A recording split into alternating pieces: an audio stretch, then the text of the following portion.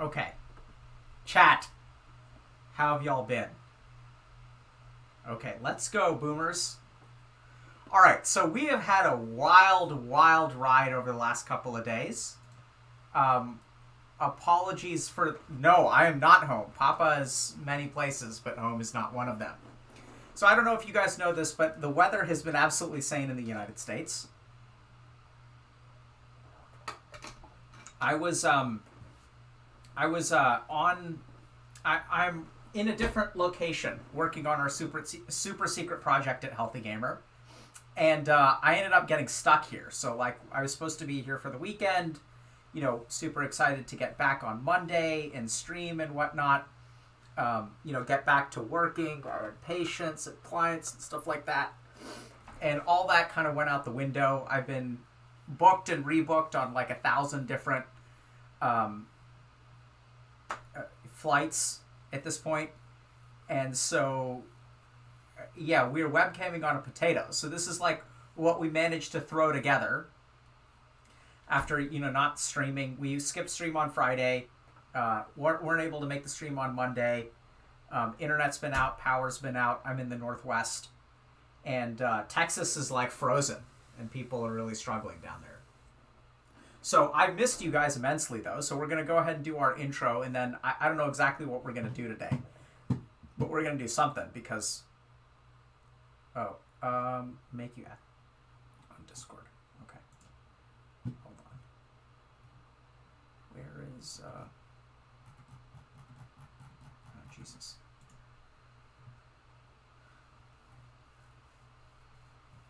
Oh,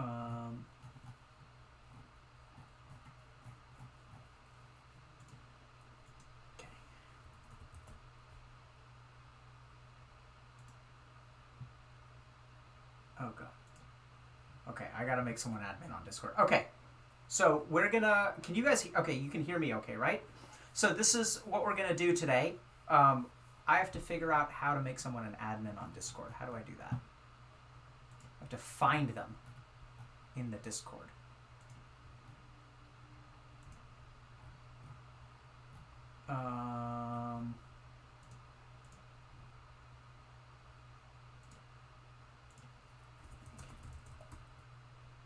Into a channel with me.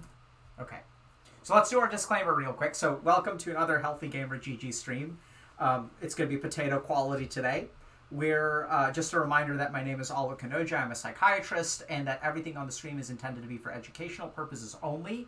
Just a reminder that nothing on here is intended to be medical advice, and if you guys have a medical concern, question, mental health concern or question, please go see a licensed professional. And let me figure out. So this is what we're going to do today. I have some wonderful, fancy vegan cold brew horchata, which I will be enjoying.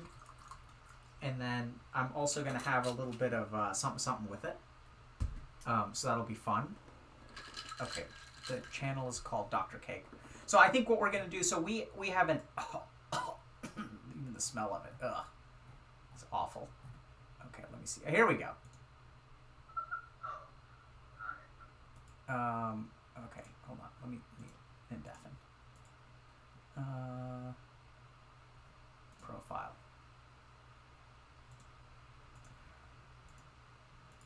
Oh, roles.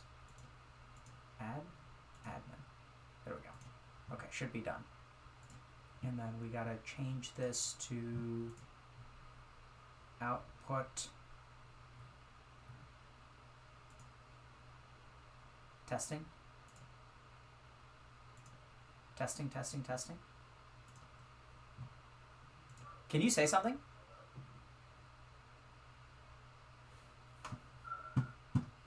Yeah, I think there's just 1,000 different devices here, so I'm trying to figure out. Okay, Beal Tech. Hold on. There we go. Okay, I can hear you now. Okay, but let's see if chat can hear you. Hold on. Say something?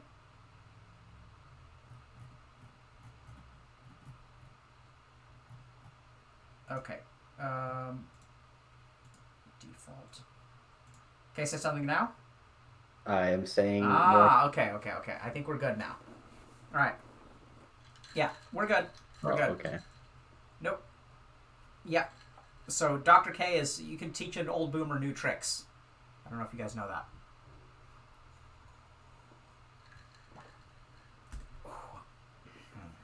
Okay. My sound is bad. Like, my microphone is bad.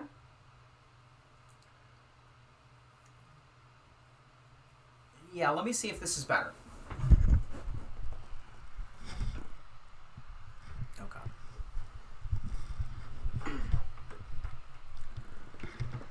Okay, is this better? Better? Yeah, okay. Okay, we can do that. All right, so this is what we're gonna do today, because like we don't. So I've got no internet, and you guys may be wondering how I'm streaming without internet, and I'm using my extra special yoga powers. So like our schedule is totally effed at HG like this week. Like, so a lot of our team is in Texas. Like, Texas has no power. We have no internet, and like, so everything is kind of like scuffed this week. Okay, so I want you guys to bear with us. But like, the cool thing is that even though things are scuffed and we're working on our super secret project ended up working out okay. I think it's good there. It took a couple days to sort things out, but that got sorted out. And so what we're going to do is just like make the most of it. So we've got nothing planned. We can't even set anything up because half of our team is out because they don't have power and internet and whatnot.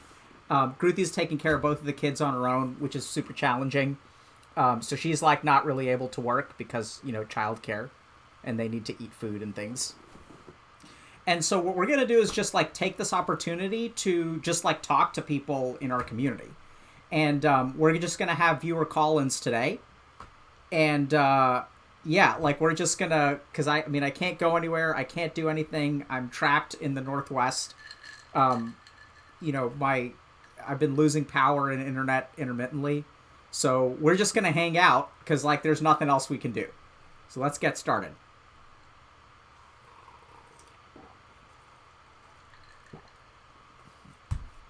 How are you guys doing? Are y'all staying pretty safe and stuff? I think we've got just like people that we're going to be, people can just hop in and I think we're going to like sort of screen people because in the past when I've jumped onto Discord, people will say things that are ban-worthy on Twitch. So we're going to try to steer clear of that. Not that we don't appreciate a good meme from time to time. But, so we're just going to hang out, chat. Like, we're going to, like, hang out and just do some just classic Dr. K chillin'. Ooh. Horchata's good. Is there any type of question you want or anything? No, man. Dude, like, everything is scuffed. Let's just go. All right, now I'm just going to start picking people. I'll be right back.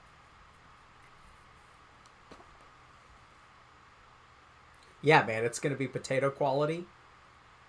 It's going to be good. So I think one thing we could do, we could try to tease the super secret project.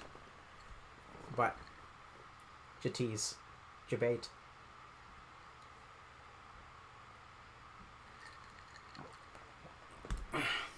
I think you can type !! Discord.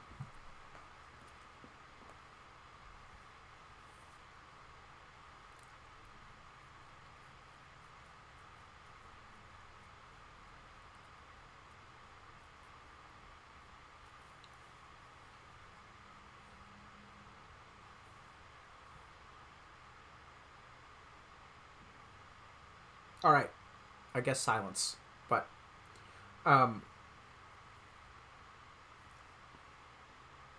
Kruthi is trying to survive, dude. Like, Texas, like, so power is down in Texas. Like, our power grid in Texas is not designed to handle cold weather. So there's no power. I think she's got power right now. But we're Yeah. Do you watch anime? Hell yeah, dude. I've been watching a ton of Attack on Titan. And, no spoilerinos, but it is amazing. It's got to be in my top three, dudes. And any guesses to what the other two things in my top three are? Yeah, I've watched Berserk. Death Note is pretty good. Not in my top three. Not Monster. Not what? Oh, actually, so Hagane no Renkin Jutsushi probably belongs. So it's gonna be top four because Hagane no is excellent. Um, Ping Pong. No, I've heard good things about Ping Pong. Not DBZ. Okay. So I'll let you guys know. So Rurouni Kenshin, right up through the Shishio arc. If you guys haven't watched Kenshin, it's classic, man. And and then Hikaru no Go. Like Hikaru no Go got me through tough parts in med school, dude. It was like I was watching HNG and struggling to get into med school and stuff. And it was great. I haven't seen Psycho Pass. Gaiji? Okay. Yeah, the OVAs are excellent too. Evangelion's okay. I haven't seen Parasite. But this is great. Akira's okay, so I think Akira's, I know this is going to be controversial, but I think Akira's just a little bit overrated. I wasn't such a huge fan.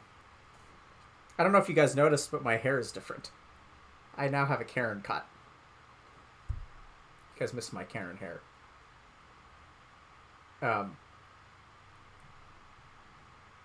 Yeah. Dr. K for Karen, absolutely. Send you guys some pictures on our socials about Ruthie tried to cut my hair and it was awful, and I looked like a Karen. Ghost in the Shell is okay too. I feel like some of these animes like Akira and Ghost in the Shell, I thought they were super cool when I was an emo teen and was like, oh my god, over specialize and breed in weakness. That's so deep, man.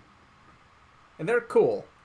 But I mean, they're good. But I think Full Metal Alchemist, the reboot, is awesome. Kenshin is fantastic. Kenshin has a period that's really good. And the early stuff is okay. Later stuff I've never even watched and never will.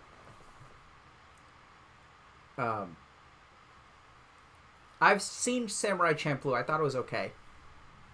Steins Gate, I just couldn't get into it. I've heard so many good things, but I haven't played Genshin Impact, and I probably never will. Genshin Impact is like a Weibo pay-to-win, addictive, whatnot. Wait, have you seen JoJo? What's JoJo? Oh. We gonna get people in here, or am I just talking about anime with chat? Oh no, I was waiting on you. You ready? Oh yeah. Let's go. Right. Let's go, baby. Oh my god. It's Ellen DeGeneres. It's actually Eric DeGeneres, but how are you, sir? I'm good, dude. How are you? Hey, we've actually spoken before, so it's a pleasure and an honor to talk with you again, sir. Great.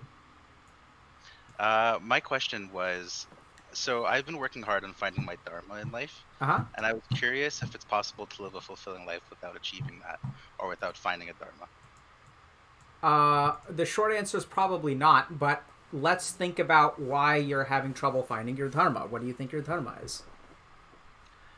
So, for example, right now I'm studying in human resources management. Okay. And so I have a background in sociology as well, and I would like to fuse the two. And so my idea of finding my Dharma is finding a fulfilling professional life while also being able to balance my personal needs and wants of having a comfortable home life as well. Yeah, so let me ask you the question. If you were unable to do that in life, do you think you will live a fulfilling life? I don't, that's a good point. I don't think so. No. So this is the thing, and you go by Eric, or what should I call you? Mo works. Mo. Mo. So Mo, like, this is the thing, okay? So I want all y'all to understand this. You actually know the answers to most of your questions. And so I think it's wonderful that, you're saying you're trying to find your dharma, and this is one thing that I think I don't emphasize enough. You don't find your dharma finds you. And this is really challenging because a lot of people like, how do I find my dharma? Like, if we think about my dharma at Healthy Gamer, it wasn't like when I was 22 years old, I was like, man, I'm going to be like the internet person for mental health for like Twitch. Like, that was, it was absurd. Like, it was not something that I'd ever envisioned doing. And even when we started it, I hadn't envisioned what Healthy Gamer would become. So I think the key thing here that I really like about what you're saying is that you're building towards something. And in the absence of, like, the world demanding something of you, which is really what your dharma is going to be, it's sort of like, I think you just keep moving in the direction you're moving. And when you're ready for it, your dharma will present itself. Because in the last... Okay. Yeah, go ahead, sorry. No, not to interrupt. I'm curious if people find their dharma later in life, or is this something that happens when it happens, kind of thing? Absolutely. So that's a great question. So the first thing is, like, there isn't a dharma for life. Your dharma evolves over the course of your life. And this is something else that we don't really emphasize, but that dharma is intrinsically linked to your karma or karma. So your dharma is going to be determined by, your circumstances. So, like, I don't think you're supposed to invent penicillin. Like, that's not part of your dharma because penicillin has already been invented. And I don't think you're supposed to do something that needs to happen 200 years from now. There's something about your karma, your sort of particular circumstance in life, that is going to make it so that you are kind of like on this earth for a particular reason. And that's not something you have to figure out now. I think you just need to continue growing as a person. And then, like, that dharma will evolve. Does that help? Yeah. No, that makes a lot of sense. Yeah. Thank you very much. I really appreciate it. I've always been sort of someone who feels like a late bloomer, and it's been tough to sort of, I guess what I'm trying to say is, even though I've been in school for so long, I still don't know if I found my purpose yet, even though it is what I want to do. But I think talking to you has sort of helped that. Yeah, so I think, it sounds like you're working towards something, which I think is fantastic. And don't let yourself think, how can I say this? So, this is what happens. Your mind is like kind of coming up with ways to combine sociology and HR because these are two things that you're interested in, right? Mm-hmm. Yeah. And so that's cool. Like, and if you think about it, like, how are you combining sociology with HR because you chose to study sociology earlier? Does that make sense? Yeah, absolutely. Yeah. And so this is the way that it sort of works. Like, you're going to do sociology, you're going to do HR, and then you may do something else down the road. And then each step you take, like, the things that you can offer the world are going to be, like, a little bit more specific. Does that make sense? You're kind of leveling up sociology, you're leveling up HR, you're going to level up some third thing, and then you're going to unlock some weird hybrid class. And that's going to be your dharma. Totally. I get it. Right? So, like, I was a degenerate gamer failing out of college, and then I combined that with, like, monk. I leveled up monk for a while, and then I leveled up psychiatrist for a while. And then those three things, when they come together, like, unlock a weird class, which is like the Dr. K class. And so in that way, just keep moving forward, and don't worry about finding your dharma, because your dharma is going to find you. Okay, yeah, that's good to hear. I used to believe that karma, like, I consider myself agnostic, and I used to think that the idea of karma was sort of tomfoolery. But the more that I've watched your stream, the more I've read into it myself, the more that I do believe in the sort of grand divine. And would you say that maybe, like, would you say that, for example, if someone invokes like a negative karma, does that mean they'll never find a dharma? No, absolutely not. So let's talk about this for a second. Like, I didn't realize, like, what do you mean by a grand divine? What does that mean?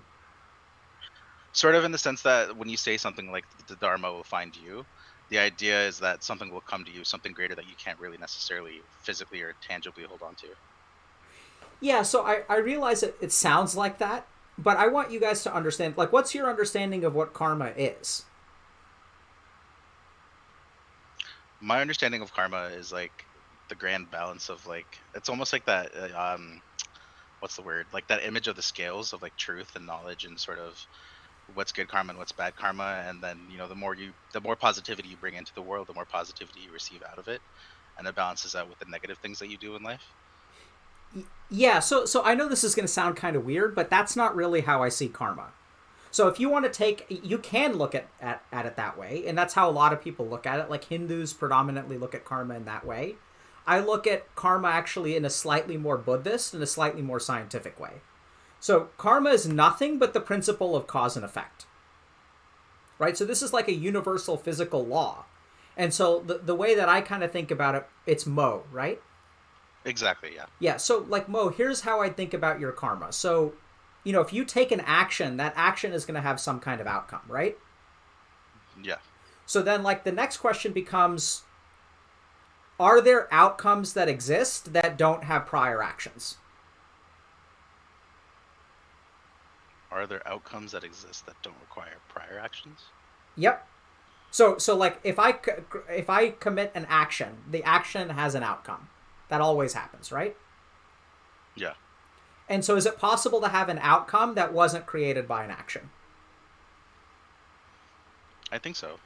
How so? Well, I thought the first example that comes to my end is like the Big Bang, the idea of evolution, the idea of being able to have an action with something that doesn't necessarily have a predicated action to it. Yeah, so the Big Bang is actually a really, really good example because you can argue that prior to the Big Bang, cause and effect did not exist. Is that what you're saying? Sort of, yeah. Yeah, so that's a good point. I think generally speaking, I'm gonna have to think about that. So like let's step away from the Big Bang. Can you think of any other instances where things happen in this world that were not caused by something? The more I think about it, the more I struggle to find something. Exactly, right? So the Big Bang may be the one thing that you can sort of say that cause and effect because time did not exist prior to the Big Bang. And so if you say that time didn't exist, then there's no before and there's no after or whatever. But I think, so the way I think about your karma is sure, there's like balancing scales and whatnot. But if you're agnostic, I don't think you have to believe in any of that. All you need to understand is that if you think about every aspect of your life is an outcome from a prior action. Right? So your genetic makeup is a result of like your parents having a child. Yeah. And so really what the theory of karma says, and this is, so what's happening is like, I want you to think about your life as, thousands and thousands of tiny little karmas coming together to coalesce into you.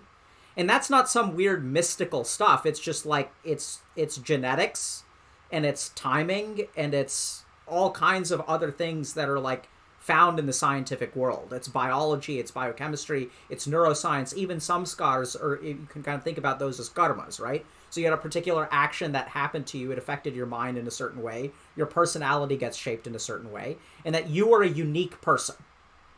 And so there are things in this world that you're going to be able to accomplish that no one else can. And that's not like like everyone has their unique, it's like a literal statement of truth because no one has ever had your genetic makeup before. No one has had your genetic makeup and studied sociology and become an HR professional. And so as all of these forces come together and you keep an eye out, you'll find particular things that only you can do. And that's your dharma. That makes a lot of sense. I thank you for the clarification. I actually really enjoyed that explanation a lot. Yeah, I love talking about this stuff, and I'm glad you asked. Thank you. Yeah, no, it's always a pleasure speaking to you. I appreciate it, Doctor. Yeah, take care, man. Cheers. All right, next one. Or do you want a minute? No, let's go. Okay.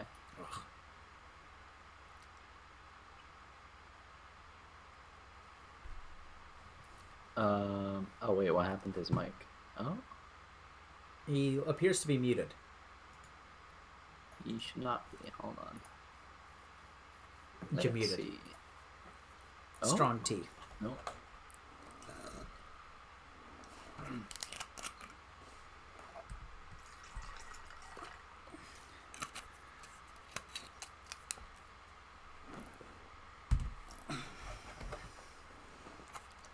Okay. I think Gox's. GG.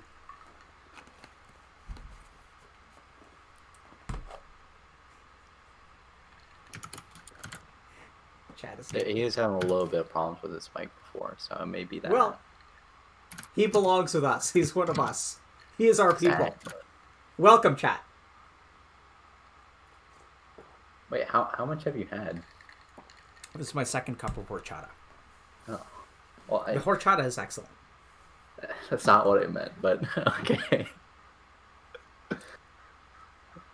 It's cold brew horchata. From a very fancy roaster.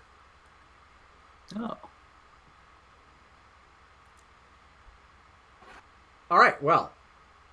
Everyone is saying Right. that was way too dank. Are we getting goat suzz? I'm gonna move him back to screen and just drag the other dude in. Okay, cool. Yeah, but Zed, does your microphone work? You wanna... Yes. Hey, Zed. What's up, bro? Hey, how are you, Dr. K? Good. My name is Danyas. I'm a third-year medical student at UVA. So basically, I just decided what specialty I'm going into. I'm going into neurosurgery, and Cool. obviously there's a very high physician burnout rate in neurosurgery. It's a very stressful field. So I just wanted to talk to you about what medical students and residents, especially early on in their career, can do to combat the kind of burnout that I'm already starting to feel. And yeah, what your tips are for that, especially as a practicing physician. So, Don, you have asked a wonderful question because people don't know this, but this is actually what I'm an expert in. So Let's go. So part of the reason that I ended up matching for residency at MGH and Harvard and stuff is because I actually worked on a project around medical student burnout during med school, and then worked a lot on physician burnout throughout residency. So so it's a great question. But so here's the first thing to understand. So I think the way that you ask the question is actually part of the problem. So Gotcha. When you say, what can I do about burnout? This is the reason that everyone is burnt out, is because the responsibility of burnout is being placed on individual medical students. Mm-hmm. So it's not, I mean, I know this is, I'm going to give you some practical tips, but I think the biggest problem is that essentially what's happening is you have hospitals, administrators, CEOs, medical systems, residency programs, and medical schools that are putting the responsibility of taking care of yourself on you. Mm-hmm. Whereas what tends to grind people in burnout is not you. It's not you know how to take care of yourself. It's just that the system that you're operating in really does not allow you to take care of yourself. Right. So I guess I wanted to kind of share an experience that I had and just see, I just wanted to have you kind of frame this and just tell me if the way I approach this is correct or not, right? So just today, I just finished a pretty long day. I was on neuro consults, right? And we got freaking hammered. I got 6 consults from the emergency room. And in the beginning, it was fine. And it was but they just kept coming over and over. And it was at the point where we were just getting these really dumb consults for things that we should not be getting consulted about. And I started to feel I started to dread seeing patients, right? I was I really just don't want to see this last person. And I've never felt that way about a patient before, right? And I'm wondering, is that something that I need to reframe the way I'm thinking about consults? For example, should I say, hey, I'm glad that I got consult, even if it's something silly, maybe we catch something dangerous and it's worth my time to see this, versus, should I, is this something we should blame administrators for? Is this not my fault that there was only one resident and one medical student taking care of 6 people? So, okay, dude, Don, this is going to be, okay, so first of all, chat, we're going to get into the bowels of the medical system now. So, I'm going to do my best to try to put some context around this. So first thing, he's not saying console like a PS5. He's saying consult, CONSULT. And a consult is when someone in the hospital needs the expertise of another kind of doctor. So in the emergency room, for example, you have emergency physicians which know a little bit about everything. But when it comes to complicated questions about neurology, they call an actual neurologist to come and see a patient down in the emergency room, okay? So let's talk about some features of burnout. So the first thing to understand, and this is actually something that we've really delved into a lot at Healthy Gamer, Don. I never really thought about offering this for our community, but we actually have a burnout program for content creators, which we sort of pioneered, which is working out really, really well. And this actually draws on a lot of my background. So case in point, we were talking about Dharma and Dharma. So like now I'm a Twitch streamer, right? And I spent like 6 or 7 years becoming an expert in burnout, which is not really a psychiatric diagnosis, is an emerging phenomenon. And then suddenly I find myself streaming on Twitch and it's like, oh, streamers are super burnt out and content creators are super burnt out. If only there was someone who was an expert in burnout who was available to help them. And it's like, wow, interesting how that works. Anyway, but going back to burnout. So the first thing to understand, Don, is that burnout actually happens when tends to be caused by individuals working uphill against a system. Mm-hmm. So what burns physicians out is not like your lack of empathy. It's usually things like insurance and like systems and protocols and stuff like that. You're showing up every day to be a doctor and like help people. And the problem is that like you're getting like lots of stuff that gets in the way of you doing your job. And we see this with streamers too, where it's like the streamers want to stream. And then there's all kinds of stuff that gets in the way of streaming, or all kinds of stuff that gets in the way of making the content that they want to. And that's really what ends up in burnout. Does that make sense? So it's sort of like the system. Yeah. Yeah, certainly. I've definitely experienced that as well, like people not being able to get MRIs and, I'm just getting pissed off at like why it's because their insurance won't cover it. And then it's like, well, what the fuck can I do? Exactly.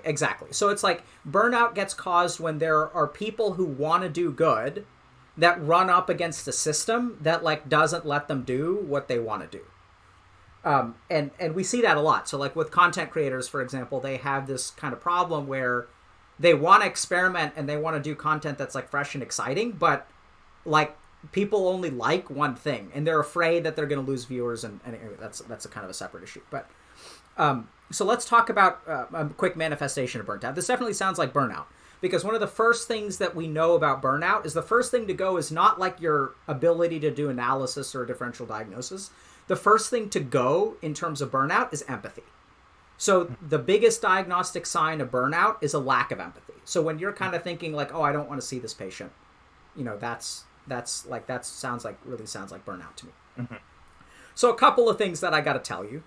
So now let's talk about your specific case. So there are a couple of solutions to this. One is that you can grow the fuck up and recognize that, like 6 consults in a day, like you're a medical student now, but like, you're going to get more than that.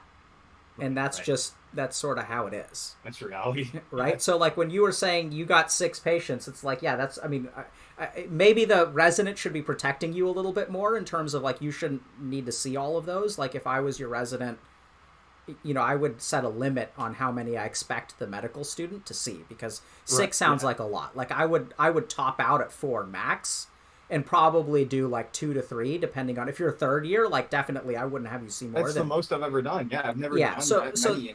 That's where like as a resident, like you've got to understand that, medical students are in the process of growing up.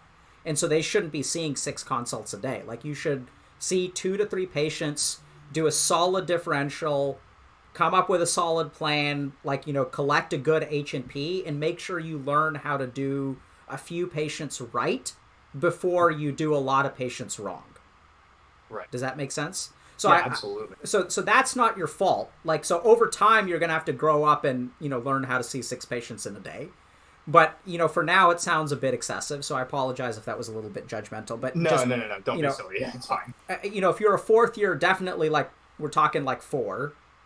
Maybe 5, and if you want honors in your rotation, like we see what you can do with 6, right? As a resident, it's my job to assess your performance as a medical student and try to help you learn and like take the next step. The next thing, so that's sort of a systemic issue as well. That actually has nothing to do with you, right? It has to do with like how the resident thinks about teaching you. Mm-hmm. And the last thing is that it sounds like, so a lot of bad consults happen because services don't train the people that are consulting them about what's an appropriate consult and what's an inappropriate consult. So this sounds like you drew the short end of the stick about like you just are in a system where maybe like ED sort of reflexively consults neuro, and then like, you know, the more they consult neuro, the less neuro they learn, and then the more they consult neuro. And so over time, you can get a hospital system where like emergency medicine docs, like anything remotely neurological, they're just like consult neuro, I'm not going to deal with it. Right. That could be what happened with you. But I mean, I would say that this is where you can offer feedback to people who consult you inappropriately. And maybe this isn't quite at the third year medical student level, but like, you know, sometimes you can ask people like, have you done a neuro exam? And they're like, no. And then you're like, okay, do a neuro exam and then get back to me. Like you can just expect them to do a basic workup before they consult you. And if you're enough, this is sort of like a little bit of behavioral kind of psychology where like, if you increase the threshold to consult you, then fewer people will consult you. And then you sort of know like which consults are appropriate and which ones are BS. Gotcha. The other thing you can do is ask like, you know, what's your consult question? And it needs to be like a well-formulated question. Right? So we get this a lot in psychiatry where like people are like, yeah, I don't know what's going on. Like the patient is sad. And it's like, okay. I mean, is there like a psychiatric issue you're concerned about? They're like depression. I'm like, okay. Like tell me about why you think they're depressed. And then, you know, you could be like a little bit of, you can like push back a little bit, which you've got to do. And that's a territorial and medical and yeah, I guess as a third year, it's like, it's so hard to like say no to people. I feel like I'm always it's not your job, dude. If you're going to say, that's the other thing. Like you should stop trying to impress people. Right. Okay. Like, why are you trying to impress people? Yeah, and it comes down to like you were saying, the system. It's like if I feel that I'm not going to do well during my year, then I'm not going to have good evaluations. I'm going to be on my dean's letter. If I get good evaluations on my dean's letter, it's going to bring my chances of getting into neurosurgery residency. So it's like this. Like, Don, let me ask you a question. Why are you in medical school? To help people, man. And is that what you're worried about? No, it's a good point. It's to be a it's the end goal is to be a doctor to help operate and surgically fix problems is my goal. But I see what you're saying right now. No. You're missing the point, bro. You're not in medical school to learn how to surgically fix problems. Right. You're going to learn that in residency. What should you be focusing on the most in medical school? Doing good to my patients. And specifically in what way? Like what fields? What shelf exams should you be studying the hardest for? To be honest, all of them probably, because everything is going to have a role in patient care, I think, but probably more specifically neurology and internal medicine and surgery. No, you need to be paying attention to pediatrics and OB-GYN. So let me tell you a story. Absolutely. Okay. One day you're going to be on a flight, okay? And you're going to hear this announcement over the PA. And they're going to say, is there a doctor on board? Mm-hmm. And then, like, in that moment, how do you think you're going to feel?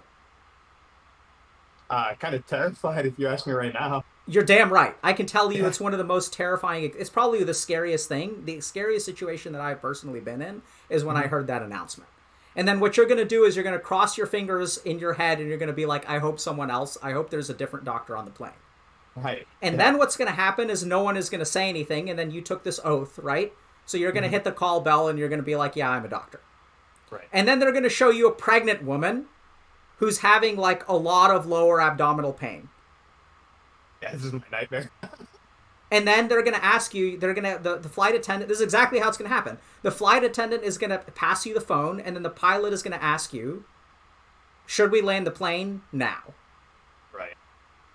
And what are you going to say? I'm going to have to diagnose placental abruption versus... Abso-fucking-lutely. Yeah. It's not you're going to, like, you don't need to worry about internal medicine and surgery. Like, there's going to be, like, a 6-year-old who's complaining about abdominal pain. Do they have an intestinal intussusception? Yeah, or do they have anxiety? Or do they eat, like, bad plane food? Right. Like, you're in medical school, like, forget the grades, forget the honors, forget the dean's list. I know you're applying to neurosurgery, and all these med students are like, oh my God, like, and I can tell you, as someone, who's worked at and trained some of the best medical students that are in the U.S., none of that crap matters. What matters is your patient. And if you want to be the best medical student possible, forget about your dean's list. Try to learn as much medicine as you can, because one day you're going to be because you're a neurosurgeon, you're going to be on some cruise somewhere. And there's going to be like a medical emergency where like you don't know if this person is high off of marijuana or they're like acutely manic and psychotic. And that's what you need to pay attention for. You're not going to be doing neurosurgery on a plane. Like, don't worry about neurosurgery. Worry about everything else. What I'm hearing is that, I guess, and this kind of comes down to what I went into med school in the first place. I mean, I am trying to learn to take care of patients and to have a good comprehensive view of medicine for most kinds of emergencies. So yeah, I guess you're right. As third year has kind of gone on, I've lost that kind of framing. Absolutely. As I've started to focus toward like a specialty, I started kind of focusing on how can I do better in that specialty, when realistically third year is meant to teach you about all fields of medicine. So I completely absolutely. And like, stay the fuck away from studentdoctor.net. Oh god, yeah, that's because like it's websites like that get all these medical students like so focused on grades, and everyone like no, like I ask 1,000 medical students, I swear I ask all the medical students like the same questions: what are you in med school for? And they're like, it's to get good grades. And I get that, like, your entire life the reason you're in medical school is because you were focused on the grade, focused on the grade, focused on the grade, focused on the grade. But this is something really important, Don, that you have to do. You've got to reframe away from the grades, because it doesn't you know. No, I will say the best experience that I've had in med school was on internal medicine, when there was a patient, a person of color that kind of, he was angry at like most of the doctors for whatever reason. But I kind of was a med student at the time, so I went and talked to him for prolonged periods of time, and he wasn't taking his meds. But at the end of the rotation, because we had kind of developed a rapport, I was able to get him his medication. And that wasn't like surgical or anything like that. I've had good experiences in the operating room, but I just felt really good that I was able to get his medication. That was the best experience that I had in med school. And I think that over time, I've kind of shied away from that, and I focus more on how can I improve my chances of matching neurosurgery. Yeah, so forget about matching. Forget about matching in neurosurgery. So like, this is what I would say to you, Don, is as best as you can, if you get 6 consults in a day, what you need to look at is those are 6 opportunities for you to learn that, like, when you're 48 years old and in some random, like, you're going to be at like, a friend's daughter's wedding. And like, someone is going to have like a stroke, or they're going to be drunk. And you need to be able to tell the difference. Gotcha. Because like, they don't ask, is there a nurse on the plane? They ask, is there a doctor? Nothing against nurses. Right. But just in our current medical profession, the responsibility falls to you. And so that's your dharma, and that's what you should focus on. And like, the grades and shit, like, it'll work itself out. Right. Gotcha. Yeah. No, I completely. I'll try and focus more on this throughout my third year. I really appreciate it. Thank you for reframing that, because I feel like I have lost track of that. Very easy when you apply to competitive specialties and people are talking about Dean's List and shit. Trust me, like good residents and good programs will know, like, they can tell. Like, you do audition rotations, and if you know your stuff and you're focused on the patient, like, people can tell. Yeah, gotcha. All right, yeah, I appreciate it. Thank you very much. Take care, man. Good luck. Do I just leave the channel? How do I do this? Yeah. Okay, cool. All right, see you, Don. Yeah, thank you. All right, so I'm going to just check in with chat. Chat, was that like too weird for you guys? Like, I felt like I wanted to authentically answer the question, but I know it's not something a lot of people can relate to. Okay, cool. I mean, I love talking about this stuff. Like, I think like it really illustrates like a big problem that we have nowadays, which is that, like, everyone's just so focused on grades, and like, people don't, like, especially medical students. And I swear I have this conversation with like a lot of people, and like all of the medical students that I work with, I try to like get them to understand that you guys aren't here, like, they're like all trying to get honors, like, especially at a place like Harvard, right? So they come and they rotate there for a month, and they're like trying to match. And like, I still remember when I did my away rotation, I was like, okay, the chances of me matching here are low, but for 1 month of my life, I get to train at Harvard Medical School, so I'm going to make the most of that opportunity. And I matched. Matching is, so this is what happens in medicine. So like, when you finish medical school, you like kind of apply for different things. And then based on, there's like a matching system. So you put your preferences in, and then the different programs or schools put their preferences in. and then a computer algorithm matches them. So if I want to go to University of Texas is my number one place for psychiatry, if I want to do internal medicine at University of Texas is number 2, then like the computer kind of matches, and then you sort of basically it's like you put in your preferences, and then like in the span of like 1 week, your fate is decided, and you either get in or you don't get in. And for some of these specialties like neurosurgery, which are neurosurgery is not, I mean, it's not that competitive nowadays because the work sucks for a lot of people. It's like long hours and stuff, but it's competitive, and so not everyone matches. But okay, let's keep going, Zach. Okay, 1 second. The most competitive is probably orthopedic surgery, or maybe like derm is pretty competitive, I think. Maybe plastic surgery. One of those 3. Optho's pretty competitive. But psychiatry, anesthesia, and emergency medicine are quickly getting more competitive. I think psychiatry is actually the best. People don't realize it's like the best kept secret. It's an awesome specialty. We work less and make more money than just about anyone else if you're good.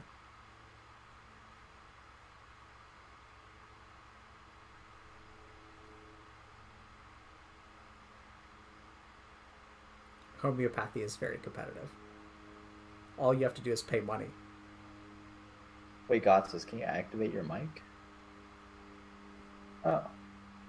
Right now we can talk. Yeah. Great.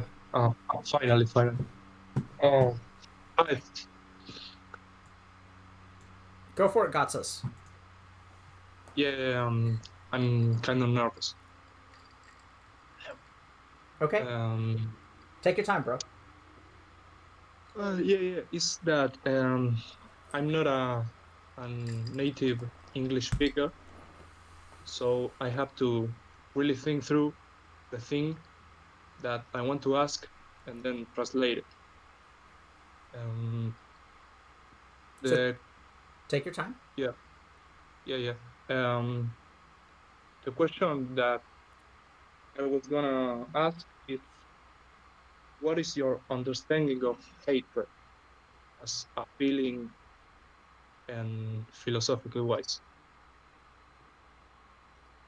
What do you mean hatred philosophically wise? Can I ask you the same question? What's your understanding of hatred philosophically wise? Nice one. I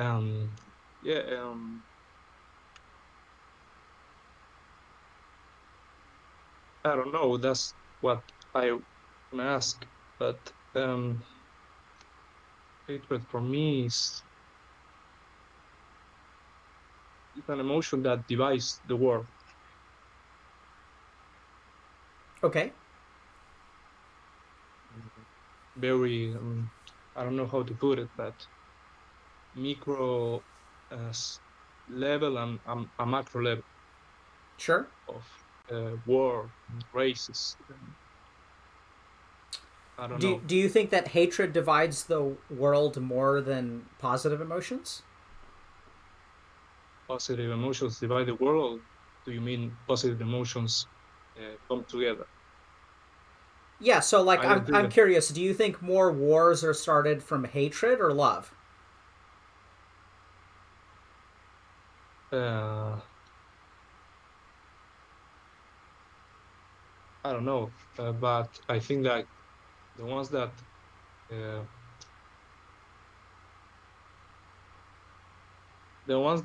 is caused by hatred is the bloodiest one, right?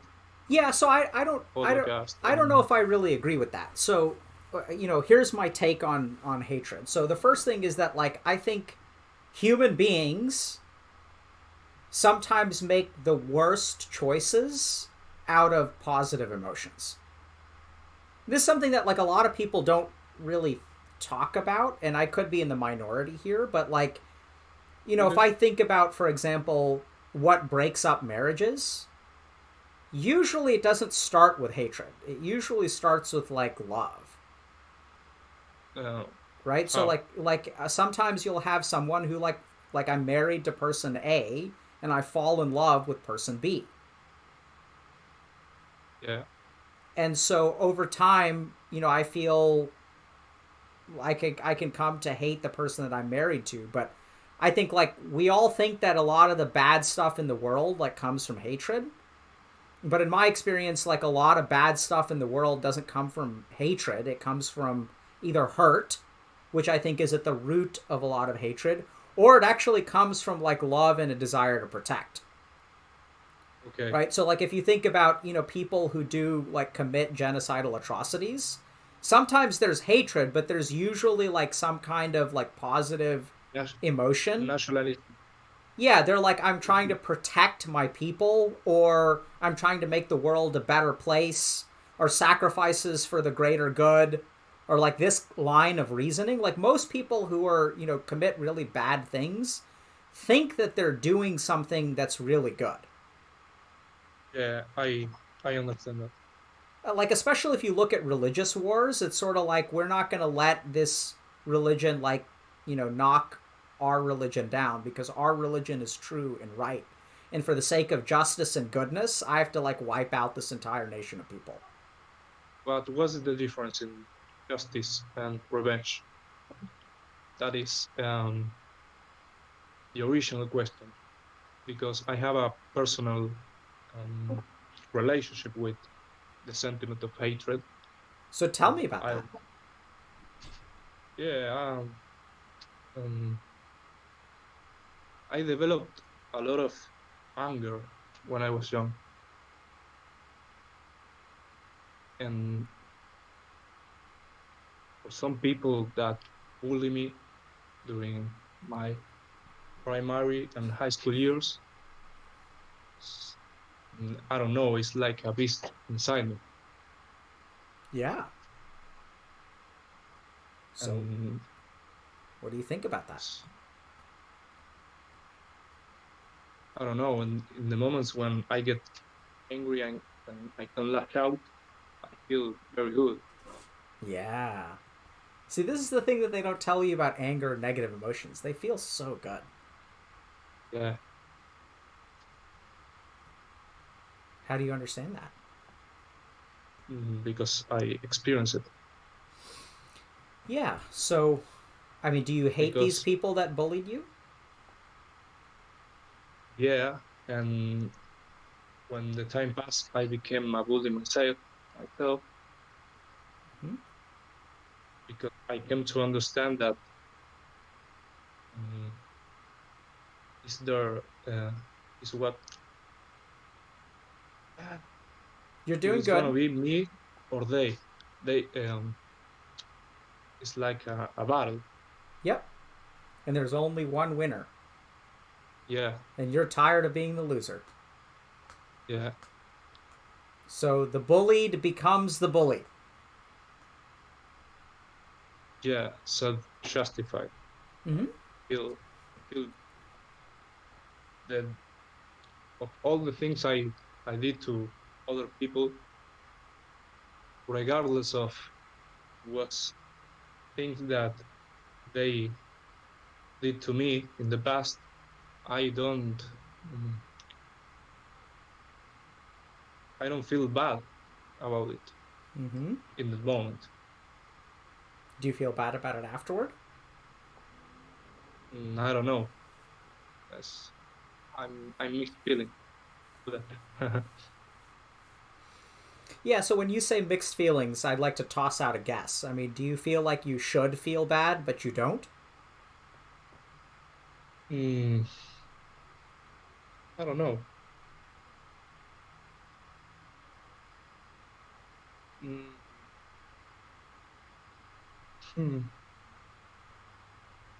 Maybe. It's very confusing for me. Yeah, it sounds like it, man. So, and you go by, what do you go by, friend? My name, my actual name, or just whatever you want me to call you on stream. Francisco. I'm from Argentina. What is it? I'm from Argentina. Yeah, but what do you? Yeah. I don't know if you can spell it right. But Uh, I just Faran. uh, Faran. Faram. See, so it's weird. Faran. No? Francisco. Francisco. Okay. So Francisco. So Yeah. here's what I'm hearing from you. So like, philosophically, what do I think about hatred? It's not a philosophical question. It's a personal question. Yeah, I know, but I tend to think in abstract concepts of words and. Yep. And when you think in abstract concepts, what does that do for you? Why does your mind like to think about abstract concepts? I can guess detachment. Absolutely. Maybe separate myself from the rage and the sadness and whatnot. Yes. And so what is a philosophical answer going to do for your rage or sadness? I don't know. Absolutely nothing. Yeah. So this is where, like, I think the answers to your question, so I'm not a philosopher. I mean, you can ask me about philosophical stuff. But I don't think that this is, like, I would not approach this philosophically. In fact, at Healthy Gamer, we try to steer clear of philosophy. Because philosophy is like, it's like a theory, right? It's a product of the mind. It's intellectual. Yeah. And like, you can say whatever, like, you can debate philosophically until you're, the end of time. And I don't know that anything is really going to happen from that. What I'm hearing from you is you're trying to understand something about what happened to you, how that's made you feel, and how these events have transformed you as a person. Okay, yeah. And so I think that's the journey that you need to walk. Like, the goal here, if you really want to understand hatred and rage and how to deal with hatred and rage, how to think about, like, you kind of keep on, like, if you say, like, what do I think about it philosophically? It causes so much damage in the world, so you think it's like a bad thing.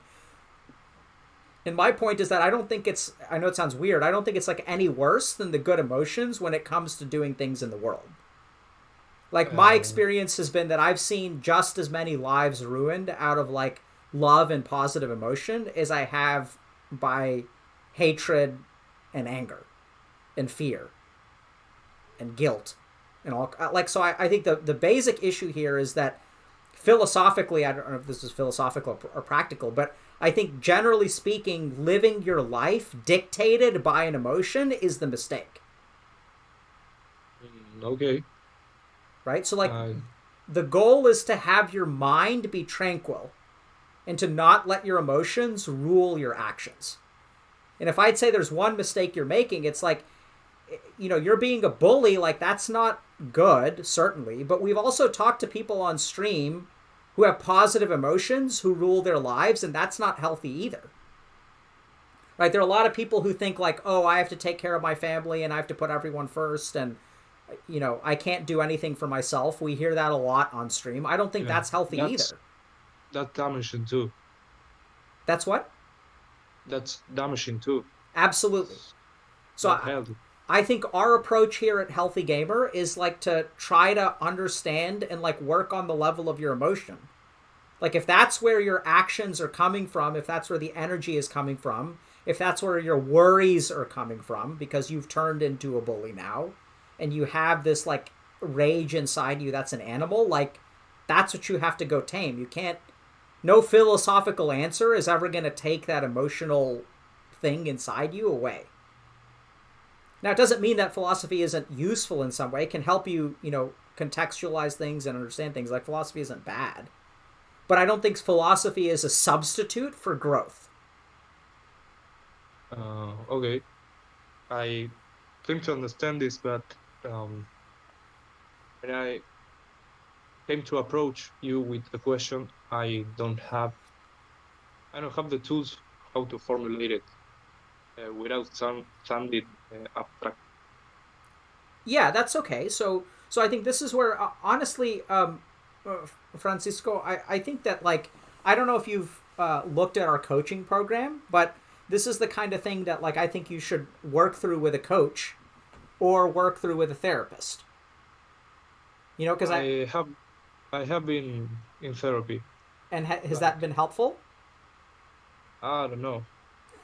Yeah. So that's why I said, coach or therapist. So here's what I'm hearing, Francisco. Like, I didn't hear anything here that's sort of like a clinical illness. I mean, maybe there is. I don't really know. I don't know. We haven't gotten into details. But I think, like, this is one of the problems with therapy is that, generally speaking, like, for some of these weird things, like, they're not really... It's not something that we're formally trained in. I'm not saying that therapists can't help you. But what I'm hearing you say, I think it's good that you're working with a therapist, and I'm hearing that you've had mixed experiences, which is exactly why we started the coaching program. Because in my experience as a therapist, I realized that there are a lot of things about understanding the human mind and understanding ourselves that therapists are not formally taught or trained and aren't equipped to do. I'm not doing therapy like in the USA. I'm doing psychoanalysis, Okay. but it's weird. I don't know how to express the experience. Yeah, so coaching is going to be very different from psychoanalysis. I imagine that. How long have you been doing psychoanalysis? Like 3 years. Do you feel like it's been helpful? In some ways, yeah, but You go 4 days a week? no. One time for a week. Okay. Yeah, so, I One mean, day a look, week. so very practically, Francisco, if you've been doing something for 3 years every week, and it's like of unclear benefit, maybe you should try something else. I'm not saying you should stop doing psychoanalysis because it sounds like it's helped you some. But I'm just saying, like, if, like, any human being, like, if you're trying to figure out a problem and you spend 3 years trying to figure it out, doing it one way, maybe you should try a different way and just explore. Like, I think exploration after 3 years of psychoanalysis sounds like a good thing to me. Yeah, maybe I'm just in a comfort zone because this is a problem that I have during the entire of my life. Yeah. The feeling. Yep. And what is the feeling? I don't know. Rage, anger. But what are you angry at?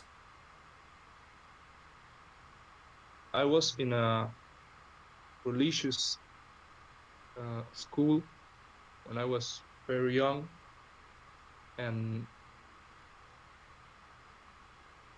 I don't know, I became horrified with the system that projects into the students. Yeah. I don't know. I really don't remember much of.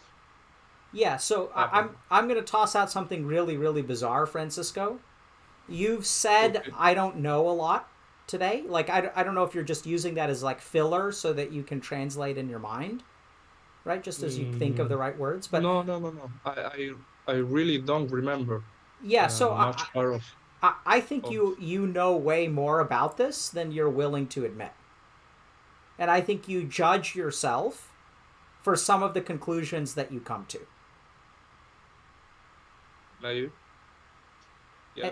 And so if I just based on our very brief conversation, which I don't really know anything about you, so chances are this is wrong, but I'd say that the more honest you are with yourself and the more that you accept that there are dark parts of you, and it's okay to have dark parts, our approach at Healthy Gamer is that neither the dark parts nor the light parts should be in control of you.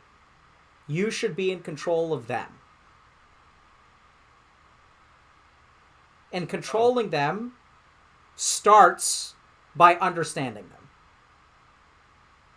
And to understand them, you can't work abstractly. Yeah. Okay. Right? And like psychoanalysis tends to be like pretty abstract. Like it's usually there's just like someone sitting there and you're just like talking to yourself. Yeah, basically. Yeah, so I would really recommend that you give coaching a shot and see if you like it. Because coaching is very different from psychoanalysis. Like, your coach is going to be, like, active and, like, try to work with you to try to understand this stuff. Okay. Also, we have a few Spanish-speaking coaches. Yeah. So I'd say try it out, Francisco, and then, It's easier. you know, like, I'll be, you know, I really hope you do, and I'll be paying attention to our coaches because I also supervise, like, our coaches. So I'm sure I'll hear about your situation and what your coach understands, and, like, I'll be watching from the shadows. Okay. Thanks. So give it a shot. But I think it's good questions, man. All really good questions. I would just say, just to summarize, don't be so abstract and, like, get in there with your feelings. And, like, rage can be a scary thing, but it can be incredibly powerful. But you need to, like, it's a part of you, so you can't run away from it. Like, you can't talk about it philosophically. You carry it with you all the time. I cannot embrace it either. Okay, so I didn't say embrace it. We're not there yet. Seems like you've been watching our community for a while, though. So the first thing we've got to do is understand it. Then you can figure out what to do with it. Embracing it will probably come at some point, but, you know, if you're not ready, then don't do that. Like, don't worry about that. So I'm not telling you to accept it. I'm not telling you to embrace it. I'm telling you to sit with it and learn about it and understand it first. Then you can decide what to do with it. Yeah, I was not talking about accepting the feeling. It's just when it comes, it takes me over. Yep. Yeah, so you've got to learn. So, like in order for you to no longer let it take you over, you have to spend time with it. Right? You learn how to swim by getting into the water. Like, you sound to me like someone who's on a boat and then gets knocked overboard and then struggles to swim. And then the problem is, like, every time you get knocked overboard, then people are like, but you're never jumping in on your own will to learn how to swim. And that's what you need to learn how to do. You need to go into the water on your choice in the right circumstance so that the next time you get knocked over, you can handle it. Okay. Stop. I think I did. Okay, good. I mean, I think I willful. How can I say this? Willful. Put myself in that sea. And what happens when you do that? Depends on the situation, but I become another person. So when you say it depends on the situation, like, are you doing it in a controlled way? Because the whole point about you jumping into the water is that you should control the situation. Right? You're deciding when to go into the water.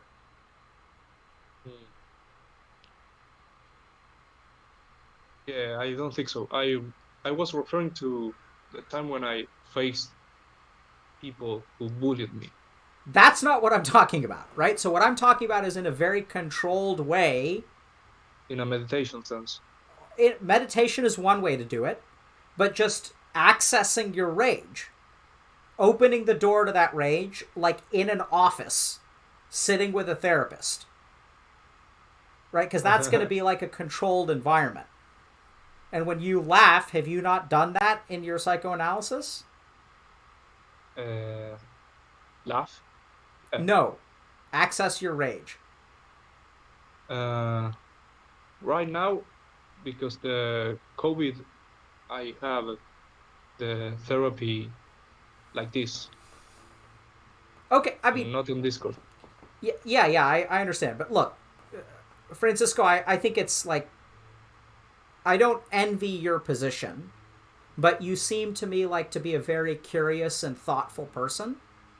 And I think that you're going to really enjoy and appreciate how much understanding over life working through this will give you. This is like some really fundamental stuff, right? And like I think if you really explore this and learn how to conquer it, it's going to be really good for you. And like you're going to love it.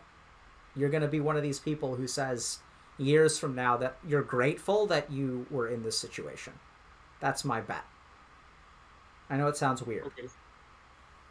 But I we really learned... don't You really don't what? understand what you mean. Yeah, that's okay.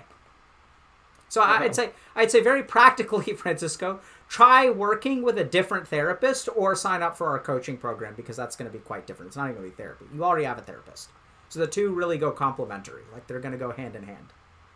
And like Moses said, we have Spanish-speaking therapists.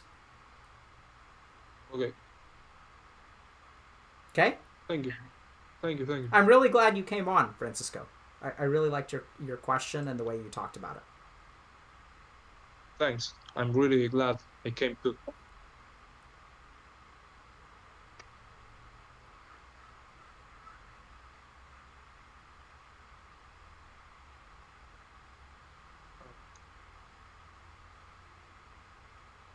Silence. Wait, what? I left. What happened? Oh, we're ready for the next person, I think. Oh. Goodbye, Francisco. I'm just gonna... Moses, can we just... Francisco, can we get him like a link or something? Because I want to make sure if he does sign up that he doesn't get randomly assigned a coach, and we get him a Spanish-speaking coach. Yeah, I just disconnected him. Hold on. Do you know who our Spanish-speaking coaches are? We have two. Not off the top of my head. Can we give him one of the coaches from our beta cohort? I'm thinking about one person in particular. Wait, can you does he speak Spanish, or like? Yep. Can you just give me the person? Yeah, I'll DM you. Okay. Like now? Sure. Because we're gonna forget. Like, if we don't do it now. I don't know who the other person is.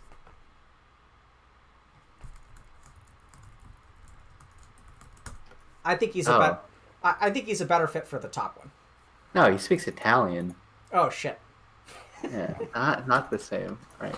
Let me get back to you on the Spanish-speaking code after stream. I didn't know he was Italian. I thought he was like Spanish. Like I'm pretty sure he speaks it. Like the last time I checked. Wait, let me check. Hold on. Maybe I'm trolling. He's gonna be so pissed at me, man. Yeah, he speaks Italian. Oh, this is good. Hannah to the rescue. Okay.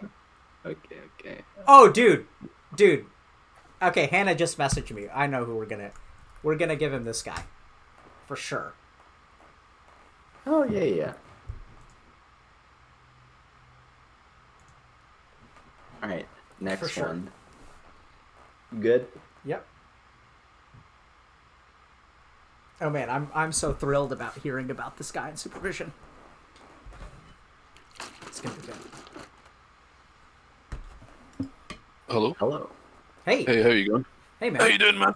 Oh my god. Eh. Sorry, my accent is not the best, so if you need me to repeat anything, just go ahead. I love your accent, bro. Oh, thank you. I think it is the best. Well, yeah, I'm trying my best, but yeah, my question is sort of how to sort of deal with sleep paralysis and nested dreams, sort of with stress as well, because I moved from a different country back in with my parents, and I'm doing my degree online, and with the stress, I seem to be getting pretty bad like sleep paralysis and nested dreams. So I just wanted thoughts on that. Can you tell us what sleep paralysis and nested dreams are? So my understanding of it, which could well be wrong, is so sleep paralysis is sort of you wake up in the middle of the night and you're sort of awake but you're not, but you can't move your body, and often accompanied with it is you feel like there's some sort of monster or something there. And nested dreams is where you sort of wake up and it's as if you actually woke up but you're still dreaming. So like, and I sort of have these anchors, I think, where I'll message in Discord, like my friends, to say, fuck, I had sleep paralysis, but then I'll wake up and see it wasn't there. Fuck, this is kind of scary, actually. Sorry. Yeah, so it sounds like this is very frightening for you. Yeah. Oh no, I just meant the nervous thing about being on here. Oh. But the sleep paralysis is fucking terrifying as well. Okay. So let's dig into this for a second. So did you say that the sleep paralysis and nested dreams have been getting worse since you moved back in and due to the stress of online schooling? Yes. Definitely. And did they happen before you moved back in? Not with any sort of frequency, like maybe once or twice. Okay. But not. And like, so, what are you stressed out about? What's rough about your life right now? I basically, I don't know. I had the perfect life abroad. Well, not perfect life, obviously, but you know, I was living abroad and had a really amazing life, and I moved back home, and it's sort of just a bit bleh. I don't know. What did you really like about your life abroad? So this is a combination of moving back home and the pandemic, but I loved seeing all the new people and hanging out with people, just going for coffees, meeting up with people every day to study. I was always with someone. So it sounds like you feel really lonely now. Maybe. I mean, I still talk to people. I just miss like hanging out in person, I guess. So what's the opposite of hanging out in person?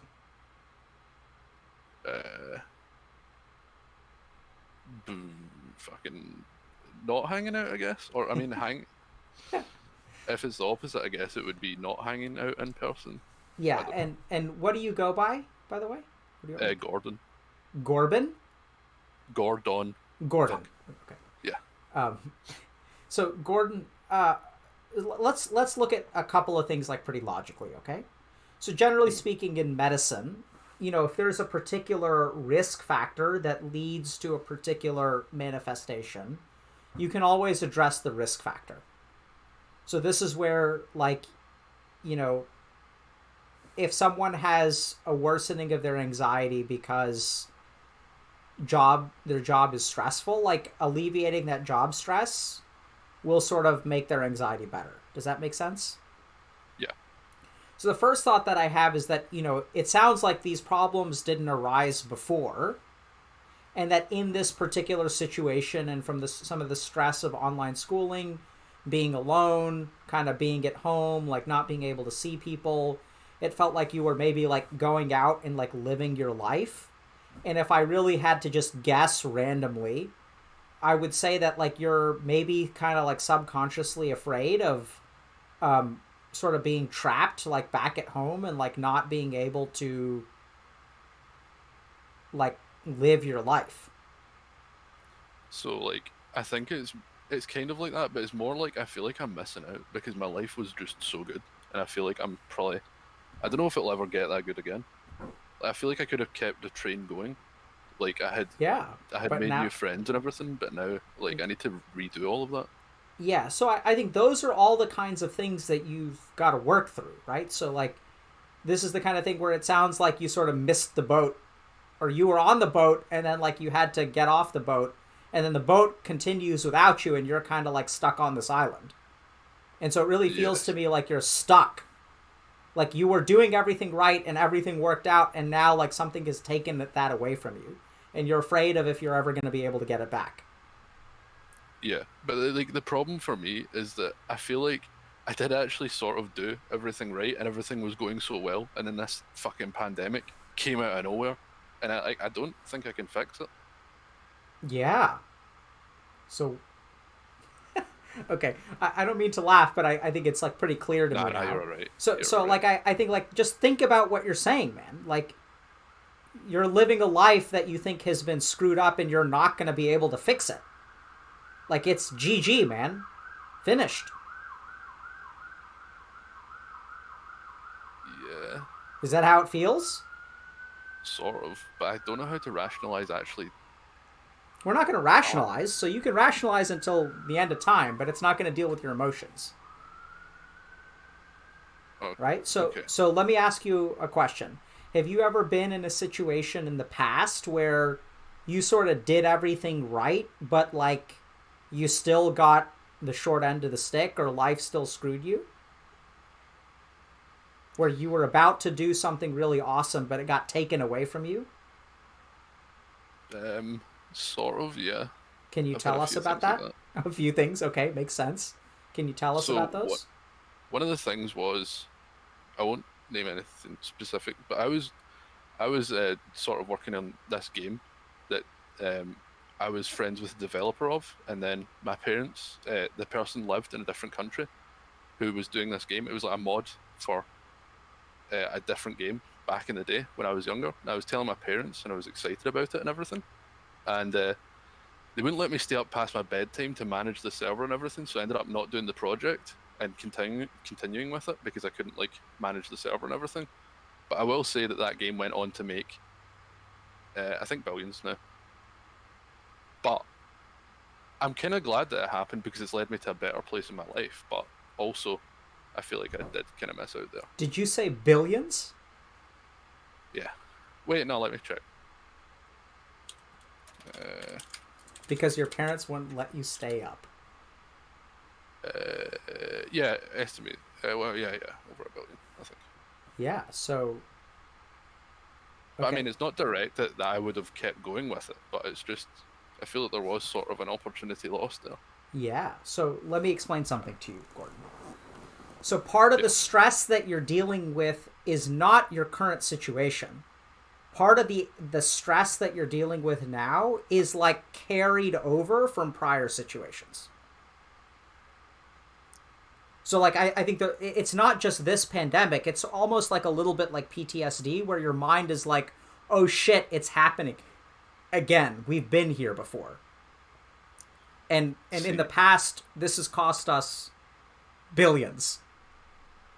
It's funny now that I think about it, because all my sleep paralysis and nested dreams are basically like things about loss of control for like weird things, but like things getting taken away from me, like getting pulled over and getting my driving license taken away. Yep. But it's sort of in a similar vein. Yep, absolutely, Just, man. That's a weird one. It certainly is. How do you understand that? It's fuck, man. You know, it's one of those things. I've watched your streams for ages, and I thought, fuck, man, I've got this all figured out. But I don't know. I just came on here, and you make it so simple. Well, not simple, but I don't know. It's like it's like a bullet. You've targeted something. I guess it's hard to think of individually. I don't know how to express it. I'm fucking talking shit now. No, I think you're making a lot of sense. Right? I think it's a common experience that people have where they come on stream and then it's like, oh, like I understand things. That's what we're here for, Gordon. We're here to help you understand yourself. Yeah, it's just, it's weird. But, yeah. Yeah. Dude, I honestly, I'm just as confused as you are. I just roll with it, man. Yeah, that's what you can do. I don't know. I just show up and you show up, and I'm glad you're on the call today. I'm glad you decided to come on. I'm sure, a lot of people in chat are like talking about your accent and stuff. So it takes a, decent pair of balls to come on and be judged by the internet. Oh, I'm not looking at that fucking chat. Good for you. Yeah, But, no way.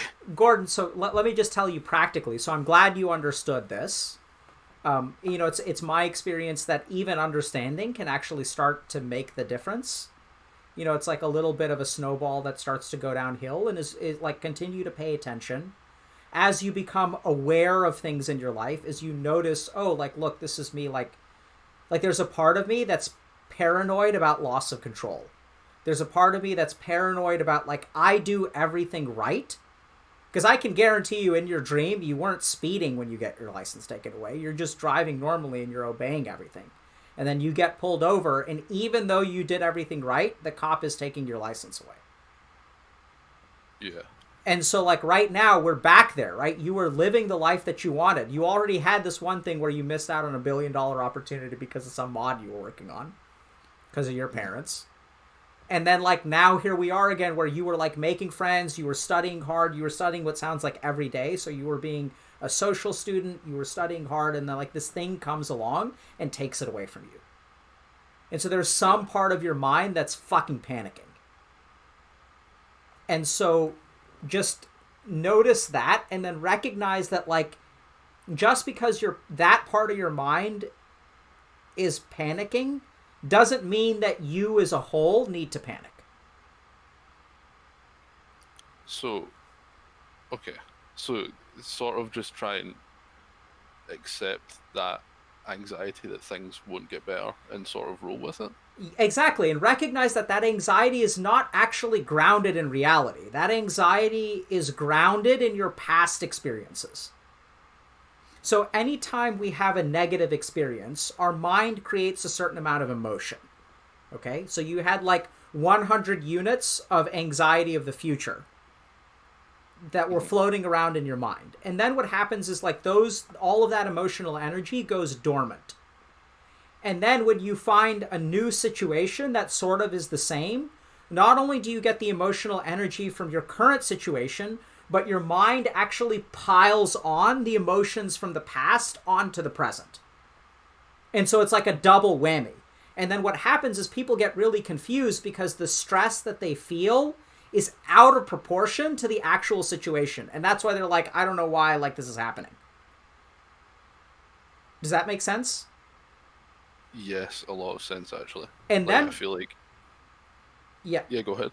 And then what happens is that for a lot of people, like their mind doesn't know how to process all of that emotional energy, so it manifests in different ways. It manifests sometimes as physical things. Like people will have like diarrhea and constipation and skin problems and like weird pain and stuff like that. Sometimes it manifests in weird ways like through dreams. So like these are all ways that your being is trying to like get this crap out of you. Right? It's sort of like if I stuff way too much, junk in like a closet, like the junk is going to spill out in some way. Mm-hmm. And so I think what's happened is that you have a lot of like emotional energy that's been pent up in your mind, and it's manifesting in weird ways. And so like what you need to do is sort of let it out. And as you let it out, the weird manifestations should go away. How do you suggest that I let it out? So 2 things. It's going to sound like a broken record, but therapy. So 3 things you can do. One is you can meditate. So oftentimes through meditation and other kinds of like self-reflection practices, like you can journal and things like that. I do meditate, and I did the fingers over the face, and you make the noise, bee's breath or something like that. How did you like that? It was really strange. Like, but it's good. It's good. Yeah, it's strange, but it's good. So like you can kind of walk your own journey is one way to think about it, through like meditation, journaling, things like that. The other things that you can do is you can see a therapist, right? So this, once again, I don't know if this is really like clinical in nature, but I don't diagnose or treat things over the internet, so maybe you should get evaluated. I don't know. But the other thing you can do is work with one of our coaches, right? That's I signed up for one of those actually. Okay. So I'm all good in that department. Yeah, so good. So now I've got like 2 cases to kind of keep my ear to the ground about, so I'll be paying attention to, what happens. But I think basically like your coach can help you walk through, some of the stuff that we're talking about. Like that's what they're kind of trained to do, is like help you talk through some of that stuff so that you can kind of let some of that stuff out of the closet. Mm-hmm. Okay. And the last thing is that I feel like, Zach, can we add Gordon to our beta for our super secret project? There's a lot of betas, but I mean, not in this call though. Nice one. Probably. Can you just make a note of that? Yeah, hold on. Because I have a couple. I mean, there are a couple of things that literally I was working on yesterday that I think Gordon could benefit from our super secret project. Hey, maybe this pandemic thing isn't so bad. I'm getting involved in super secret projects and everything. Yeah, it's not all it's cracked up to be, but okay, well, it's not. I'm gonna. It's exciting sounding. So. So Gordon, I think for what it's worth, I think you're going to be okay. When it comes to sleep paralysis and stuff, sometimes it is worthwhile to actually get like a medical evaluation for stuff like that. Generally speaking, sleep paralysis is pretty benign.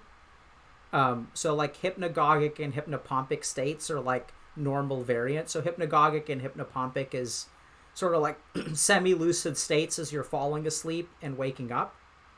From a meditative standpoint, I think that you're actually, even though they're terrifying, you have sort of a couple of inroads into particular meditation techniques around the nature of reality, which I think your brain will be like really good at because of your your brain already can get into these weird, like weird consciousness states. Okay, and so I think that we've got some stuff maybe in our super secret projects that I think will be good, like aligned for you, or we're trying to actually make some stuff for people who are sort of in your situation. Okay, that's awesome too. And I'm glad you signed up for coaching, and I really hope that works out for you, and we're able to help you, because that's really what we're here for. Yeah. Well, thank you so much for having me. Yeah, man. Good luck to you, and don't worry, you're not going to be screwed. You'll be okay. Thank you. All right. Well, cheers. Cheers. Have a good one. Thanks for coming on. Come on. Bye.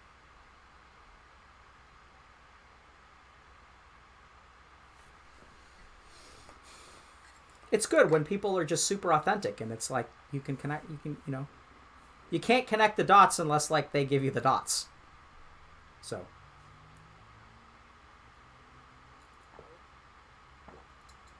How long are we running for? I don't know. How long do you want to run for? Hey, we can just like keep going. Let's keep going, baby. Okay. I'm gonna have to cut back on the cold brew because it's like got a ton of caffeine in it. Is there like a general time, or like someone, you said 24-hour stream pog? I don't think I can do 24 hours. With a little bit of luck, I have a flight to catch tomorrow. Oh, okay. Alright, dragging the next dude in. Let's do it.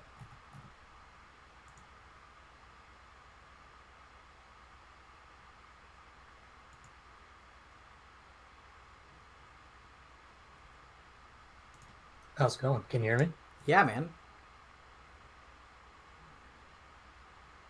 Hello? And Can you guys hear me? Yeah, I can hear you fine. All right. Thanks for having me. Thanks for coming on, bro. No problem. The topic I wanted to talk about was more work-oriented. I'm very career-driven, and I'm a software engineer in a really big corporate company.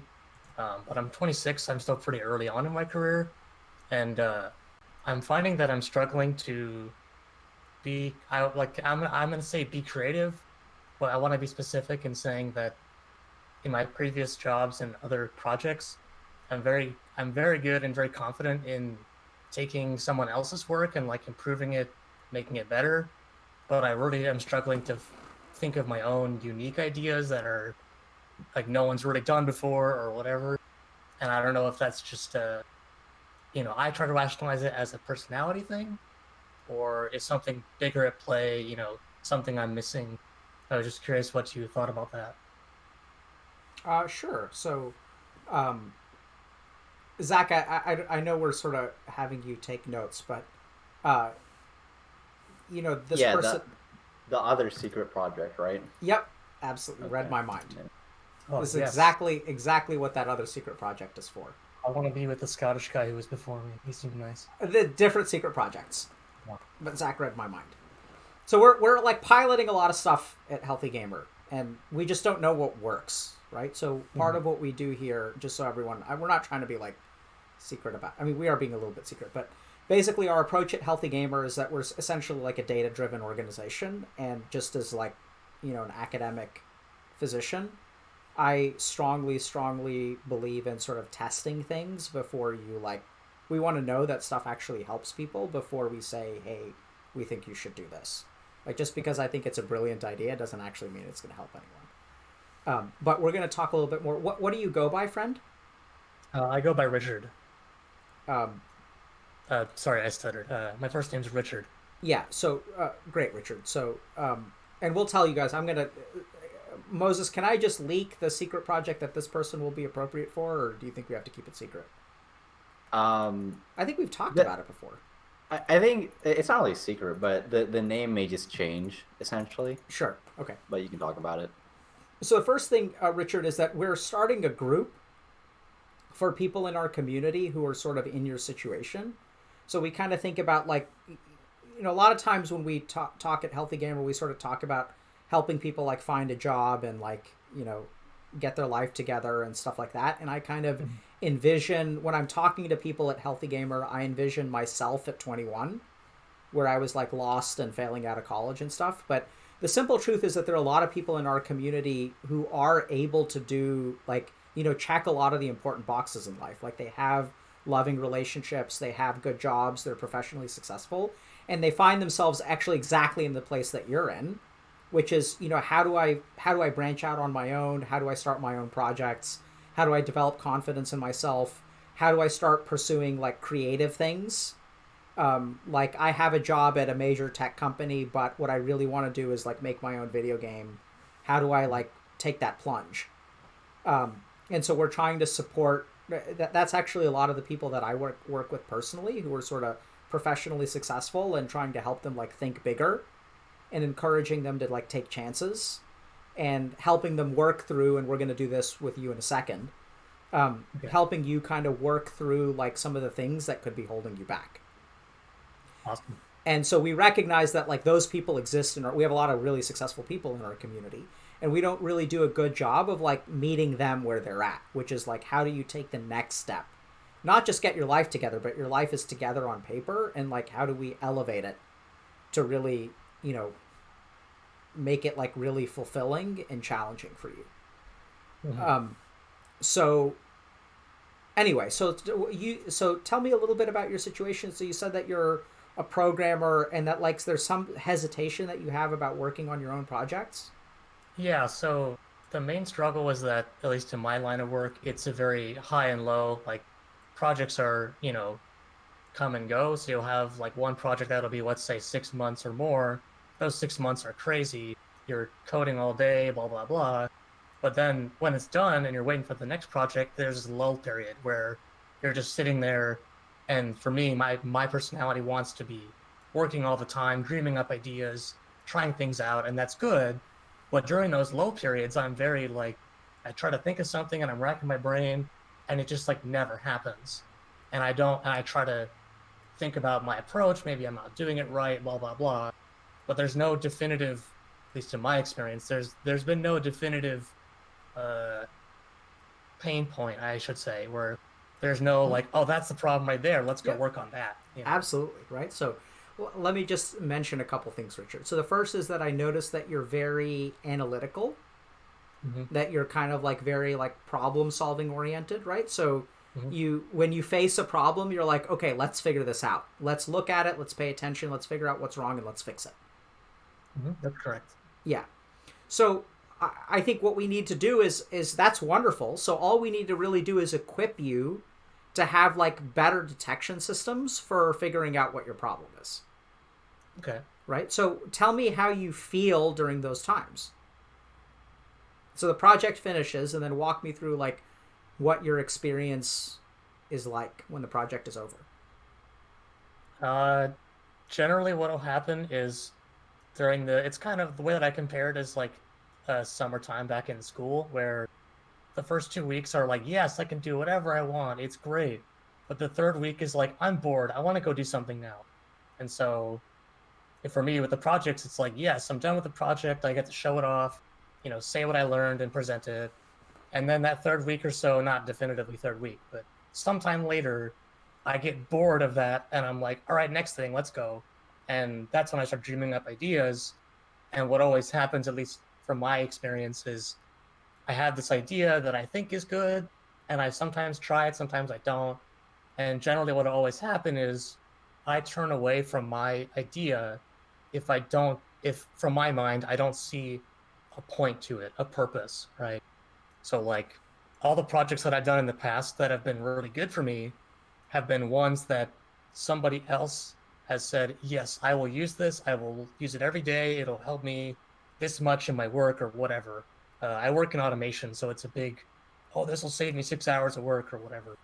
But if no one tells me that's going to be a good idea outside of, oh, that sounds really fun, then I personally don't really get invested in it, and that's when I kind of stop, you know.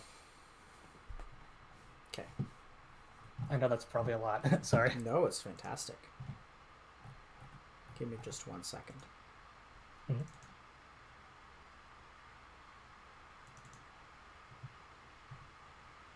me see if I have this for you.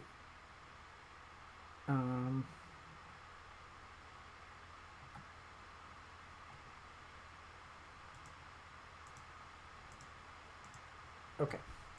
So let me ask you this. So what I'm hearing from you is that, in order for you to be motivated, you need someone else to really tell you that what you're working on has value for them. Correct. Like a words of affirmation kind of thing. Yeah. So I think the root here is, where does that come from? Right. So let me walk you through this chain. Okay. Mm-hmm. So this is really common, and I was trying to find. I was literally writing about this yesterday because I had nothing else to do. So, like, what I'm hearing from you is that you have cool ideas, but it's hard for you to, like, dig up the motivation to follow through on those ideas unless someone tells you that, hey, this is really useful for me, and then you can give it, everything. Correct. Okay. So now we've got two approaches. Since you're analytical, I'm going to break it down for you. Okay. One is that, and this would be my approach, is that we understand why you have become dependent on the affirmations of others. Because when I'm really thinking about unlocking, like, what you can do over the next decade of your life, I would love to help free you of needing other people's affirmations. Because that's what ultimately it feels to me like you're going to be dependent on other people to find motivation. Yeah, I would definitely agree with that. So that's where, my approach then, forget about all the others, if you're with me there. So then my approach then is to figure out, where does the root of you needing other people's affirmation to get motivated come from? Because if we can pull that out by the root, then you won't need anyone else. Yeah, I mean, I could tell you where I think it comes from, Tell at least me. in my experience. And I don't mind being personal about this, it's fine. When I was a kid, right, parents are split, and they're basically, like, for me, they were two very different worlds. My dad was very strict, and, like, he was supportive of helping me, like, understand why I should do things. He's the more like, logical one. And that's where, like, school was, he's like, yeah, just study and you'll do fine. And my mom was like, yeah, you should do it, but don't forget to do these other things that, if you don't want to do that, at the time, you should do this that makes you happy, right? So I was always in the middle between the two. And the big pain point, I would say, for me is, like, when I was a kid, I played a lot of video games, like most of us at Healthy Gamer, and I'm very passionate, and there was a time when I was a pro at various games over the years of playing, so I'm very competitive. But my dad just would always tell me, not always, but every once in a while, he would say, like playing games is a waste of time. I don't learn anything. I'm literally wasting my time. That's what he's told me before. And even after, when I'm older now and I've, like, made money from games I've played, like, he still thinks that it's a waste of time, even if I made money. Because he's like, well, that's cool, you made money, but, like, what'd you learn? And I mean, I have answers for that, but he never seems to really care. He's just like, well, at least you have a fallback career of software engineering. So that was a big part of me, because I spent half of my time with him in my childhood, right? And I still took it to heart, saying, like, I should learn from that. I know that he means well. He's not trying to be mean, but it still made me feel bad, when I was a kid. So, and I don't know if I've gotten over that, just because I still play video games, and he's still kind of like that.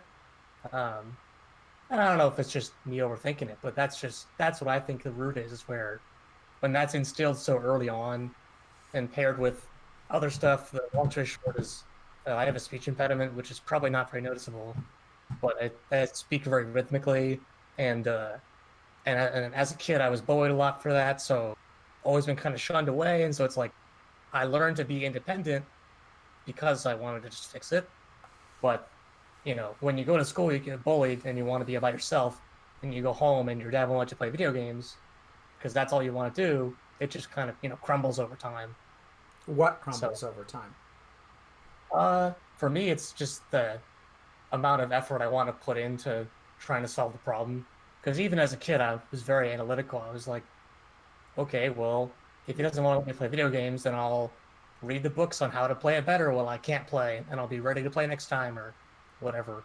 But over the days of that happening on and on, it just got more and more overwhelming and frustrating for me to keep having to fight those kind of things. And so what did you do as you became overwhelmed and no longer wanted to fight?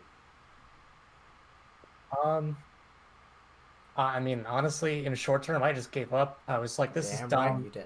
And yeah. What do you do on week 3? I try again. You give up. Oh, I thought you were talking about after week 3. Yeah, okay, sure, after week 3. Right? Yes, I give up, correct. Week 4 is when I try again. And so, like, we can see it. It's Richard, right? Correct. So, Richard, we can kind of see it, like, crystal clear that, like, you were taught, right? So you're a smart kid and you do what smart kids do, is you learn what you're taught. And what did your dad teach you? That video games are a waste of time? Not just video games. What you're interested in is not worth pursuing. Okay. Right? Yeah, I would definitely agree with that. And so, like, you're saying that you need someone else to tell you, you need someone else to give you a green light that what you're doing is worth pursuing. And so, like, that comes from, and I think there's, like, more to your mom here than meets the eye, too. But what I'm hearing is that, like, essentially, like, what's happened is you were, like, the things that you cared about were devalued for you systematically. And it's really sad because, like, the more that you showed your dad, you're like, Dad, do you see how there is objective evidence that what I care about actually has monetary value? Do you see that now? And your dad is like, no, I refuse to see it. Yeah, and I mean, his opinion is more like, when I told him about that kind of stuff, he was like, that's cool, but you aren't like one of these guys who are like, make millions of dollars playing video games, either streaming or pro. Oh, yes, you're not good enough. Yeah, classic, I know. Right? And so then, like, what happens during week 4 is, like, you tell yourself, I'm not good enough. This isn't good enough. I need someone else to tell me that I'm good enough. And so now we get to the really hard part, which is what you do about it. Which is going to be really simple, but it's going to be hard for you. You ready for it, Richard? Yes, I am. You need to start stuttering.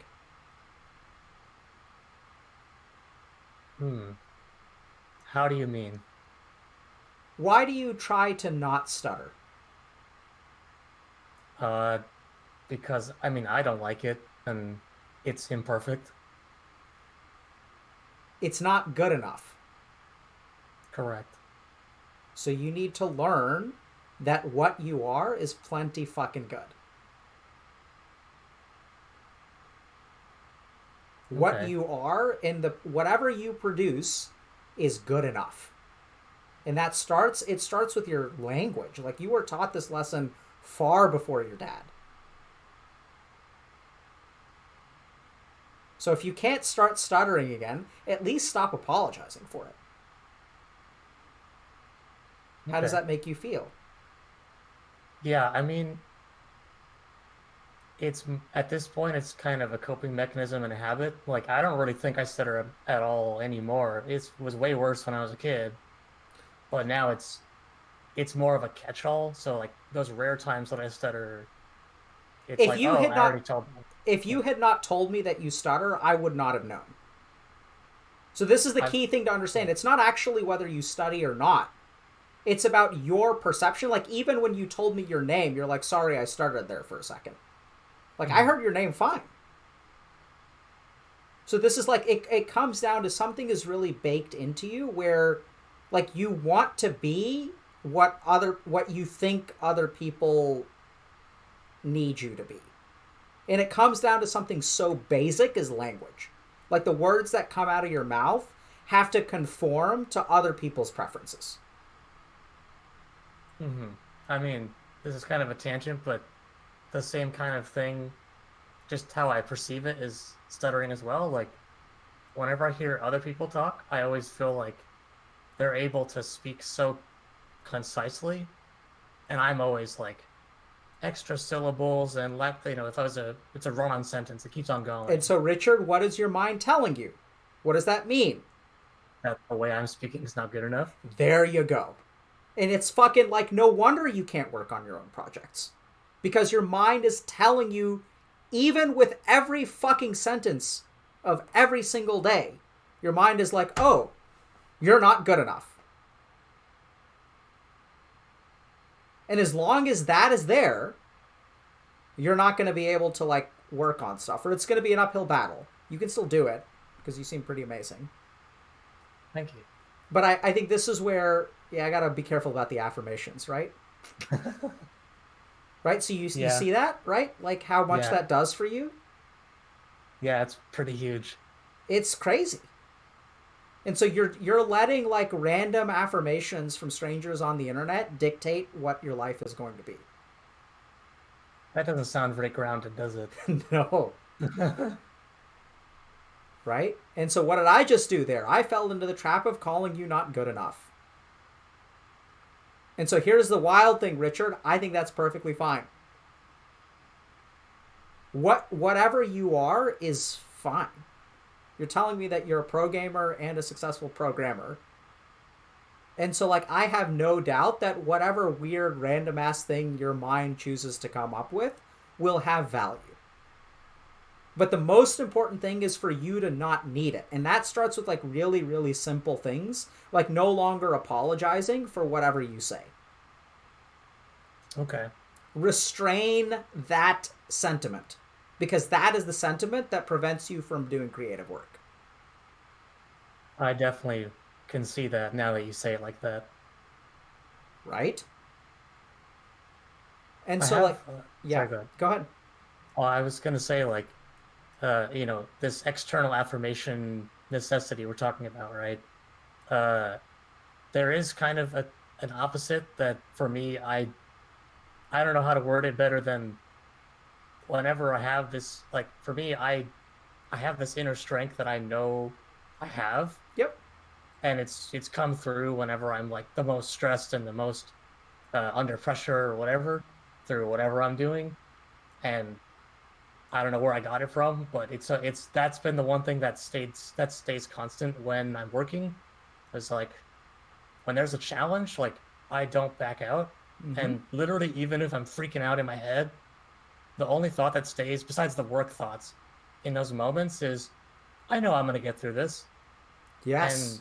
And it's very, like, that's the self-affirmation, but that only seems to happen when it's, like, under pressure, very stressful, and it's not day-to-day. I don't know if that seems relevant to me. I don't know. It's very relevant. So I think you're stumbling on a couple of really important things. So the first is, you said, when my mind is all over the place, you have this other thing. So the first thing to understand is that this actually operates outside of mind. Okay. Right?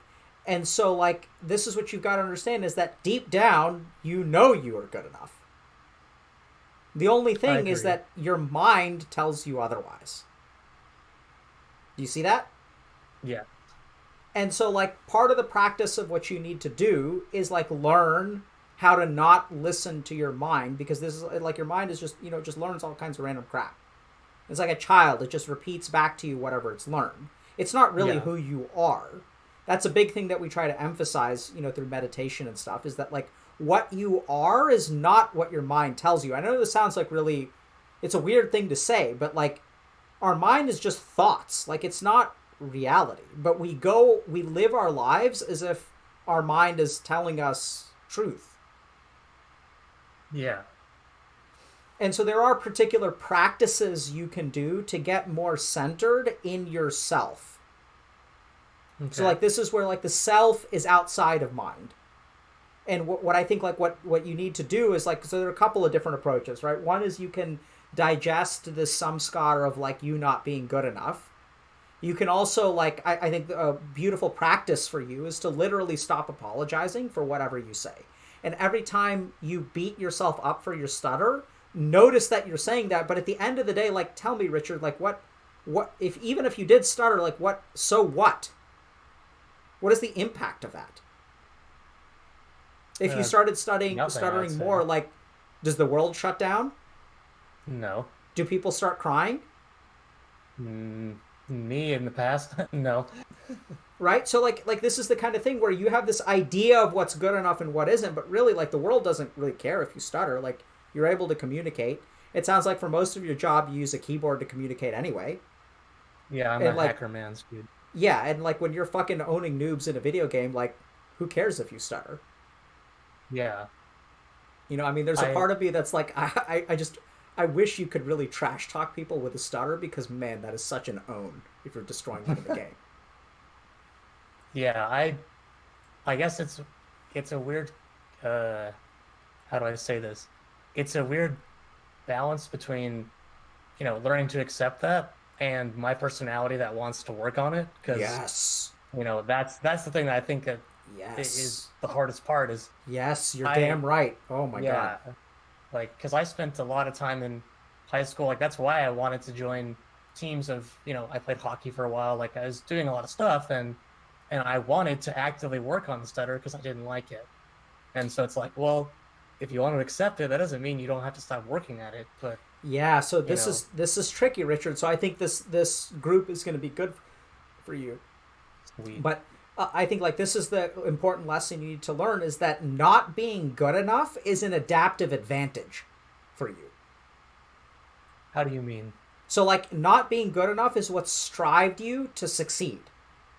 Correct. Right? Because if you had been content with your performance, you wouldn't have gotten to where you are now. So now you get to a really tricky part, which is, like, learning to let go that which used to work. And that's literally what the definition of growing is. Growing is not about giving up things that don't work. It's about giving up things that do work. Right? So if you think about a 3-year-old who throws temper tantrums, in a sense, those work, right? That's like how you get your needs met. But, like, it's not very flattering when you're 16. Yeah, it's, like, not going to work. And so this is the problem with sort of the like the Maslow's hierarchy of needs, or, like, the yogic approach, is that the higher up you go, the more subtle your challenges are, and, like, the more difficult it becomes. Because for someone who is maladapted to their current, like, their situation, it's easy to make a change because their behaviors punish them. In your case, you're going to have to conquer something that works for you. That's way harder. It's easy to fix what's broken. It's really hard to fix that which is not. Mm-hmm. And so in your case, I think it's going to be, like, weird and paradoxical. It starts by, like, literally not apologizing whenever you stutter. And noticing that every time you stutter, your mind is telling you, like, there is the mechanism, there is the machine of I'm not good enough acting again. And every time you apologize, what you do is strengthen that machine. Because you give into it.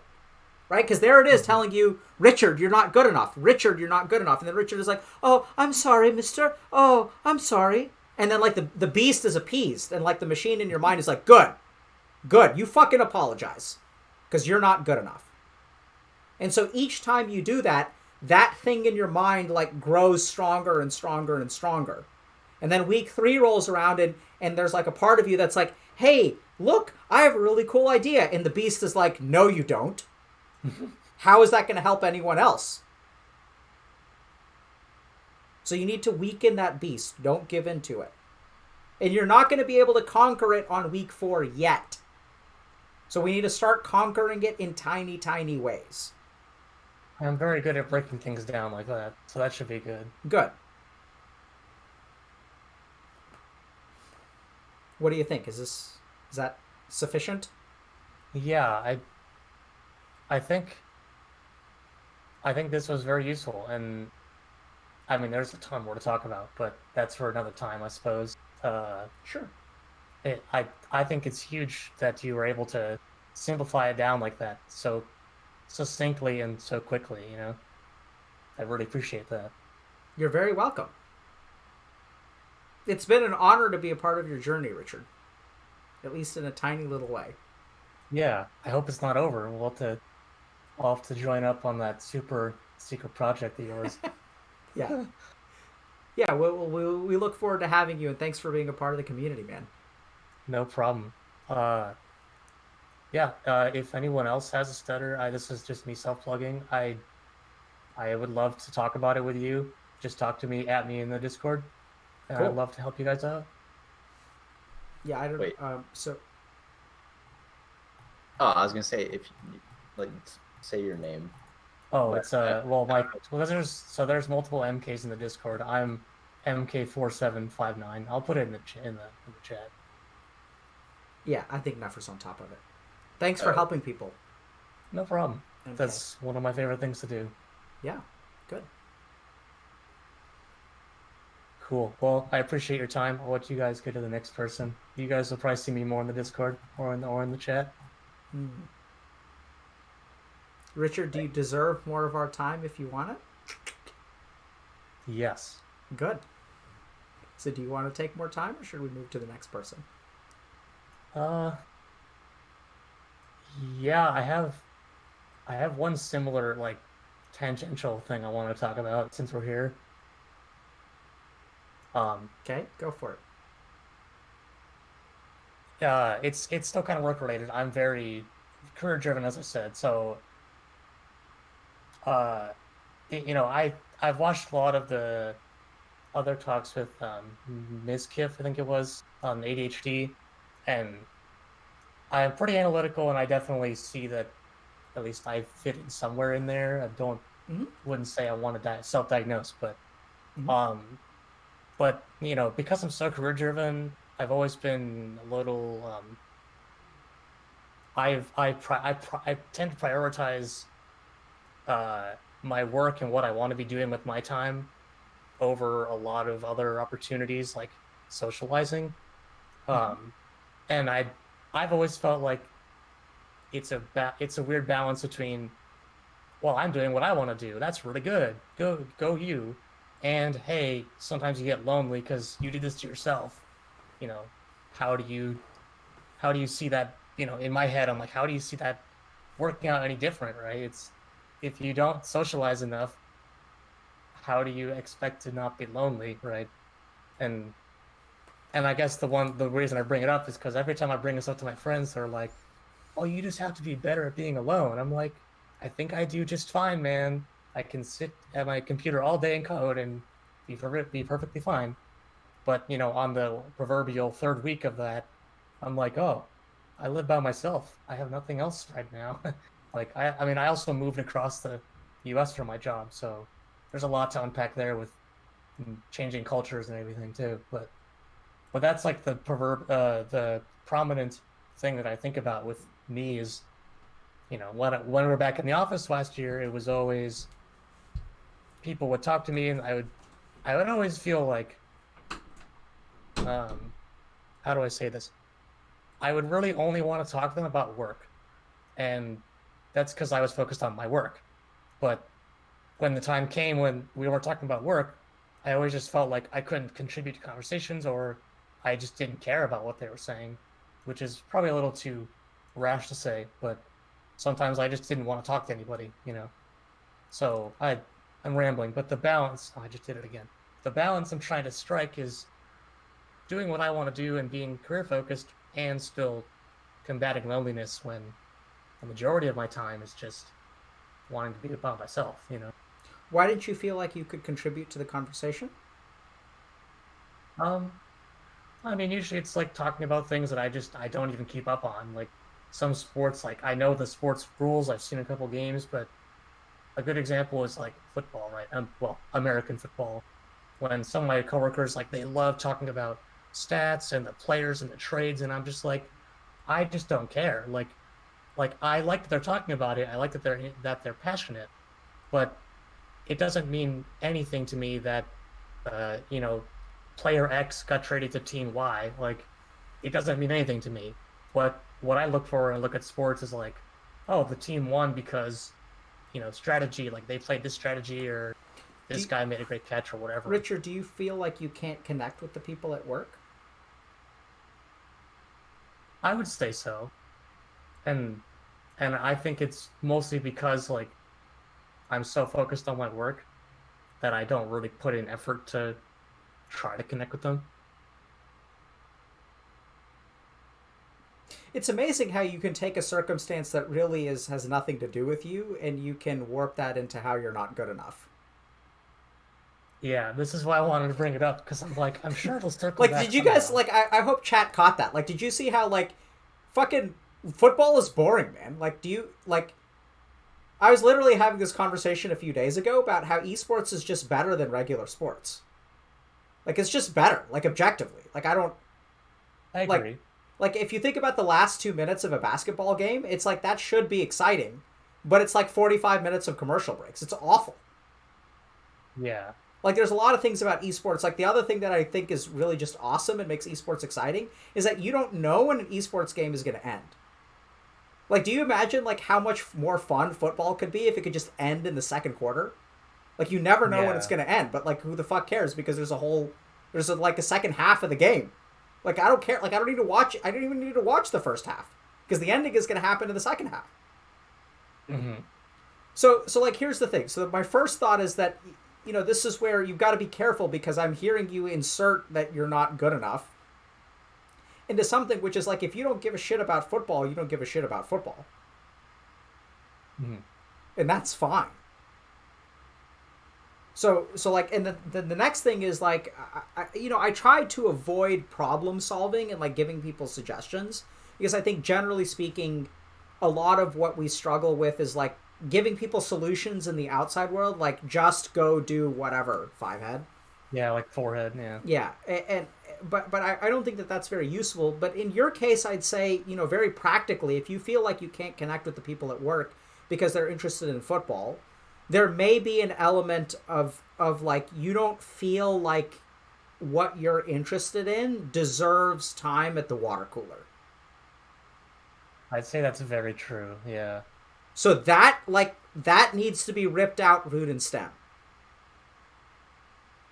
Right? So if you can't connect with people, you don't have to learn to do their thing, which is it's just the stutter all over again. It's they can learn how to talk to you too.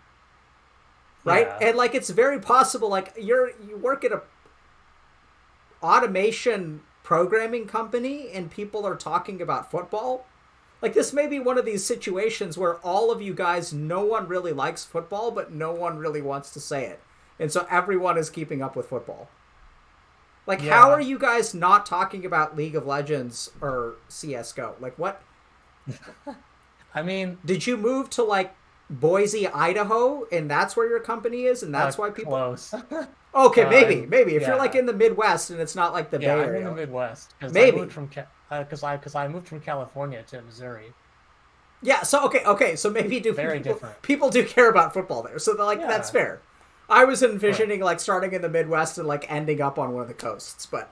No, yeah, and that's a whole other story where, I said, oh, I'll go wherever the work takes me, and I lived in my hometown for too long, so I wanted to move away. But then now that I'm here, I'm like, oh, I guess I fit in better over in California than I thought I did. Yeah, so that's actually, that's an important, karmic and dharmic realization, right? So this is also where long-term, you should be with your people. My people are not actually at Harvard, my people are at Twitch. Mm-hmm. And that's why I'm here. And it can take some time. You can learn a lot from being away with the normies, but eventually return to the warm embrace of 4chan. Dude, yeah. And so I think first of all, my first thought is that be careful about the part of your mind that keeps you from sharing things like the cones of Dunshire with your people. The people where you work, because maybe people will be interested in it. Maybe you can educate them about how esports is better than regular sports. And you don't want to say it like that, but you never know. So I'd really encourage you to put yourself out there a little bit. And what I mean by that is notice that there are going to be parts of your mind that are going to keep you from putting yourself out there. And now, like, you feel unconnected because you can't really be who you are. And so, like, any kind of connection that you form is going to be them connecting to a mask of yours instead of connecting to the real you.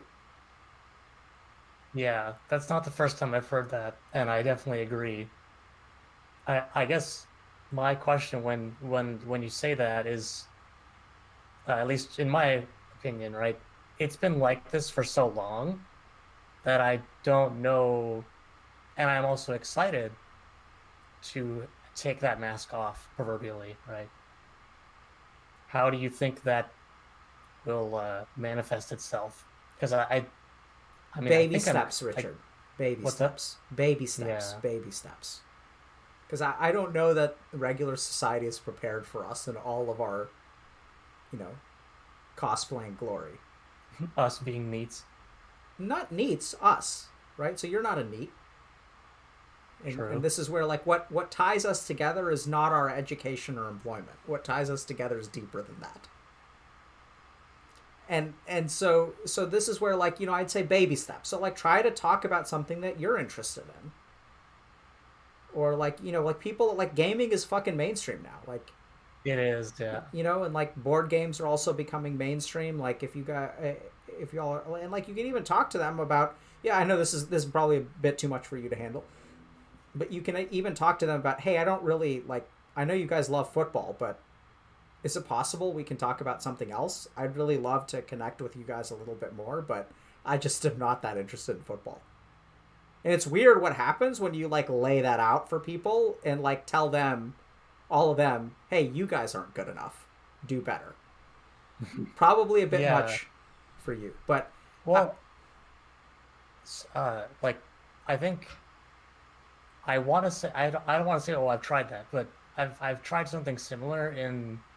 When they're talking about football, I'll try to steer the conversation more towards a different side of the same thing. So I'm not talking about steering. But... I'm not talking about steering. I'm talking about fucking taking a dump on their doormat. Right? Like, like, tell them, like, be authentic with them and say, like, hey, I really, I want to, like, participate in the conversation and I, like, would love to connect with you guys, but I just really don't care about football. Is this the kind of thing that I'm really going to have to learn to be a part of this community, or, like, is there anything else we can talk about? Yeah, I think that last sentence says how I feel perfectly, and and here's where the learning to adapt style came from, was whenever that happened at work when we were back in the office, I would just, like, notice that I'm talking about football and just, like, say I have to go work on something or leave. And that was my, like, coping mechanism, right? Because I was like, I don't want to deal with this. I'm just going to go do my thing. Yep. And it's like active, also, this is a good meme. Back in high school, I was called Batman because I would leave all the time for no reason. This goes back pretty far. It was as we've long time. As we've already determined. Yes. So Richard, I think, like, I'd recommend baby steps. I think a lot of people can't sit with that degree of authenticity. I'd also say that, like, this is something that if you guys want to learn how to talk like that, this is what we try to teach in group. So group is kind of weird. Like, group coaching is weird. A lot of people don't really understand what it is. Mm-hmm. But a lot of what we try to teach in group coaching is not a curriculum. Like, so people come in and they think, like, it's going to be a class. But the problem is that, like, when people give our people in our community a playbook and they say, do X, Y, Z, like, that doesn't work, right? And so what group coaching is really about is a way to help you understand all of these things about yourself. And so we don't know that ahead of time, so there's no curriculum. It's really about a methodology, about, like, how to, like, understand these parts of yourself. And then the other thing that we really work on in group is how to communicate with each other. So we teach people a model. We don't really explicitly teach it. We're not like, this is how you ask a question. But what we're going to show you over, like, 4, 6, 8 weeks is, like, how to ask these kinds of questions and speak these kinds of truths with people around you in sort of a non-judgmental and a compassionate way, so it doesn't turn people off. It's like how to communicate, which we aren't formally taught. And so, if the we don't really have a good name for the group, but, like, we're basically, like, thinking about a successful gamers group, like people who have checked a couple of boxes with profession and stuff like that. I really encourage you, if you wind up there, to really focus on and pay attention to how the coach is teaching y'all how to express yourself. Because most of the time, I think the cool thing is that if you express yourself in an authentic and compassionate way, in a non-judgmental way, because if you're judgmental about people and you kind of say, hey, sports suck, we should talk about something else, like, they're going to get defensive and they're going to think you're an asshole. Right. But to let people know, hey, I'm having trouble, like, participating in this conversation. I've tried to learn, like, I've been here for 6 months, and I've tried to learn to love football. I don't love it. And I know you guys are super into it. Is there anything else that we could talk about? Like, we're all programmers. Do you guys, like, play games? It's all about learning how to communicate authentically in a way that doesn't sort of incite, like, judgment from them or judgment from you. Yeah. And I guess to give you a jumping off point in this type of conversation later at some point, in the past, I'm very logical and analytical about it. It's just that was my way of communicating authentically. Is, well, here's exactly what I think, but there was no filter. It was always just So that turns you into an asshole. Yeah. I definitely don't disagree. There have been times where I say it and I'm like, well, I shouldn't have said that, but I did already. Oops. Yep. Yeah. So I think that's, it's makes sense. So that's why, like, what we focus on is teaching authentic and compassionate communication. Okay. So from a Sanskrit perspective, there are like two, we don't really talk about this much, but there's a lot of stuff that is baked into our approach at Healthy Gamer, which we don't explicitly explain. But one of these is like ahimsa and satya. So satya is truthfulness and ahimsa is nonviolence. In the yogic system, both are very important ideals, but satya should always be subject to ahimsa. So nonviolence should always trump truthfulness. And so you should speak truthfully, but you should never speak truthfully in a way that is going to hurt someone else. And you shouldn't lie for someone else's sake, but you should learn how to walk that balance of speaking authentically and compassionately. Would you say it's similar to having tact when you're talking to somebody? Oddly enough, not exactly, because tact implies politeness, which oftentimes is the very opposite of authenticity. That's true. I can see that. Right? So it's like so for example, just now, I sort of called you an asshole. Yeah. How did you feel when I said that? I thought it was just funny because I agreed, and I was like, well, maybe I shouldn't have agreed. I have really no idea. Right? I didn't really feel anything. I was like, yeah, so that's like processing. That's authenticity with compassion. Because I didn't mean it as an insult. I was like, when you do that, you're going to upset people. Mm-hmm. Right? So there's a way to speak authentically with compassion, but that wasn't tactful at all. Like, it was easily could be, like, if someone told me that what I said was out of line, like if you had just told me now that that was hurtful to me to hear, I would have apologized because I acknowledge that that could be hurtful. Mm-hmm. So, anyway, I think maybe we should move on to the next person. How do you feel? Yeah, no problem. I appreciate you going for another basically double time for that second. Yeah, I thought it was a great way to highlight some of those same principles, actually. Yeah, and it sounds like that group that you're forming is going to be perfect for someone or people like me. Excuse me. I hope so. That's our goal. So we'll see how it goes, and whether it actually does help people, because we don't know until we test it. No, we got to try it to see if it works, right? Yeah. Cool. Well, thanks a lot. I'll definitely keep an eye out. No problem. Thank you for your time. Good luck, Richard. Thank you. Bye-bye.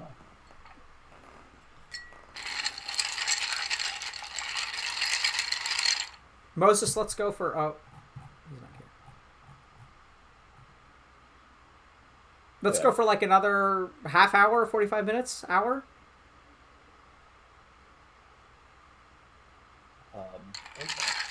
How does that sound? Do you want to talk about the group for a bit? Which group? The successful, I don't even know what to call it. The actualization group, the successful gamer group. Yeah, so like, sure. Or Okay, so here's what here are a couple things that we're working on at Healthy Gamer, okay? So, I mean, we sort of talk about super secret stuff, but it's not really super secret. So, the reason that we tend to be a little bit secretive is just because we don't want to create expectations in people's minds, right? And we don't want to promise something that we can't deliver. And so we understand that, like, the community cares. Like, we have your respect, and that's something that's really, really important to us, and we actually really don't want to let y'all down. So we tend to pilot a lot of stuff. There's actually a lot of stuff going on behind the scenes that a lot of, we don't really talk about. Like, we only stream for like 6 hours a week, right? But Healthy Gamer is basically my full-time job now.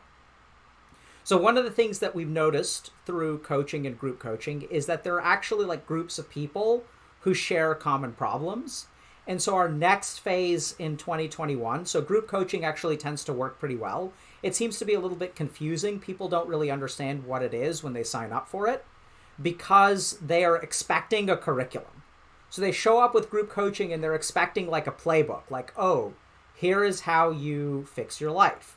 But the whole problem in our approach at Healthy Gamer is that, we've noticed that like people will tell you how to fix your life. Like, you can read books about it, your parents will tell you about it, friends will give you advice. And the problem is like none of that shit works, right? So our approach at Healthy Gamer is that each of you guys have a relatively individual set of some scars or problems or personality or whatever. And so what group coaching is really about is teaching you guys a skill set to understand yourself and to help the other people in the group dig into those things. So in a group, essentially what we're training you guys to do over the course of 12 or 16 weeks is actually become mini Dr. Ks.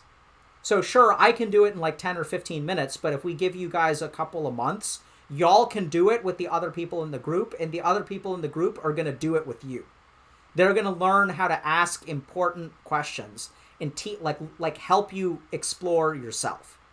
And so it's weird because people don't really know what they're getting into, and they don't know what they're going to get out of it. But our data is actually really, really compelling. That if you hit 12 weeks, if you hit 16 weeks, if you hit 20 weeks, we see a lot of sustained change. And the problem is that there's just no way to know ahead of time what it is that's really holding you back. Like, there's no way that, like, if we listen to Richard, that a part of that solution would be start stuttering more. Like, there's just no way that you can predict that, right? There's no playbook that's like I couldn't write a book about how everyone should stutter more. Like, that just doesn't make any sense. So our approach at Healthy Gamer is highly individualized. And if it's highly individualized, it's going to take you some time to figure out. That's what you're there to do. Is each person is going to be kind of walking their own journey, but y'all are going to be helping each other out. The other thing about group coaching is there's this AOE healing aspect where, like, if we think about how do you guys benefit from watching these people come on stream, it's because you can relate to what they're dealing with. And I know this sounds kind of weird, but it's actually easier to see your problems in someone else than it is to see them in yourself because of your own cognitive biases, right? So that's actually what's really powerful about group coaching is that, like, it's hard to work through your own procrastination, but your own procrastination is going to get way better when you help someone else through their procrastination. So that's group coaching real quick. And now what we've realized, so we've been doing group coaching since, I think, April of last year or maybe May, something like that. And so the outcomes seem to be pretty good. And now what we're piloting is that we've noticed that there are groups of people who want to work on a particular thing. So Richard may, and it's nice to have a blend of people in groups. So there's nothing wrong with that. But we realized that there are like groups of, people who struggle with common issues. And so what we're actually piloting is actually like getting those people in a group together and having a coach kind of walk them through that kind of stuff.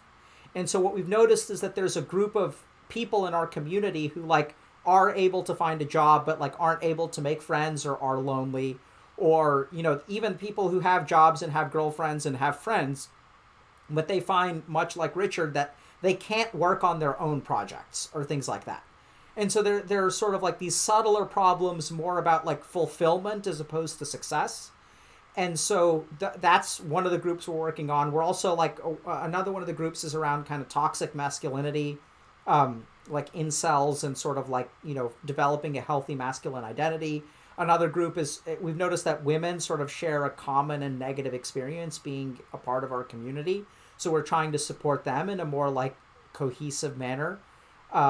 So we've got like all these different things that we're going to try out, and we're going to collect data, and we're going to see if we can actually help you guys through this stuff, because we don't know that we can, but we're going to try.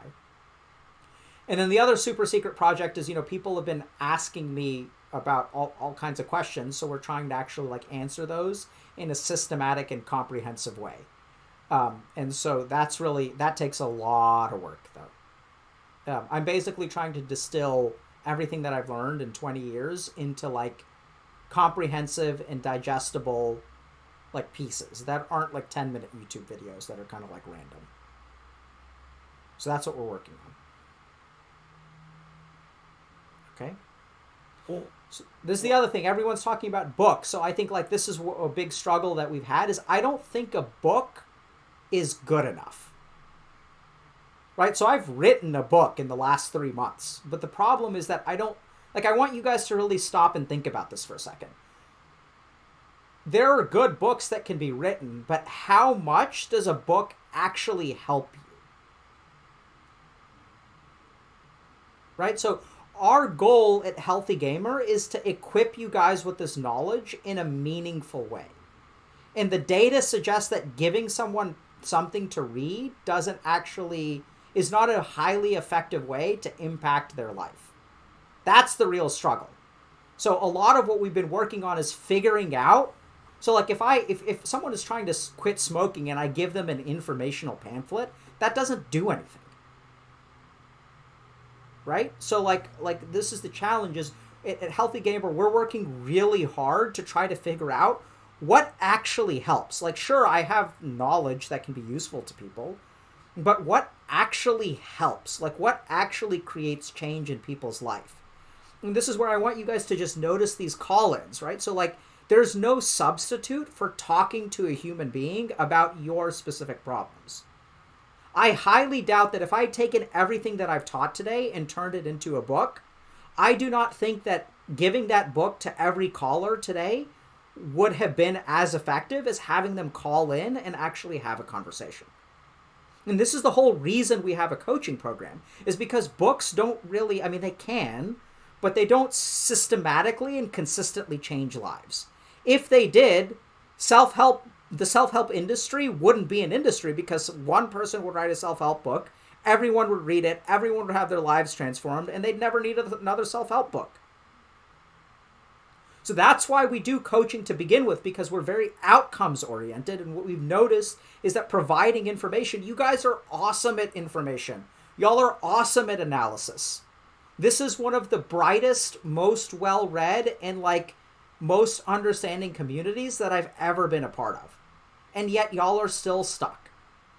And so how do we help you move forward? It's a personal, individualized approach, because no book is going to be tailored 100% to you. That's the fundamental problem with books. That's the fundamental problem with the way that we disseminate information, is that it's not tailored to your individual mind. And so this is the reason that we have coaching, because that's the point, right? Like, you've got to work with a person who will like understand some of these principles and walk you through it.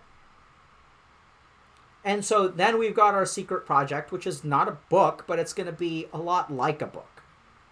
But there are other features of it that are going to be like trying to address this fundamental problem of books, which is, how do you know which chapters of a book are going to be useful to you? You don't. But that's not a problem that I'm willing to like accept as the only solution, is to just write a book. It's lifeless. And so what we're trying to come up with is less lifeless.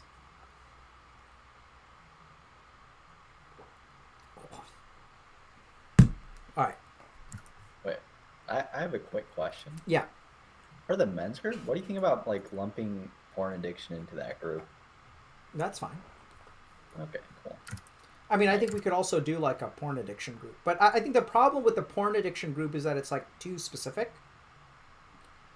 Like, I don't want people to be defined by their porn addiction, but I think it's not a bad idea to lump it into men's group, or to have a porn addiction specific group. Yeah, I think it may be too specific, but I was going to lump it into that. Sounds More good. like too general. Okay. All right, I'm dragging the next dude in. Cool. Hello. Can you hear me? Yes. Oh, nice. Nice talking to you. Give me a moment. I want to change the picture. You know, there it is. Can you hear me well? Yep. Yeah. Okay. Oh, oh man, I'm a little bit nervous now. Um, It's a really normal feeling. yeah. So, so yeah, I wanted to ask a question related to a recent social situation I lived. Uh, and I think it's kind of correlated with my dharma, but um, we're gonna get to that, I guess. So so so yeah, every time I screw up, it takes me a long time to recover. Even though I can live in the moment at times, uh, I tend to remember what I did to the person I'm looking at if they're close. Because I want forgiveness and to change myself so it doesn't happen again. Um, I often find myself in a situation where I want to talk to the person in person about that, but I have a hard time doing so because I see it inappropriate when the other person has already moved on after the issue was taken care of on the phone, through chat or voice messages. Um, while being in stressful situations, I tend to analyze every detail of what I think was done right and wrong. I do that all the time, and when I think I find problems, I want to solve them as soon as possible. So my mind is not filled with them when I'm alone. Uh, then dancing, producing music, doing things with friends, meditate sometimes, and in this case, working with a friend of mine in a project, we have hopes of for it succeeding. Sometimes it helps, but it's even cathartic, but it's not enough because the I return to the process of analysis uh, Okay, when I so wanted. let Hmm. me ask you a question. So it sounds to me Yeah, like you spend a lot of time going over mistakes that you think you made in your head when it yeah, relates to interacting with other people. yes, Okay. yes. So let me ask, can you just tell us like an example of like a mistake that you made with someone and what kind of thoughts you were having? Yeah, yesterday, a friend of mine. I mean, her father went to the hospital, and I started to ask to ask to ask if how how was she feeling, like how to how how she was dealing with it, like in a moment that it was inappropriate for her, and I didn't know it uh, until last night when another friend of ours told me, "Hey, man, you went too far. Like she didn't like at all the that you try that you try to um, to search for how she was feeling, and And and I yeah. can you walk me through the conversation that you had with her? Mm, with a friend who told me that I screwed up. The conversation you had with the original person about the hospital and how they were handling it. Oh yeah. When she was at the hospital, I asked her. I can't remember well how she was. I mean, how many times? Like what? Like how many questions did you ask her? Mm, that I can remember just one. Like how are you feeling? And you thought that that was asking too much? No, not at all. I wanted to support her. And so, so it sounds like your friend thought that what you said was inappropriate. Yep. And do you agree with your friend? uh, it depends on how you look at it. Like at the moment, she didn't feel good at all because her mind, she was thinking of her father, basically, the person Yep. who was harmed, and in that sense, yeah, it was I think it was technically inappropriate, but So, and what I do you also, go by? What do you? How should I address you? Adam, my name is Adam. Adam with an M or an N? It is with an N. Okay, Adam. You can yeah. So Adam, here is my initial thought. Okay, and I'm sorry that maybe this won't be very helpful, but Sure. So the first is that, I would, how can I say this? So I would be really paying attention to what are the drivers inside you at each step of the way. So, like, let me just give you an example. So we sometimes have people in our community that want to help other people, but they don't want to help other people. They want to help other people for their own sake. Like, I need to feel good about myself. And in order to feel good about myself, I need to help someone else. So their helping other people almost becomes selfish. And like sometimes like those people really don't like respect boundaries well. Because they're like, oh, I can really help you. I can really help you. Like, I need you to let me help you. And so sometimes like people will not feel confidence or won't feel good about themselves unless they are able to help other people. Yeah. So I think it's worthwhile exploring whether you fall into that. So when you're trying to... I think I fall into that sometimes, yeah. Right? So that's something that you need to be really careful about and just kind of notice that. And sometimes, for people... Because, I mean, what you're describing doesn't sound inappropriate to me. It sounds like, you had a friend that was going through a tough time and you just asked them one question about how they're feeling. And then, like... I have an issue. Like I can remember how much into detail I went right now. Yet, you can or cannot? I cannot. Yeah, that's okay. So that's why we're gonna just, the situation you're describing doesn't sound inappropriate to me. So even if it's not inappropriate, we can still lay out like how to approach the problem. Okay.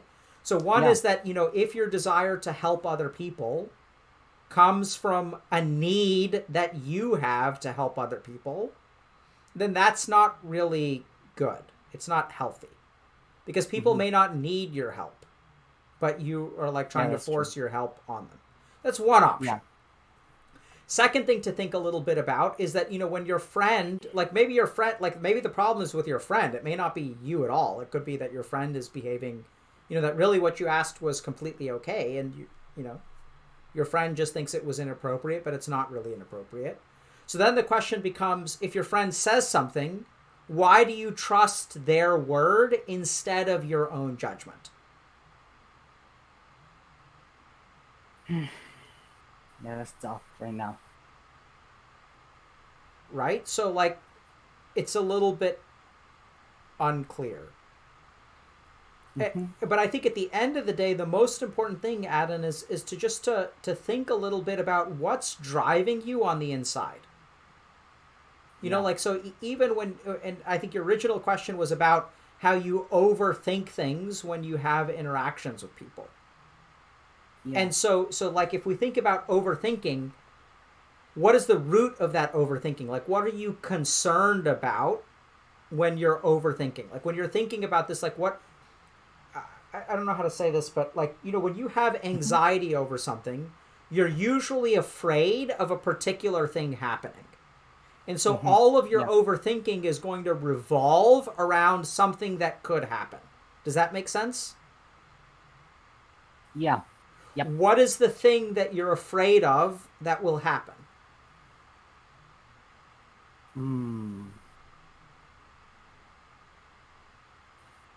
That the person ends up not being able to deal with many stressful situations or bad situations. So you're concerned about how the person is going to end up, not what they're going to think about you. No. Yeah, how the person's gonna end up. And so you think that something that you told them is going to like actually cause them harm? No. Can No, you... I don't think that at those moments, you know, and what I'm saying is it's causing or it's gonna cause harm. Like at the moment, I recognize it caused an amount of harm, but in the long term, I'm not sure either. Well, I'm starting to lose you a little bit, Adam. What are you when Mhm. you overthink a situation? What like help me understand? Can you tell me what your actual thoughts are? Can you repeat when you overthink something? So here's what I understand. Yeah. Yeah, so what's an example of the kind of thoughts that you have? Like for example, if the person, if I detect the person has problems with codependence, for example, I think on how how can I help them deal with a certain situation, so they don't depend on others, and they for example accept how things are, and and So you try to help people with their codependence. yeah, that's one example. Okay. Yeah, because in this case with this friend of mine, I detect codependence from her. You know, And how does she maybe respond to that? when we talk about it, and she's not dealing with a hard situation like yesterday's, it's fine. Like she told me like it's okay that we talk about those things when what she said when it's about the past. But when I'm dealing with something hard for me, it bothers me. What bothers you about that? No, it bothers her. I mean, I was talking from her angle, like. So, Ed and I'd start by like this issue, which is like why you have to bring up the codependence in the first place. Right now. Right. So like this is where I think, like you said, you fall into this category of people who like need to like there are people who are fixers. Right. So people who like need to fix other people. Yeah, as well as myself. Yeah, so I think this is where a lot of times like being a fixer comes from the inability to fix yourself.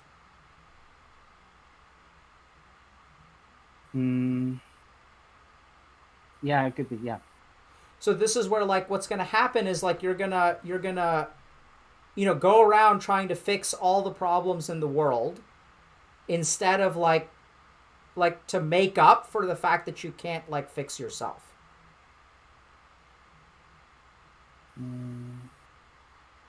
Well, I spend a lot of time trying to, well, fix myself. And how's that working?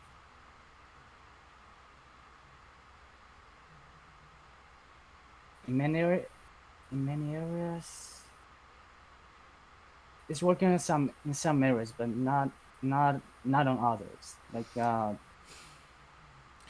used to, or I tend to be like I can fix things on my own, and I think I have a hard time to not to ask for help, but to move on with the process of getting help. How do you feel about getting help? Yeah.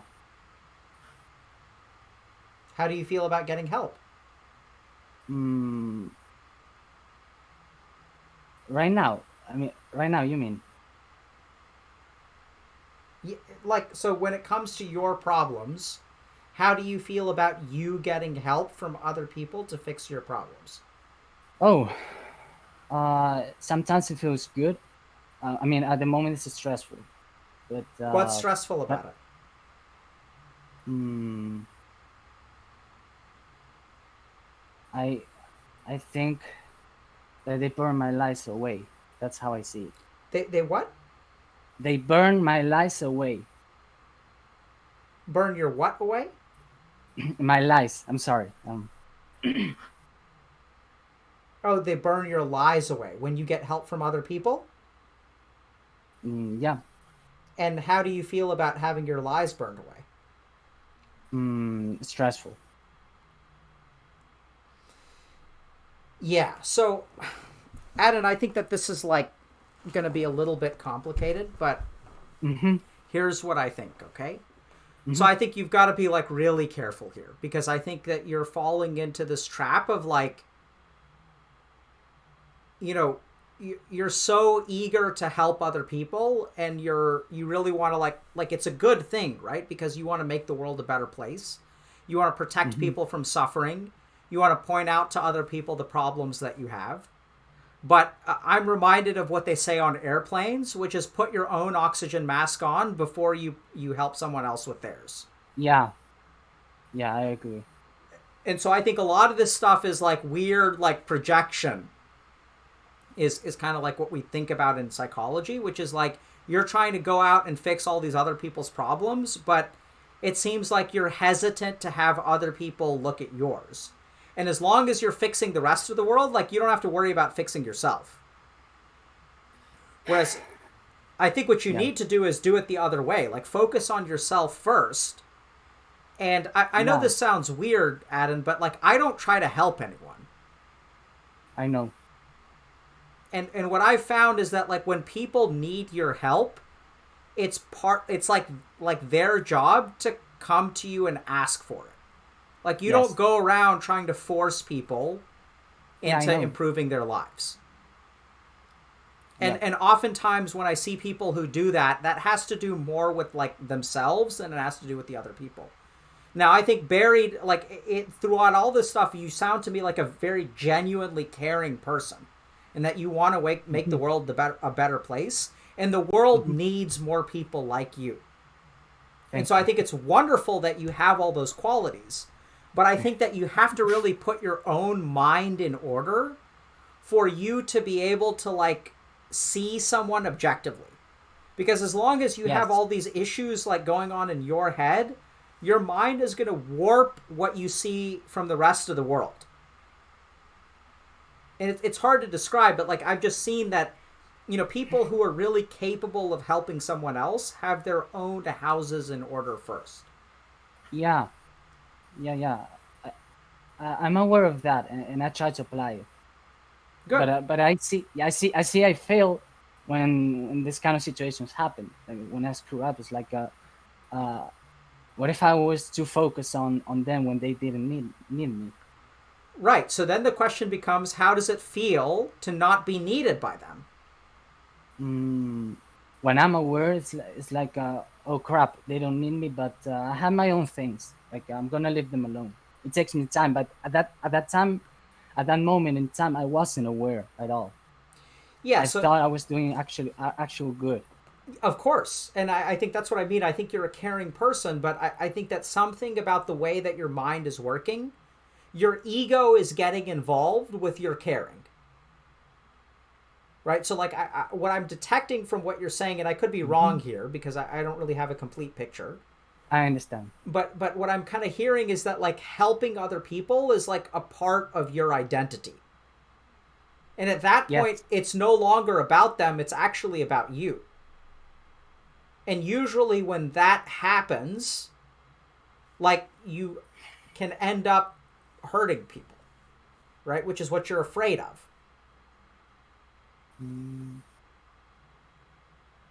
When it becomes about me helping people instead of about them. Yep. Yeah. Sometimes it happens. I do my best to acknowledge the fear and to think logically. Like so okay, Adam, I'm gonna. I can do. it might happen that I harm this person at this moment, but if this doesn't happen, or if I don't do Yeah, this, that's so I don't. this other stuff could happen. Yeah, so but that's not your problem, Well, yeah. right? you're That's right. their life. And so, like, the main Yeah. question that I have for you, and I think you've got to be careful there, which is, oh, it looks like we got a raid. So I'll be with you guys in just a second. We're just wrapping up. Okay? So, Adam, here's what I'd say. Like, I think it goes back to when it comes to helping other people helping you, you said something about lies, that your lies are, like, seen through. Yeah. I mean, sometimes I don't agree with what they say. And that is stressful too. And Yeah, so I think that's sometimes, yeah, that's where I think you need to do the work. Okay, so it's not about whether they're right or wrong, but what I really want you to do is stop focusing on other people and focus on yourself first. And even if they're right or wrong, don't turn away from other people helping you. And even when it comes to helping other people, notice that driver is like kind of like a hunger inside you. Like it almost feels like a hunger to me that you need to help other people. Yeah. And so just be a little bit careful about that. Okay? Because like you know, if you're satisfying your own hunger, you're not really helping other people. Like sure, other people can benefit from it. It's true. And so just be, and this is where, like, I think part of the problem is, like, I don't know if you're okay being selfish, but I think, like, you need to learn how to be selfish. Yeah, I'm okay with being selfish. Okay, good. So I mean, something about everything that you're saying, Adam, is the takeaway that I'm hearing from you, and I apologize if I'm not, you know, able to understand your situation quite as well. It's okay. It's okay. I think that you should stop, like, look at yourself more and try to help yourself more. And then as you grow as a person, other people will come to you for help.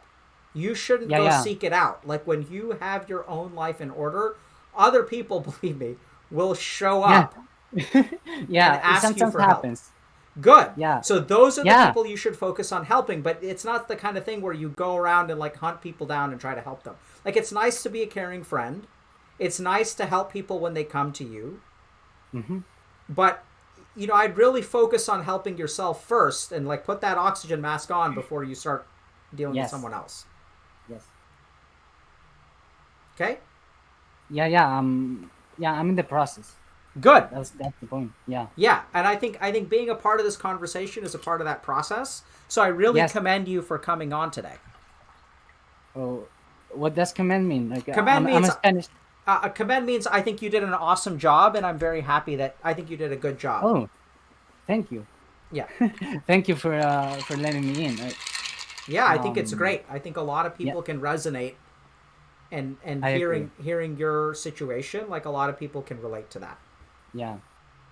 I also have another issue. It's part of helping myself. Okay. Indeed.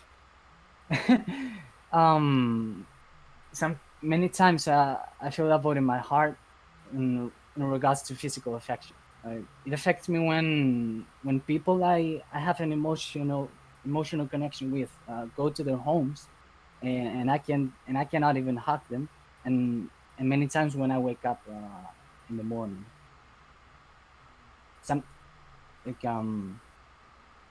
sometimes you know, thinking about the things I can work on, like music or dancing, it helps.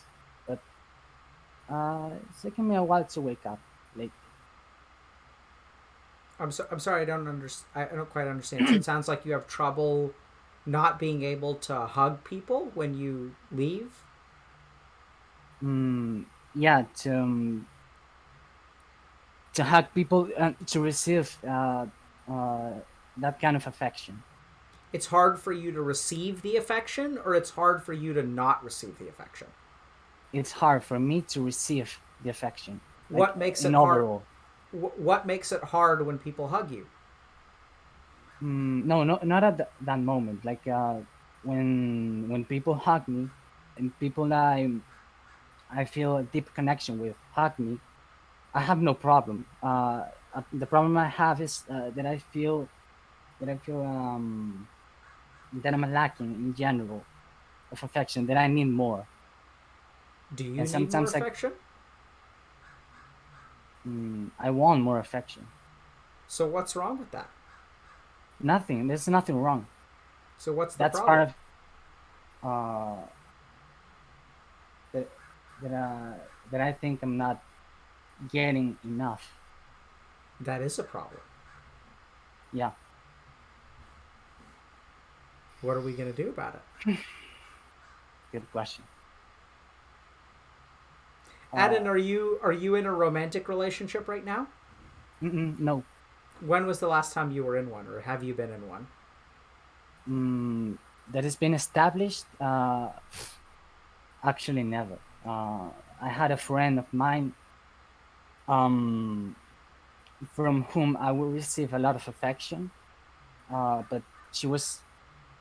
I felt a lot of toxicity. Like she had serious issues, like suicide and this kind of stuff.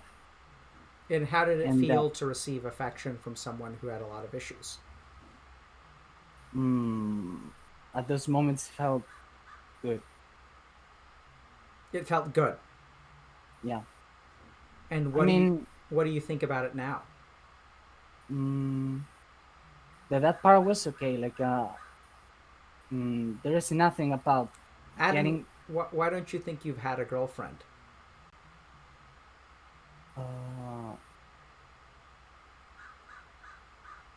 Because I haven't exposed myself enough. Okay.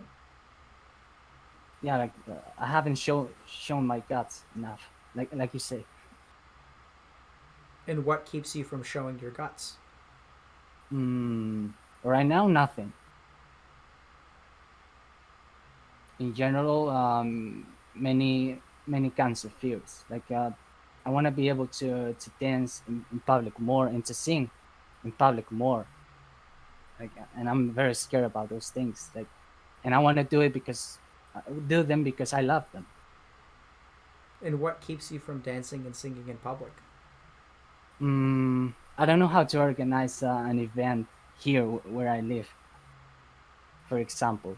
So it sounds like you're not afraid of dancing and singing in public. You just haven't had the opportunity.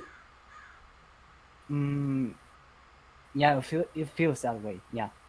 What does not dancing and singing in public have to do with finding a girlfriend?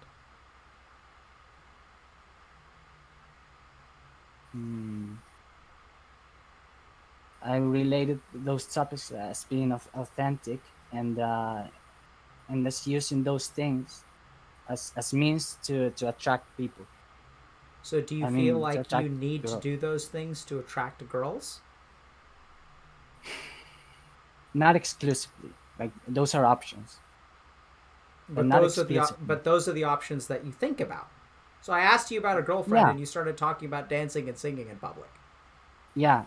The answer to the girlfriend is no. Like I've never had a formal girlfriend. Like and is that because you haven't danced and sung in public?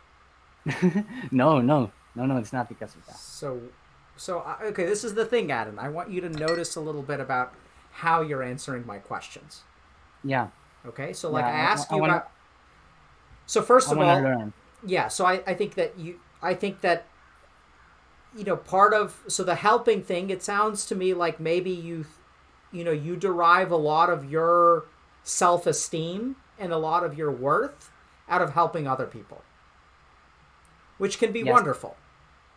But I think that you've got to be a little bit careful because it's really about your ego. It's not about the other person. The second thing is that it sounds to me like you're hungry for affection. And in the past, you've received affection from people that like have some challenges or facing some problems, and maybe they're not really in a relationship. I mean, they're not in the right mind or right place to be in a relationship. But those are the people that you've had affection from in the past. Yeah. Right? Yeah, so, it was...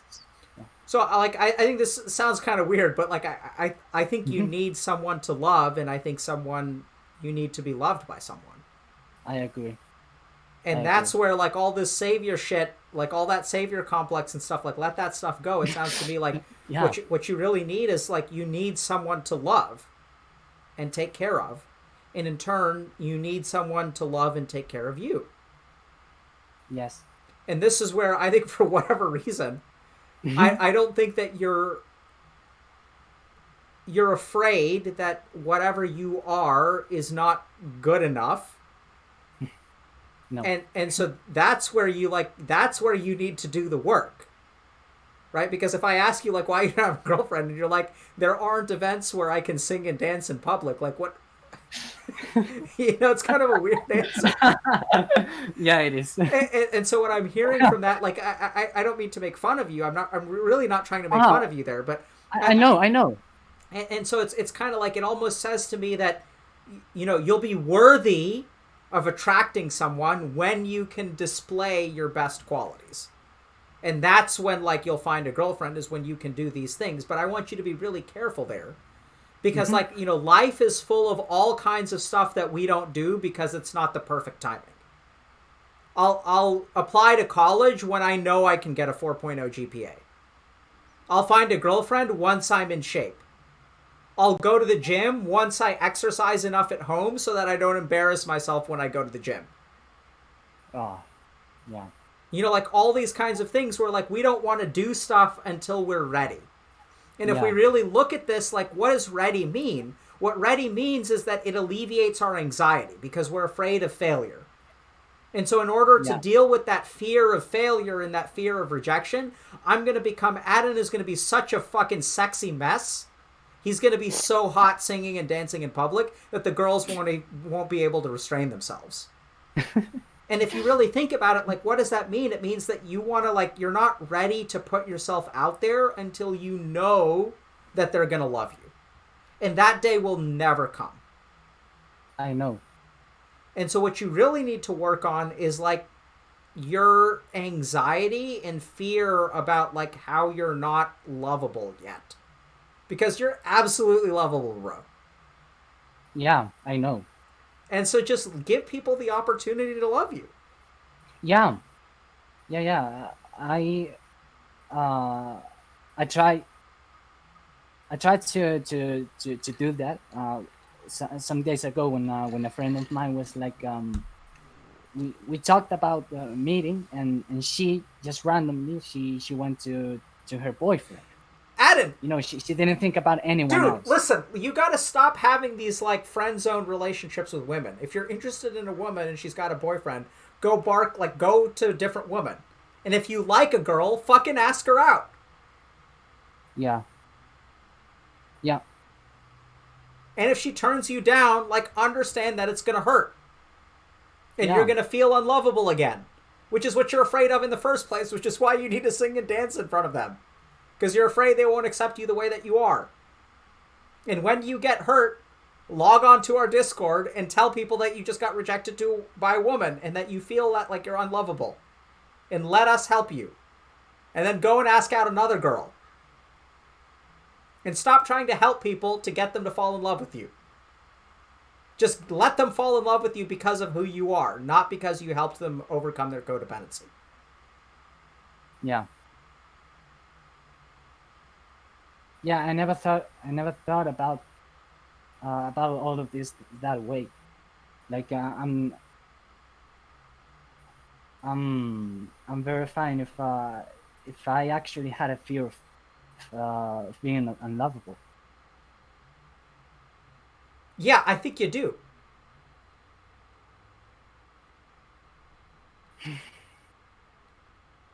But you are lovable, which is why it's so fucking sad. Yeah, you're great. I know I am. Yeah. But there's a part of you that believes that you're not. Yeah. That's right. So that's what you got to work through. Yeah. I'm already trying to sit with that part of me. Good. Just, dude, give women the chance to love you, man. Yeah. Give them the chance because it's going to be to their benefit. It'll be amazing. Yeah. Yeah, and of mine too. Yeah. Both ways. And I love that part of life. Yeah, good. Like look at that. Like you love that part of life. Like who the fuck wouldn't want to date you? That's true. Yeah, right. So let them partake of a little bit of Adam. Yeah. Yeah. Give them the gift of yourself Yes. Yes. instead of trying to emotionally support chicks who have boyfriends. Like what? Yeah. What the fuck? Right? Yeah. Like they have the boyfriend. It's like why why don't they do their shit also like Why are you talking to a girl who has a boyfriend, Adam? excuse me, can you repeat? Yeah, why are you like talking to a girl who has a boyfriend? Like go talk to a different girl who's available. Yeah, definitely. Like I mean, I want to be a genuine friend to to people I know. Well, good for you. I'd say find a girlfriend first and then go be a genuine friend to the rest of the world. Oh, interesting. Yep. Yeah, because maybe I focus too much on being a genuine friend Yes. instead of Yes. finding a girlfriend. Yes. Yeah. You're damn right you do. Yeah, I do. Yep. So your I emotional energy, like she's not like put it into someone who will love you back Yes. in the way that you love them. Yeah. Okay? Yeah. Now I'm reprioritizing myself for what I'm gonna do in general. Good.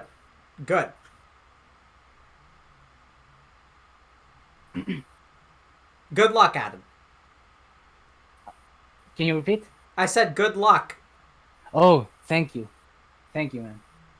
I love talking to you, by the way. I love talking to you too. I think you're a delight to talk to. Thank you. Okay. Zach, let's do one more. Oh wait, hold on. Okay. 1 second. I hope one day we get to talk again. I hope so too. About- Like I wish I hope COVID would end and then we will, like I'd love to do a retreat where I want to meet all you person. I want to meet all y'all in person. I want to give you guys hugs. Damn. We can't do that though. But, yeah, I know, but I live in Spain, by the way. Yeah, so like we've talked about this. Like we want to do an EU retreat and we're gonna do an NA retreat. Yeah. Wow. Yeah. Wow. That's the plan, but we just have to, wait until the global pandemic ends. Yeah, man. Like, Yeah. we people I'm working with on a project. We are thinking about the same. Like we're thinking about taking me and other members to Switzerland to meet who is the leader of our group, and we're waiting for the quarantine to. This is a cult. Like, It sounds like a cult. Like a cult. I don't think so. Okay. We're not venerating anything special, except maybe our work. Maybe. Okay. Like what we're doing. Does your work have a capital W? Pardon? What is your work? Oh no, it's about a project. It's helping children to learn about semantics, languages. That's awesome. Through pictures. That's great. Yeah. They're very original. Like I don't know. It's like circles with eyes and the disc in the center, and that's just an example. Okay. I will have to show you pictures. Yeah, it sounds like for you to be able. Maybe I need to be inducted to understand. Yeah, definitely. But I don't want to show it yet because we haven't exported yet. We want to have control over it. Once people buy from us and start to get exposed to the world. At that moment, I want to show you. Okay. Yeah. All right. Send us an email. Yeah, thanks a lot, Adam. Yeah, thank you, man. My I wish him all the best.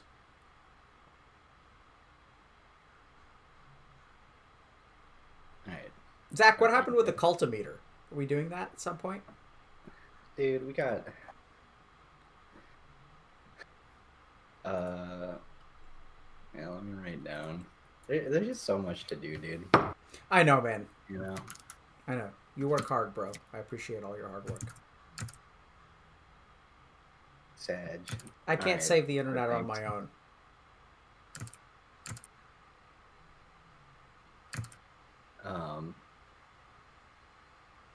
Where am? Oh, are you ready for the next person? Yes, I think this maybe is the last person. Yes. Oh, so people, if you're in our Discord, this is the last person. So if you guys want to like disperse from the waiting room. Holy shit! There's so No. many people in the waiting room. Yeah, there's a lot of people in the waiting room. I feel bad. I have you written down for the next one. Yeah, Just what? like I wrote down a queue, so it's Okay, like we can okay. pick up where we left off. Okay, that sounds really good. Exclamation point Discord to join the next one. In the chat. All right, bring him in. This is why we gotta like do a retreat. But hey, man, Hello, how are you? I'm doing well. It seems like the dude abides. Yes. So I have trouble with bottling up negative emotions, but I don't know how to release them without hurting anyone around me. I want to be able to do it in like a positive way, and I see that video games numb the pain for me, but they don't necessarily fix my problem. Okay, can you tell me a little bit about which negative emotions you're bottling up? Frustration, anger, sadness. What are you frustrated by? Frustration. Hard to explain, but a lot of different things. So I would be playing video games to relieve some stress after a hard days of work. I would also be going to college at the time, but like I would come home, I'd play video games, I'd play like League of Legends or something, but my parents wouldn't like understand that at all, and they would see it as a complete waste of time, where I would understand that, but for me it was like a stress reliever. Sure. To just get my mind off of things. Mm-hmm. But I was just laughing there for a second because playing League of Legends to relieve stress, sometimes it causes stress. Yeah, I'm a support main. I'm a tank main. I'm used to getting flamed. I can imagine. Yeah, it's my fault there wasn't enough wards in the jungle. Sure. It's my fault I took that kill as Leona. It's my fault. Maybe I should play something else. I don't know, but a lot of other communities seem toxic. The other games that I've played, CS:GO, pretty toxic. Overwatch, pretty toxic. What what do you go by? What you can call me Dude Abides. You could call me Dude. Okay, Dude. Yeah, that's fine. So Dude, what are you angry about? Angry about.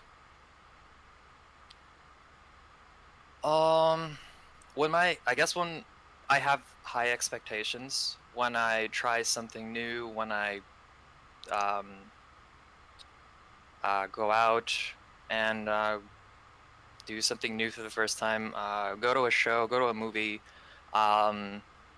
listen to something, meet somebody new, talk to a girl or something like that, I would have certain like expectations, and I know I should keep them low, but I can't really help myself. Sure. When it comes to like these certain expectations. What kind of expectations do you have?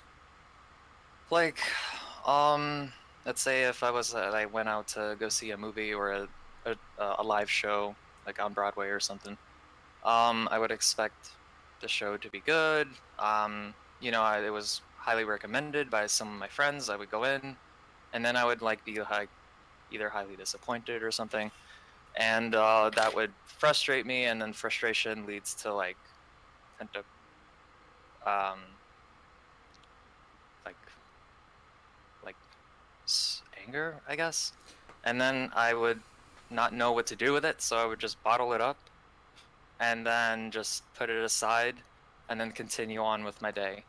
Like I don't have like a good outlet of letting out the frustration that I felt. And has there been some?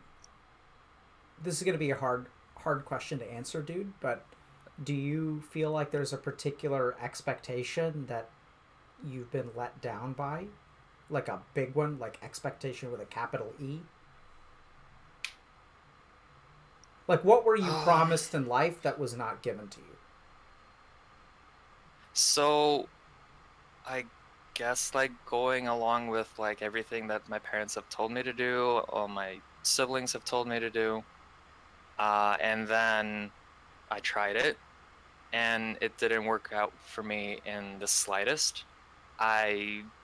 Instead of taking 4 years to graduate from college and going the route that was supposed to be really good, like computer engineering, instead of going down that route, I completely flunked out of the first university that I went to. 2 years in, I was completely like super duper depressed. I got academically dismissed, and I found this program at a community college from a friend of mine. He completely saved my ass. I was able to transfer my credits, and I was able to go to the other school, change my major to something less math oriented. And because I struggle heavily with math, and I had no idea I was going to be taking calculus 1, 2, 3, and then calculus-based physics, and all those physics classes and electronic classes just completely tanked my GPA. So I was academically dismissed. I went to the college that took my credits. I transferred credits and changed my major. I never gave up though. I kept going. I kept doing my things, and my expectations were that I was going to go into college. I was going to complete my 4-year degree, and then I would start working, making 60, 70,000 a year. Sure. But that didn't work out like that at all. I struggled.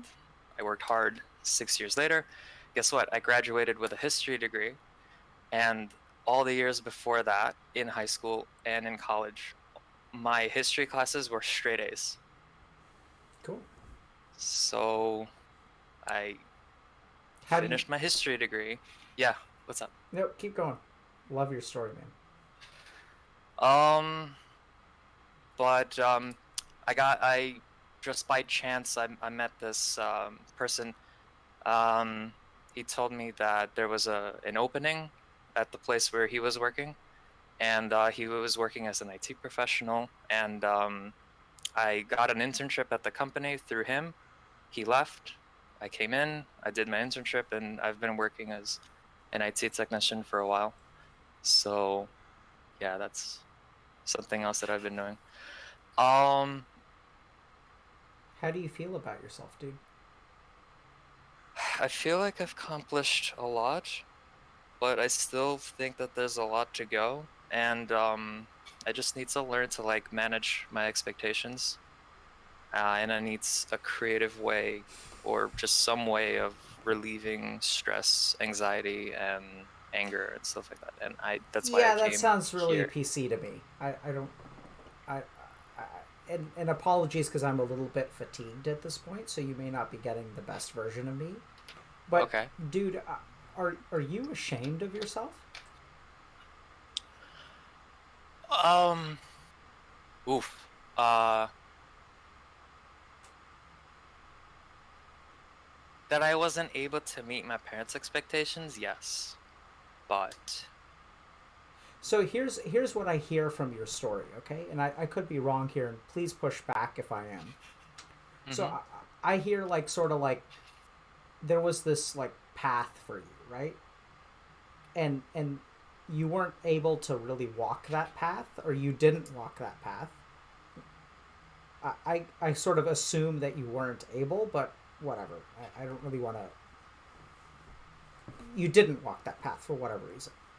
And then what you say to me is like you say that you've accomplished a lot, and you work as an IT professional, and I think on paper you have accomplished a lot. I think you can be proud of what you've done. But everything about your story speaks to me of like failure and shame.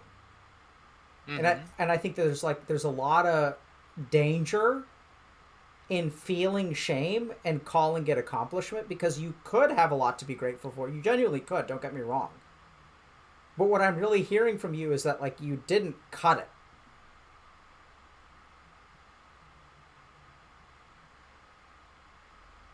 What do you think about that? That I didn't cut it? What do you mean? Like you didn't accomplish what you were supposed to. Like you wound up graduating from community college with a history degree, and you were supposed to be a computer engineer, but Right. you weren't good enough at math.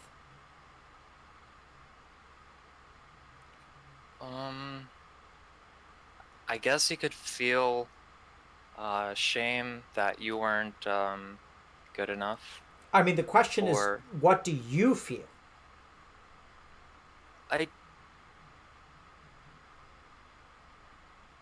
It's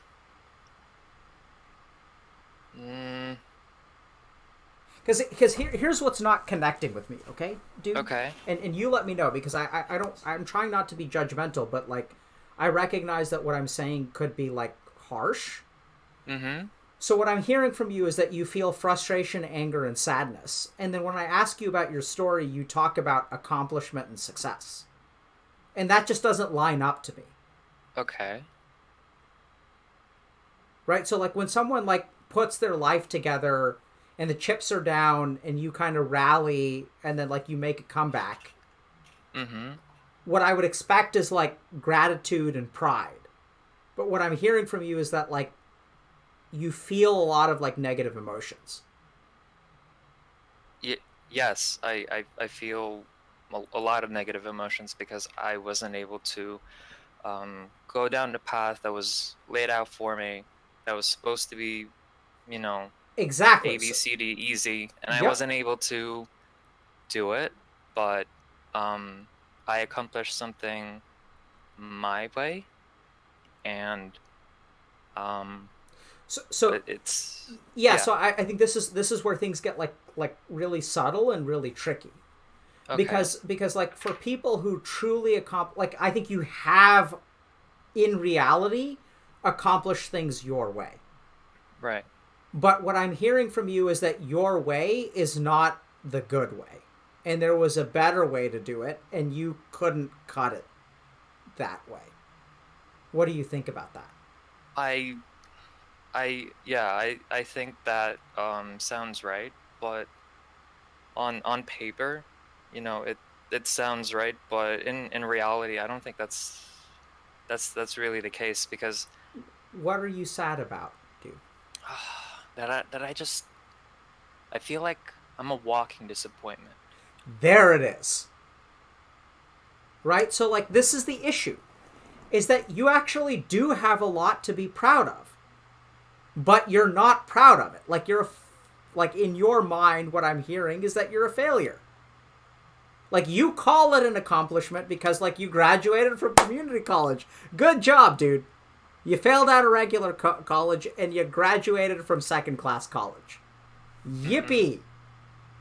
And the truth is that like you do have to walk your own path.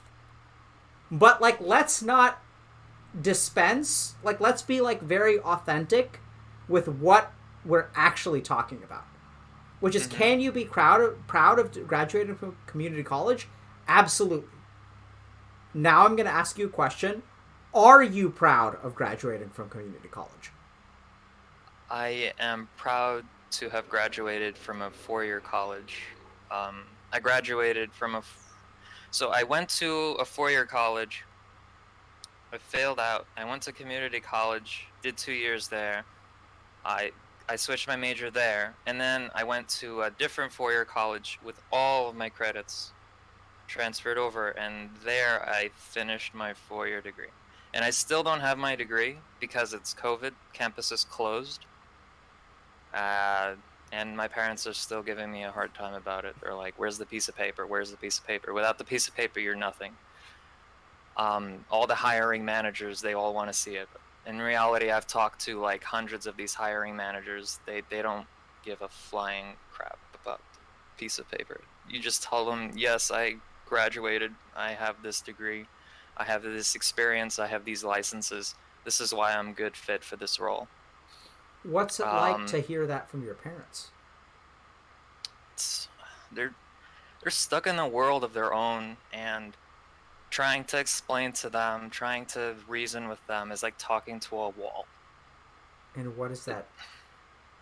How does that feel, dude? Pointless, but I have to do it. Frustration. Yes. Anger. What's it like, dude, to accomplish something, to have pulled yourself up by your bootstraps, to have graduated from college, and not have anyone in your family recognize your accomplishments?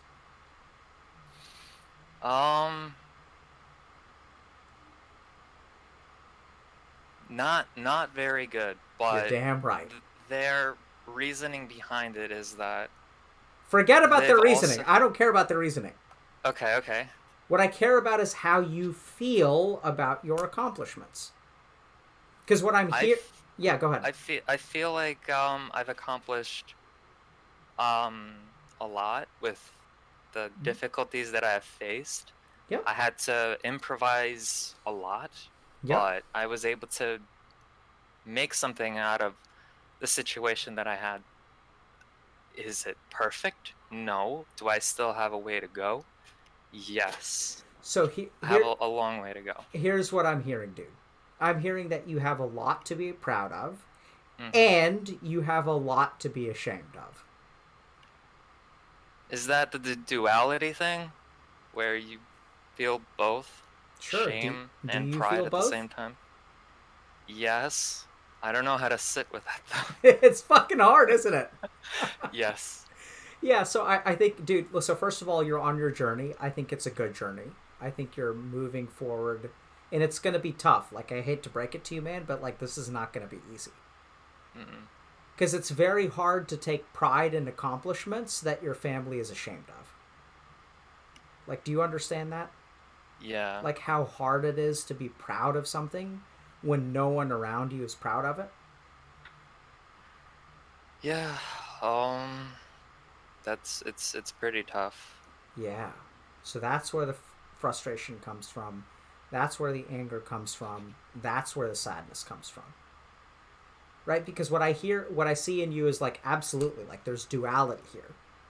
Because like, if you really look at it in isolation, like you weren't meant for computer engineering and you managed to do history and you somehow wound up as an IT professional or whatever. But like, I think that, you know, you still have room to grow there, but you're walking your journey. And I genuinely think you have a lot to be proud of. But I think you've got to be super careful because, like, with that pride, like, there's a lot of shame, too. Like, you washed out of what you were supposed to do. You washed out from the expectations that your family put on you. And that leaves a mark, bro. Like, that does some damage.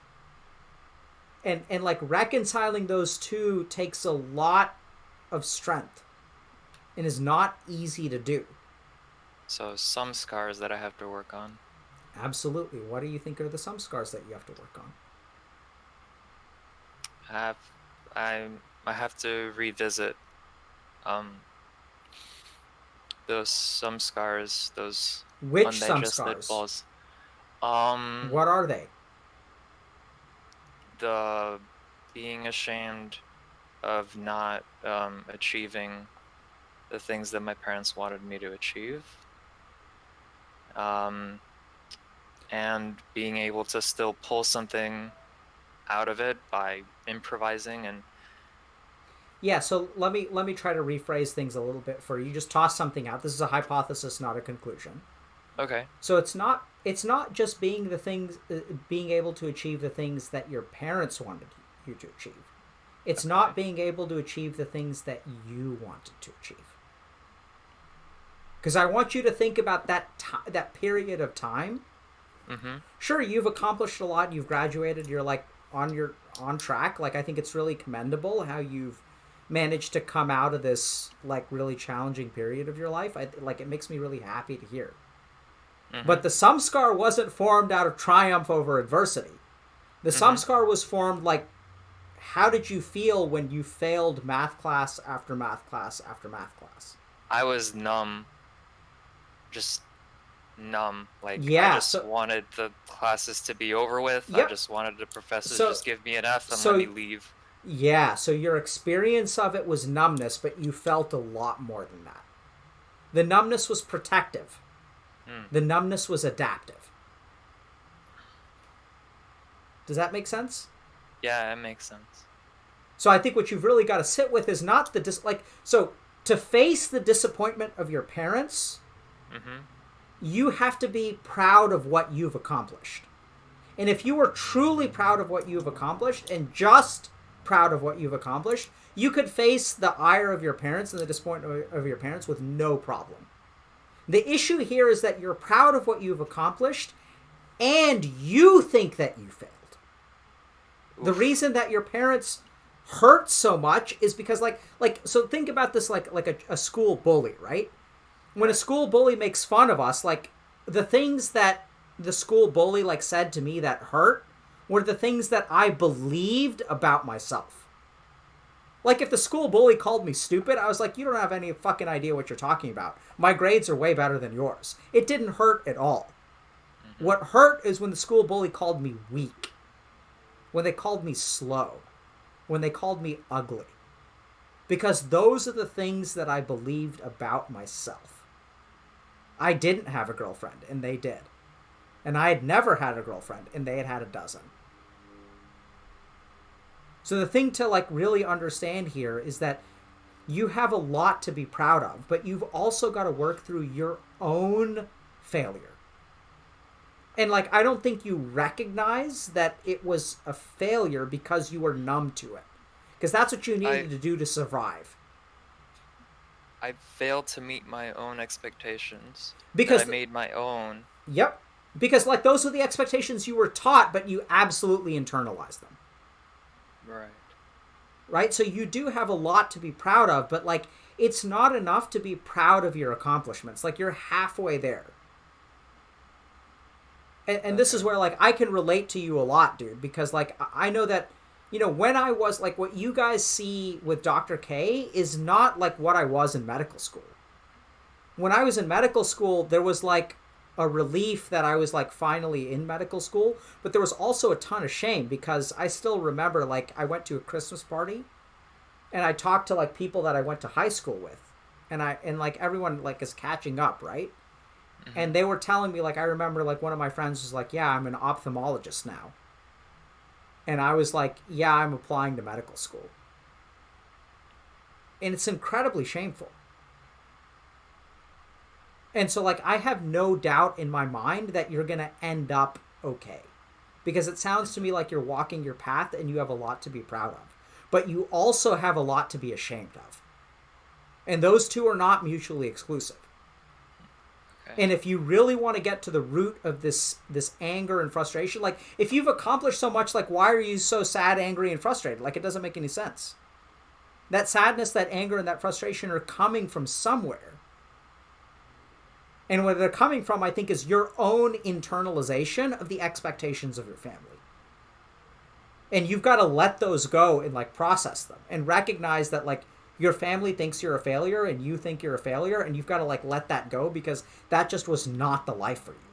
And I think you're halfway there. Like, you've done, it's really tricky, but, I mean, you've done, in a sense, the hard part or the easy part, which is actually, like, put your life together. And now what you've got to deal with is, like, the psychological aftermath of working residual through damage. Absolutely, the samskar, because you've done an awesome job at actually putting your life together, but the samskar is still there.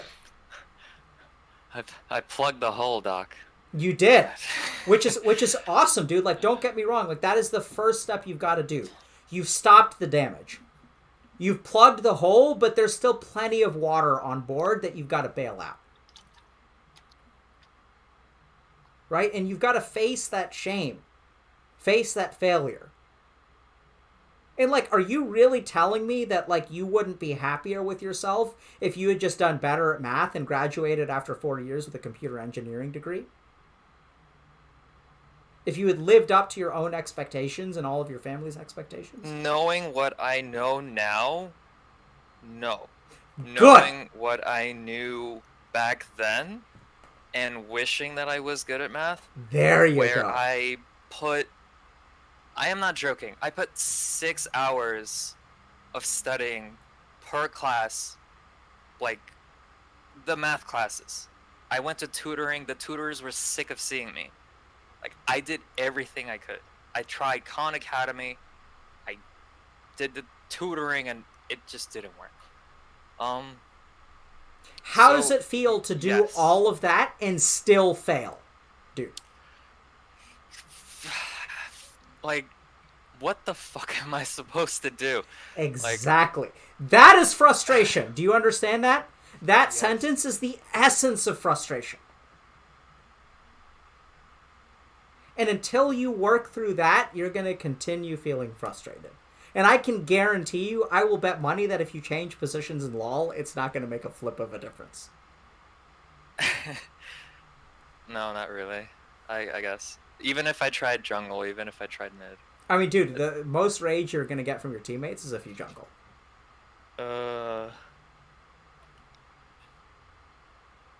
Okay.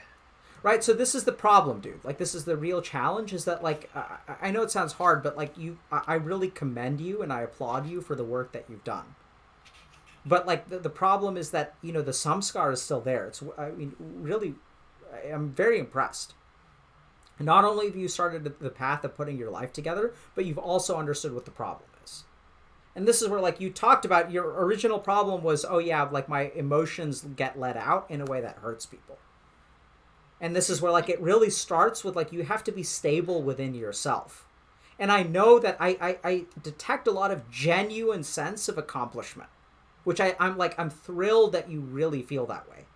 But this is the real challenge, is that along with that genuine sense of accomplishment is that echo of shame, that echo of failure, that echo of I tried everything, I did everything I was supposed to, and it didn't work.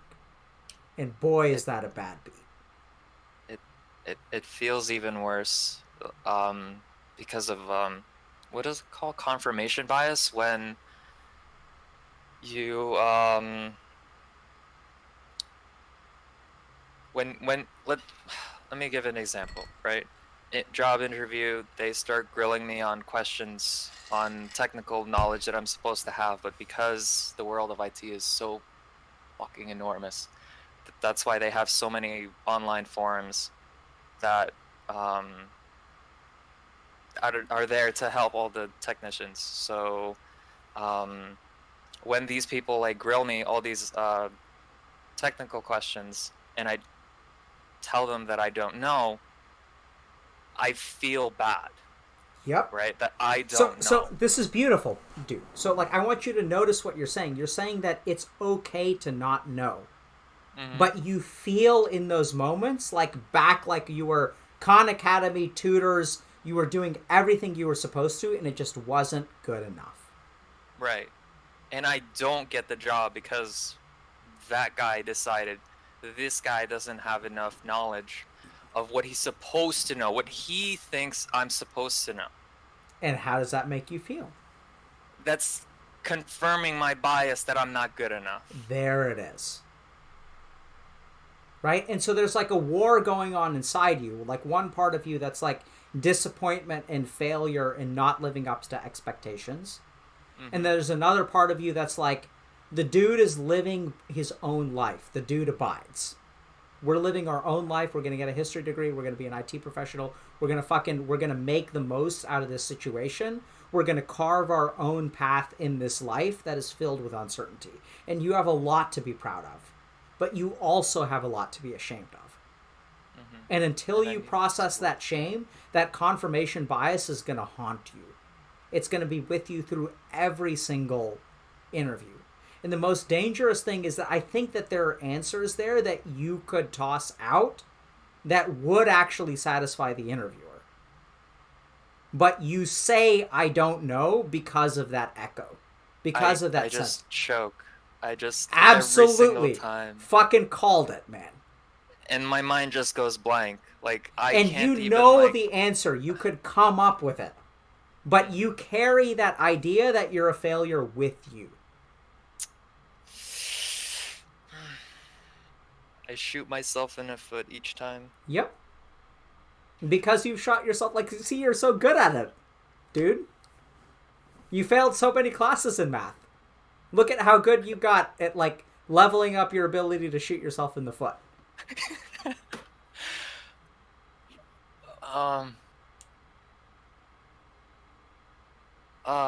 Okay. So I need to go back and fix those scars. Yeah, I mean, in a sense, like, I think what you've got to do is recognize that you carry that failure with you, but you're not actually a failure. Right? That there are parts of your mind that will tell you that you don't know. But that you're a guy with a fucking history degree who works in IT. Like, what? Like, you have to be good at IT. That's not as uncommon. That's not as uncommon as you have to be really good at IT because you have no formal training. Yeah, they gave me a chance. I learned quickly on the job. It's not they didn't give you a chance. You earned your place there.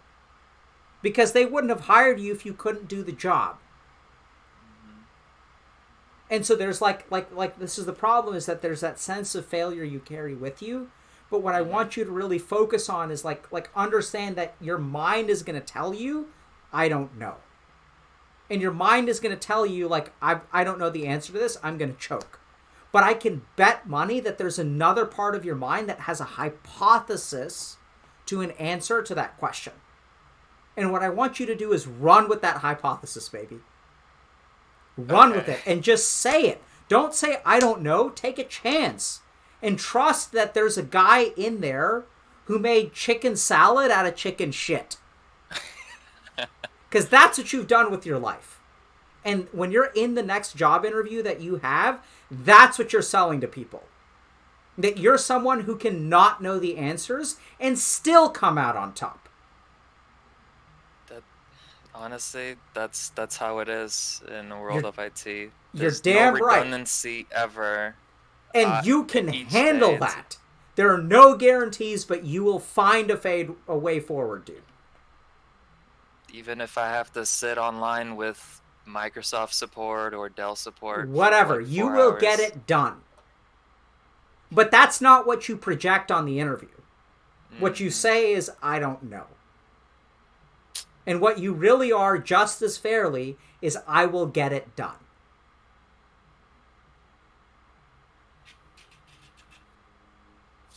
What you are, just as much as a failure and like a letdown of all of the expectations, is someone who gets the job done, irrespective of whatever handicap they have.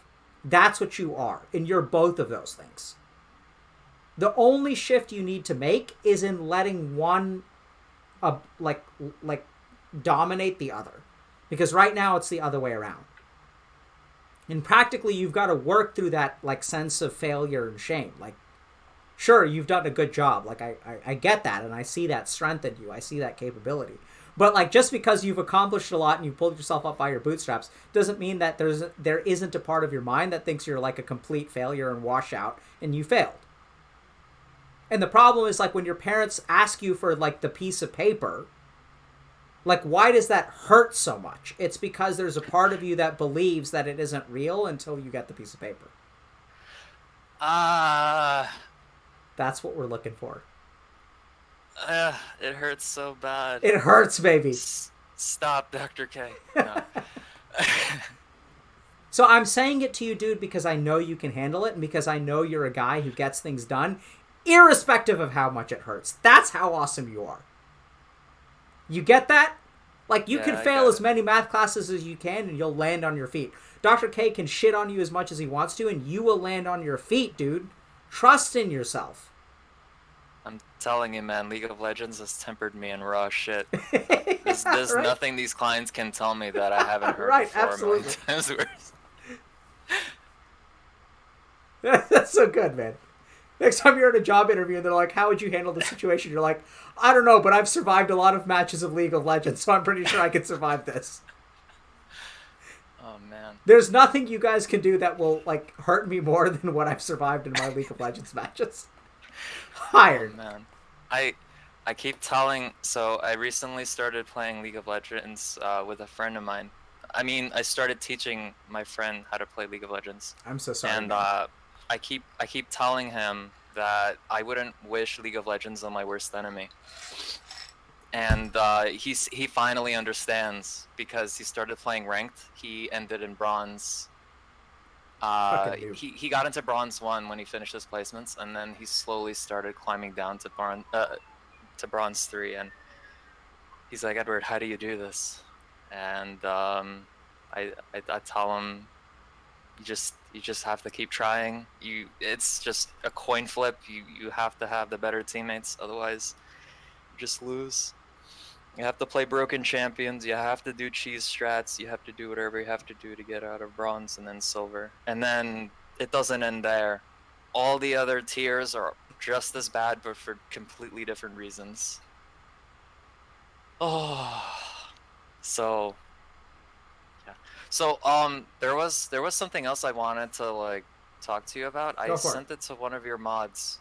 I don't know if you've worked on something like this before, but what do you think about an interactive YouTube video, kind of like a heist with Markiplier? I don't know if you've ever heard of it or if you've ever seen it or anything like that, but it's basically like a choose your own adventure. And it starts with one video. It's an introductory video, and then you get to choose which hyperlink you get to choose, right? You choose the road on the left or the road on the right. And then the videos, whatever you choose, goes to the next video, and then you get to see the topic, and then there's another choice at the end. And it keeps splitting over and over and over again. So I was thinking if maybe you could make like a choose your own adventure interactive YouTube video for, you know, AoE healing type of thing. Oh my goodness, you've uncovered our super secret project. Oh wow. Neat. I'm literally in Portland filming a test shoot for a choose your own adventure, like mental health and self-understanding. Like, that's our super secret project. I had no idea, by the way. I had no idea either.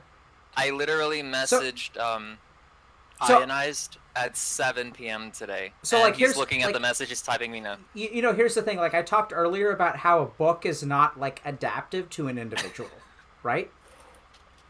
So, like, I shit you not, like, so what we're doing is we're putting together, like, a pretty comprehensive approach to, like, meditation, depression, and anxiety. Those are our first 3 topics. Uh-huh. And what we're doing is, like, it's actually inspired by, like, this thing called the sphere grid from FF10. Mm-hmm. And what I realized is the problem with a book is that you can't, like, choose your own adventure. I know there are choose your own adventure books. But, like, the problem with books is that they, like, presume that you go from start to finish. So what we're trying to put together is, like, a comprehensive approach to depression that is, like, something that people can choose. So do you have a clinical illness, or do you have, like, dukkha, which is, like, suffering? Like, do you suffer but you're not, like, mentally ill? Like, do you lack fulfillment, or do you have a neurochemistry imbalance? And the problem is that, like, when people use the term depression, they sort of, like, encompass both of those things, but those things are very different. Right. And so what I kid you guys not, I mean, this, like, that's, like, actually what we're working on. The problem is it's really hard because you have to map out all the branches. Mm-hmm.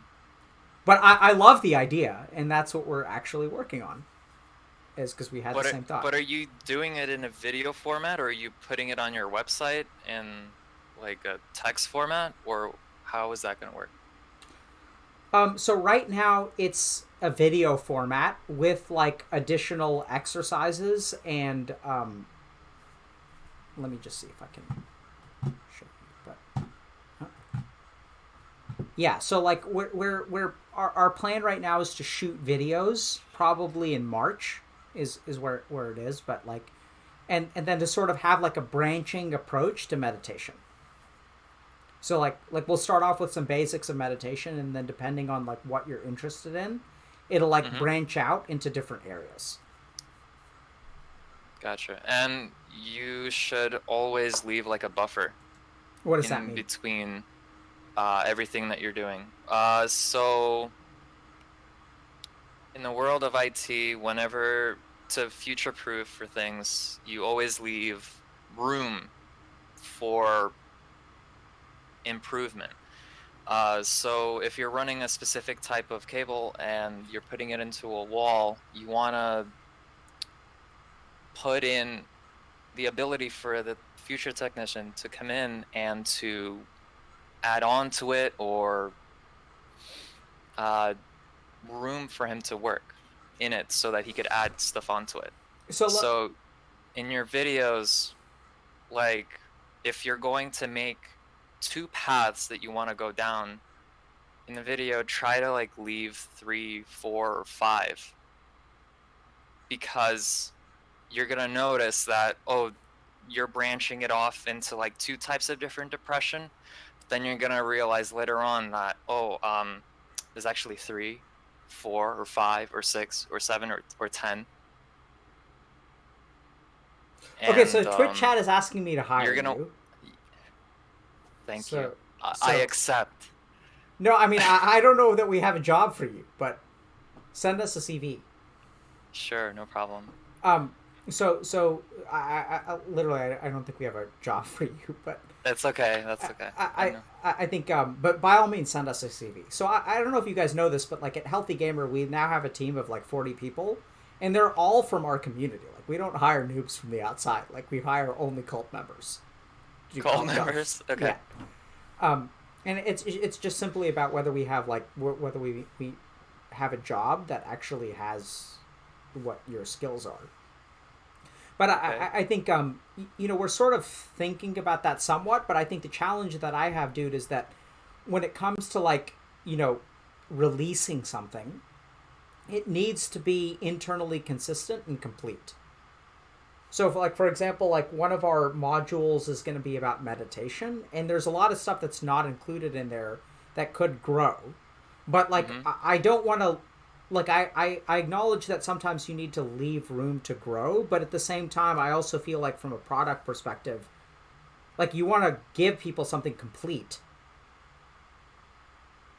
Okay, you don't want to go the EA route where you have paid expansions and stuff like that, DLCs. No, I mean, so there may be DLCs, but we still want to deliver something that is complete. And I sure as hell don't want to go the EA route. Like, I mean, I never want to go the EA route. That makes sense. Right? But so maybe you want to leave an area for you to leave like a connection. Yeah, so that you could make a connection to buddy. Future profit. Yeah, so there's products. That's baked in. It's already baked in. Okay. So this is also where like what we're gonna do is like we're gonna do things like the sort of Harvard Andy way, which is we're gonna like actually have a beta program where we're gonna pilot people, through this stuff, and we're gonna see what they want, like what needs to be improved. Okay. See if you could bake in an EXP bar down there or something to keep people engaged. Already, it's a part of it. Oh, it's a part of it. You're perfect, Dr. K. Perfect. Right? The gaming community. You understand this so well. There's going to be unlocks. So, like, for the meditation program, like, there's the weird esoteric spiritual parts of meditation, which you have to complete the main module to unlock. Yep. Like, I'm a fucking gamer. Like, I don't know if you guys know this, but we're going to make it, like, gamer style. Like, it's not going to be... I'm telling you, it's inspired by the sphere grid from FF12. FF10, sorry. Okay. Right? So there's going to be, like, things where, like, the different, like, modules intersect with each other, and it's going to be cool. We're going to be It's gonna be anyway. We'll see how it goes, but we still have to pilot it. I mean, it may be a piece of shit, so you never know. But we're investing a lot of time and energy into it.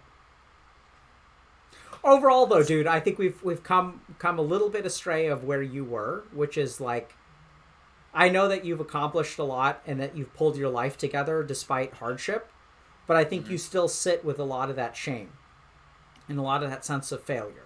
And that sense of failure and shame is going to manifest as frustration, anger, and sadness. And so ultimately, like, you really have to be okay with, like, not being able to cut it in a computer engineering way. And as you accept that that was never right for you to begin with, then all of those negative emotions will melt away. Okay. Is there like a meditation practice for that, or do I just need to Moses, figure let's out how get to this do it on bad my boy into our beta. Wait, I don't know what's going on. There's other shit going on. What beta for what? Beta for our super secret project. Which one? The one that I'm in Portland for. Oh, okay. Wait, like what do you mean get him in? Like just get his contact information. I'll explain it to you. Okay, DM me your contact information. Who am I speaking with right now? Moses. Moses? Yes. French. Yep, French. Okay, dude. Thank you for all your help, and thank you for everything you guys do. Really appreciate you guys. Thank you for coming on stream today and bearing your personal problems in front of the internet. I think Thank it you. helps I got to showcase my mind reading abilities. Yeah, I think it's really cool. So, dude, let me tell you one last thing. I know that you failed in life in one way, but I think that, like, you are, like, absolutely amazing and a mind reader. And so, like, you keep on being the person that you are, and there's no doubt in my mind that that is going to be your Dharma. Your Dharma was not to become a computer engineer and be a fucking peon at a company. Your Dharma was to think and grow and problem solve for people who needed your expertise. Thank you, Dr. K. I don't know what I'd do without you. Thank you, chat. Thank you for all the hearts. Appreciate you guys. Mods, take care, man. You guys are gods. Bye. All right. I'm done, man. I'm wiped. My neck is hurting. Oh my god. I don't know what to do myself. Chat. Okay. So, what do you want to say, Moses? I was just going to say, like, so listen, chat. Like, we're here to help you guys.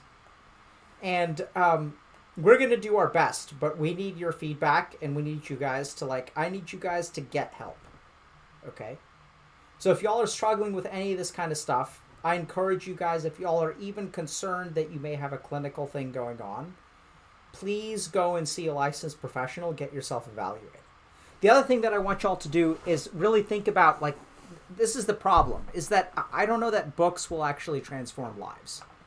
I know there's this thing called the Bible, and that a lot of people feel transformed by it. I totally get that. Totally fine. But this is where, like, I think every person that we had on the call today could absolutely benefit from coaching or therapy. And this is the problem, is we heard it from the guy who was, like, doing psychoanalysis, right? It's like psychoanalysis is, like, the highest form of therapy. You have to train for 5 to 7 years in addition to your education. So, like, if I train to become a psychiatrist, let's just think about this, okay? If I want to become a psychoanalyst, 4 years of undergrad in some countries, 4 years of medical school, 4 years of psychiatry training, and then 5 to 7 years of psychoanalytic training. And we had a guy on our call today who has been in psychoanalysis for 3 years. And I asked him, I was like, bro, did that help? And he was like, I don't know. Chat, if you've been doing something for 3 years and you're not sure if it's helping, try something else. Okay? If you guys have a clinical illness or are concerned that you may have a clinical illness, absolutely go see a therapist. Go see a psychiatrist. Go see a licensed mental health professional. You will be doing yourself a failure. I say this as... Shit, it's over here. Dr. Alok Kanogia, MD, MPH, McLean Psychiatry in Harvard Medical School. I say this. It is a good idea to go see a licensed mental health professional.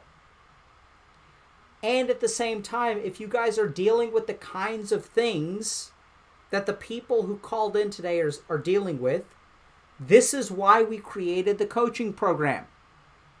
Because I don't know how to explain this to y'all, but like, you have to work through your issues. And your issues aren't necessarily a mental illness.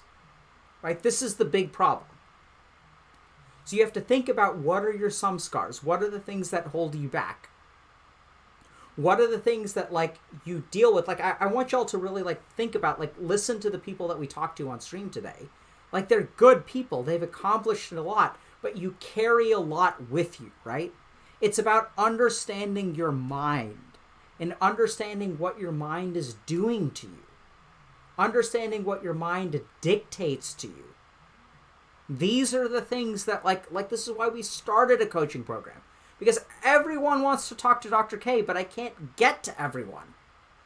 And you guys absolutely deserve someone who will listen to all of the nuances of your specific life and will help you take one specific step forward, and then the next step, and the next step. And it can't be deduced to a book. It can't be like distilled to like a shapeless, formless pile of text that is not tailored to you. This is the thing that you guys have to understand. Like, the whole reason that we did the coaching program before what we're doing now, which is like these like meditation and depression, anxiety content modules, which is like our premium, like kind of like secret project, whatever, is because like y'all deserve individual attention because you're individuals. You have particular things that only you deal with. And sure, they relate in some way to the things that other people deal with. But that's why at Healthy Gamer, like, we didn't write a book first. Like, I'm sure that we could have written a book and it would have sold a lot of copies. But our goal here is not to sell a bunch of books. I know it sounds weird. Our goal here is to help you actually move forward in your life. And my experience as a clinician is that there is not a one-size-fits-all program to help you specifically. And this is the big thing that Western medicine has failed to understand. I want you guys to think about this. I'm going to like go off on a little bit of a tangent, okay? So in Western medicine, the highest standard of evidence is a randomized controlled trial. So what a randomized controlled trial does is it's randomized and it's controlled. What does that word controlled mean? It means it controls for all of the individual factors. So it removes all individuality from the intervention. So if we look at depression, what we want to do is we want to remove NEETs from the program. We want to remove people who are successful from the program. We want to try to isolate this pure thing called depression and try to figure out what treatments work for this pure thing called depression that does not exist within a person. The thing is, that's like dumb. Because randomized controlled trials give you a sense of population-based evidence, right? What that means is that if I take 100 people and I give them antidepressants, what's going to work? But it doesn't account for any of that individuality. What my experience as a clinician is that the individuality is like, that's like who you are. Your karma is unique. Your situation is unique. Your dharma is unique. Your samskars are unique. Your experiences are unique. And sure, there's a lot that we can share. There's a lot for AoE healing. But at the end of the day, if you want to optimize your progress in life, your growth as a human being, it cannot be a one-size-fits-all solution.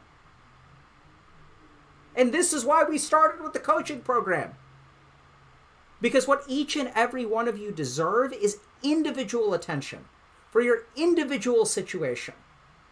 And our coaches are trained to like understand these broad strokes of failure and shame and like accomplishment and having tiger parents and like playing games and using games to like process your negative emotions and suppress things and all that kind of crap. So they're trained in all that stuff. They're also trained in burnout. Like, I know this sounds absolutely crazy, but like I thought it was great that we had a medical student talking about burnout, because we actually have a program for content creators which is not open to the public. But we work with like different institutions like Twitch and YouTube. And we provide support to their content creators that is like we collect data and we know that this works. So what I want you guys to understand is that no book is going to fix your life. Even like any kind of book that Dr. K, oh my God, Dr. K is so smart, man. Oh my God. If I read Dr. K's book, my life is going to be transformed. I want you guys to appreciate this for a second. There's no book that I can write that will be specifically tailored to you. You guys have to think about your life in its individual way. You guys have your own challenges, your own strengths, your own weaknesses. And if you want to advance in life, you have to do something that caters to your specific character makeup, right? Like if you think about your character sheet is not the same as any other character sheet. And so any solution that is tailored specifically to you is the one that is going to work correctly.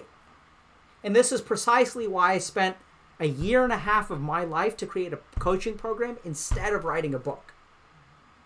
I wrote 7,000 words yesterday. I've written like 5 nonfiction books at this point. But it is my firm belief that reading a book will not transform your life. There's a chance it will, but chances are it won't. And that what y'all deserve is individual attention. Anyway, so that's why we do things the way that we do at Healthy Gamer.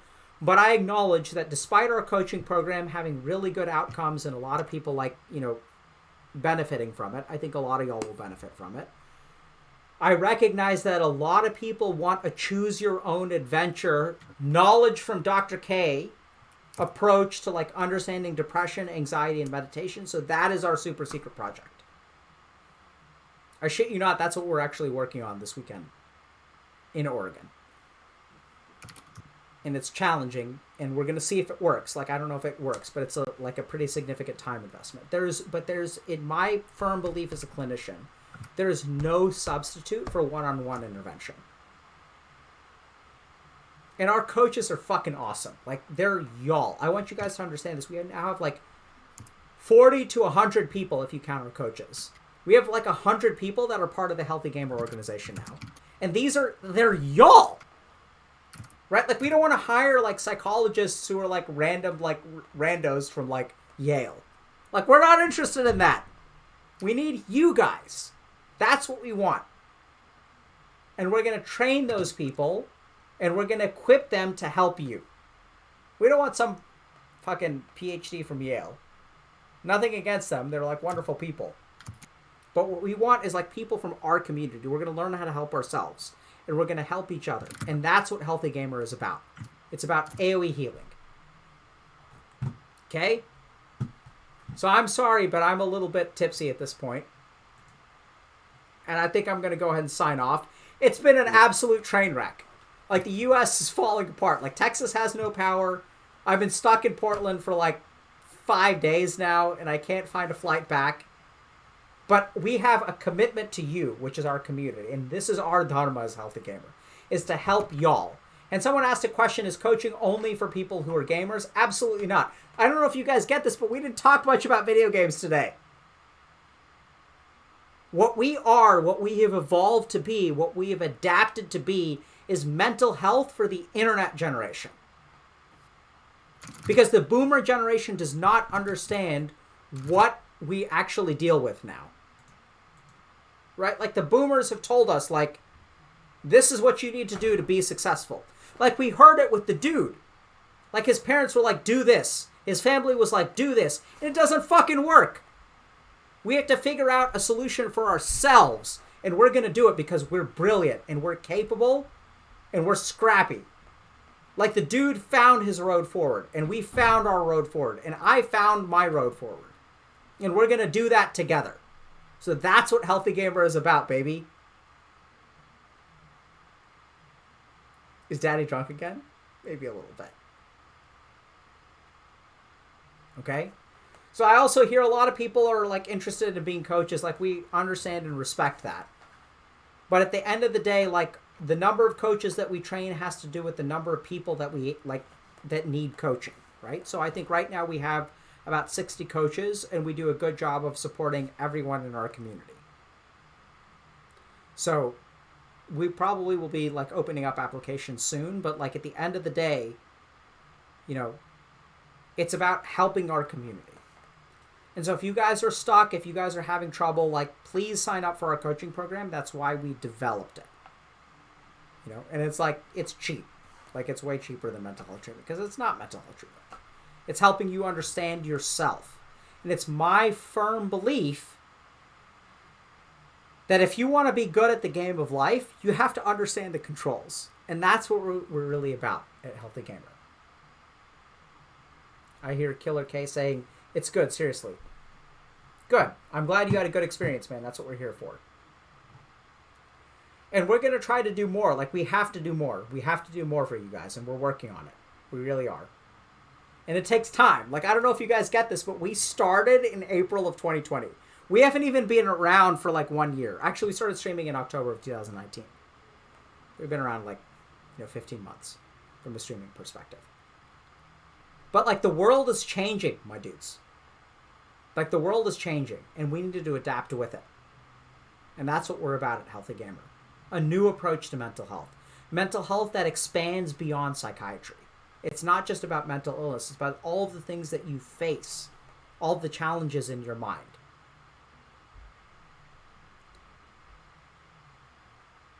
All right? And so one thing that I want to say, I can't emphasize this enough. So you guys have given us a lot of money. Right? So like Healthy Gamer, y'all have supported us with Twitch Prime subs. You guys have supported us with bits. You guys have supported us with, I see there's a scam train running right now. You guys have supported us. And we are dedicated to, like, taking that investment and using it to help our community. And, like, I cannot thank you guys enough, because I shit you not. When Healthy Gamer started, I used to work weekends. Like, so I would go to a hospital at 6 p.m. on a Friday, and I would work all weekend long. I would not see my kids. I would return home on Monday morning at 7 a.m. And I would walk home with cash in my pocket. And I would turn that cash, I would sacrifice one weekend of my time and spend time away from my kids and, like, wreck Kruthi's life for the sake of paying my bills, because Healthy Gamer was costing us money. Like, I was funding it personally. And I cannot emphasize to y'all enough how awesome it is to have your support, because I don't have to do that anymore. Every donation that you guys make, like, I cannot emphasize this enough. I am immensely grateful, because every donation you make gives me an hour of my life back. It gives me an hour of time with my kids. And I want to be very clear about this. Like, you guys are creating leisure for me. You're giving me time, because I'm going to do this work. This is my Dharma. And we are going to do this at Healthy Gamer. This is what we're here for. And if I have to work weekends, I will do that. I will make the sacrifice. But I cannot express to you how grateful I am that I do not have to make that sacrifice because of y'all. Like, that is awesome. I want you to just think about this for a second. Like, when you are prepared to make a sacrifice, like, it's a good thing, right? Because that's a sacrifice you have to make. And you are prepared to make it, and I'm prepared to make it, and I have made it. Because you guys deserve it. And so I'm willing to do it. But I cannot tell you how grateful I am that you guys make me not have to do that. That at the end of the day, I don't have to be a full-time clinician, which I was between 2018, 2019, and 2020. I had a full-time job and was doing Healthy Gamer on the side, and I was working like 60, 70, 80 hours a week. 100 hours a week, because this is how committed I am to this cause, because no one else is helping you, right? So we have to help ourselves, and we have to band together as a community, and this is what we're going to do. And when it comes time, and when COVID dies down, it's going to be retreat time, baby. And it was awesome. We had a retreat in 2019 that was free. And, like, I loved being able to do that. Like, sure, I had to work a couple of weekends, but, like, it was great, because sometimes, like, in our community, people don't have money. Like, oh, that's fine, right? Like, some people are neats. But this is something that we're really committed to at Healthy Gamers. Like, we want to help people. Like, that's what we're here for. And now this is where things get a little bit tricky, because, you know, we found this kind of funny. So when you offer free coaching, people don't show up. And when you make people pay $24 a week, they show up every fucking week. And I see that too in my private practice. Like, so I charge a fair amount for every appointment. And then I have about 70% of my clients that are actually free. So for 70% of the people that I've seen in my career, I haven't charged them a penny. Guess who no-shows more? It's the free clients. The people that are paying an arm and a leg to show up every week for my time, they show up every week. And so I'm really grateful to y'all for all of your support. And I'm really grateful to you guys for, helping us be what we are. I want you guys to understand this. Like, I had a career and I fucking left. And why did I walk away from it? Because you guys let me do this work. Because this is the work that needs to be done. So this is what we're going to do. So thank you guys very much. And come snowstorm, power outage, or internet going down, we're going to do this work. And y'all are going to do it. Y'all are going to participate in it. And you're going to put your fucking lives together. Because that's what you're owed. And that's what you owe to yourself. So that's what we're about at Healthy Gamer. Okay, who are we rating? Chat? HGG viewer. You made it a whole account. Okay, I muted you, Zach. Wait. Sorry. Oh, wait, why'd you mute me?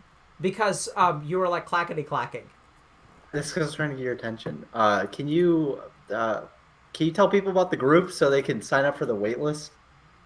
And tell them what groups that we're doing, the super secret groups. I just gave my speech for like... I was trying to stop you, but you muted me. I muted you because you were clackety-clacking. I was trying to get your attention. You just tell them about the group. I'm done. Listen, I need to pee. My bladder's full. Same. Okay, people, like we're releasing new groups. If you want to sign up to get an email about like a notification for the group, okay, just go there, please. There's men's groups, there's women groups, and there's like the successful gamers group. How do people sign up for it? What? How do people sign up for it? It's the Google form. Okay, Tech Tyler's got it. Tech Tyler Pog, dude. Dude, Zach, can you imagine like how awful this would be if people from our community had not like stepped up and like started actually helping us with this stuff? We could raid Amaranth. Who should we raid? Moses Pog? I don't know, dude. I'm gonna raid Amaranth. Check. Amaranth? Hold on. I'm gonna raid Amaranth. I'm just gonna raid it and then stream. Okay. Oh God. It says I need to log in. I can't log in. Wait, what do you mean you can't log in? I don't know, man. Like, this is the... Alright, wait, chat, who do we raid? I can't raid someone. It's not raid Cutie? Let's raid Cutie. How do you raid people? I don't know. QT Cinderella, right? Does that work? Okay, we're doing it. Yep. Great. Thank you so much, because I can't log in from here. All right, chat. We'll see you guys on Friday. I think we've got... I'm going to be flying tomorrow. Wait. Are you going to be here Wednesday? No, I'm flying on Wednesday. Oh, my God. Okay, then we got to cancel stream tomorrow. Yeah, dude. I have to fly back to Texas. Okay. You got to hit the button, though, because I can't... Yeah, wait. So we've got Jacksepticeye on Friday, right? Yes, Jacksepticeye on Friday. Dude, Jack is awesome at Bloodborne. Have you guys seen him play Bloodborne? Like, holy hell. He's, like, so good. But hit the raid button, whoever did it, because I can't do it. Boomer!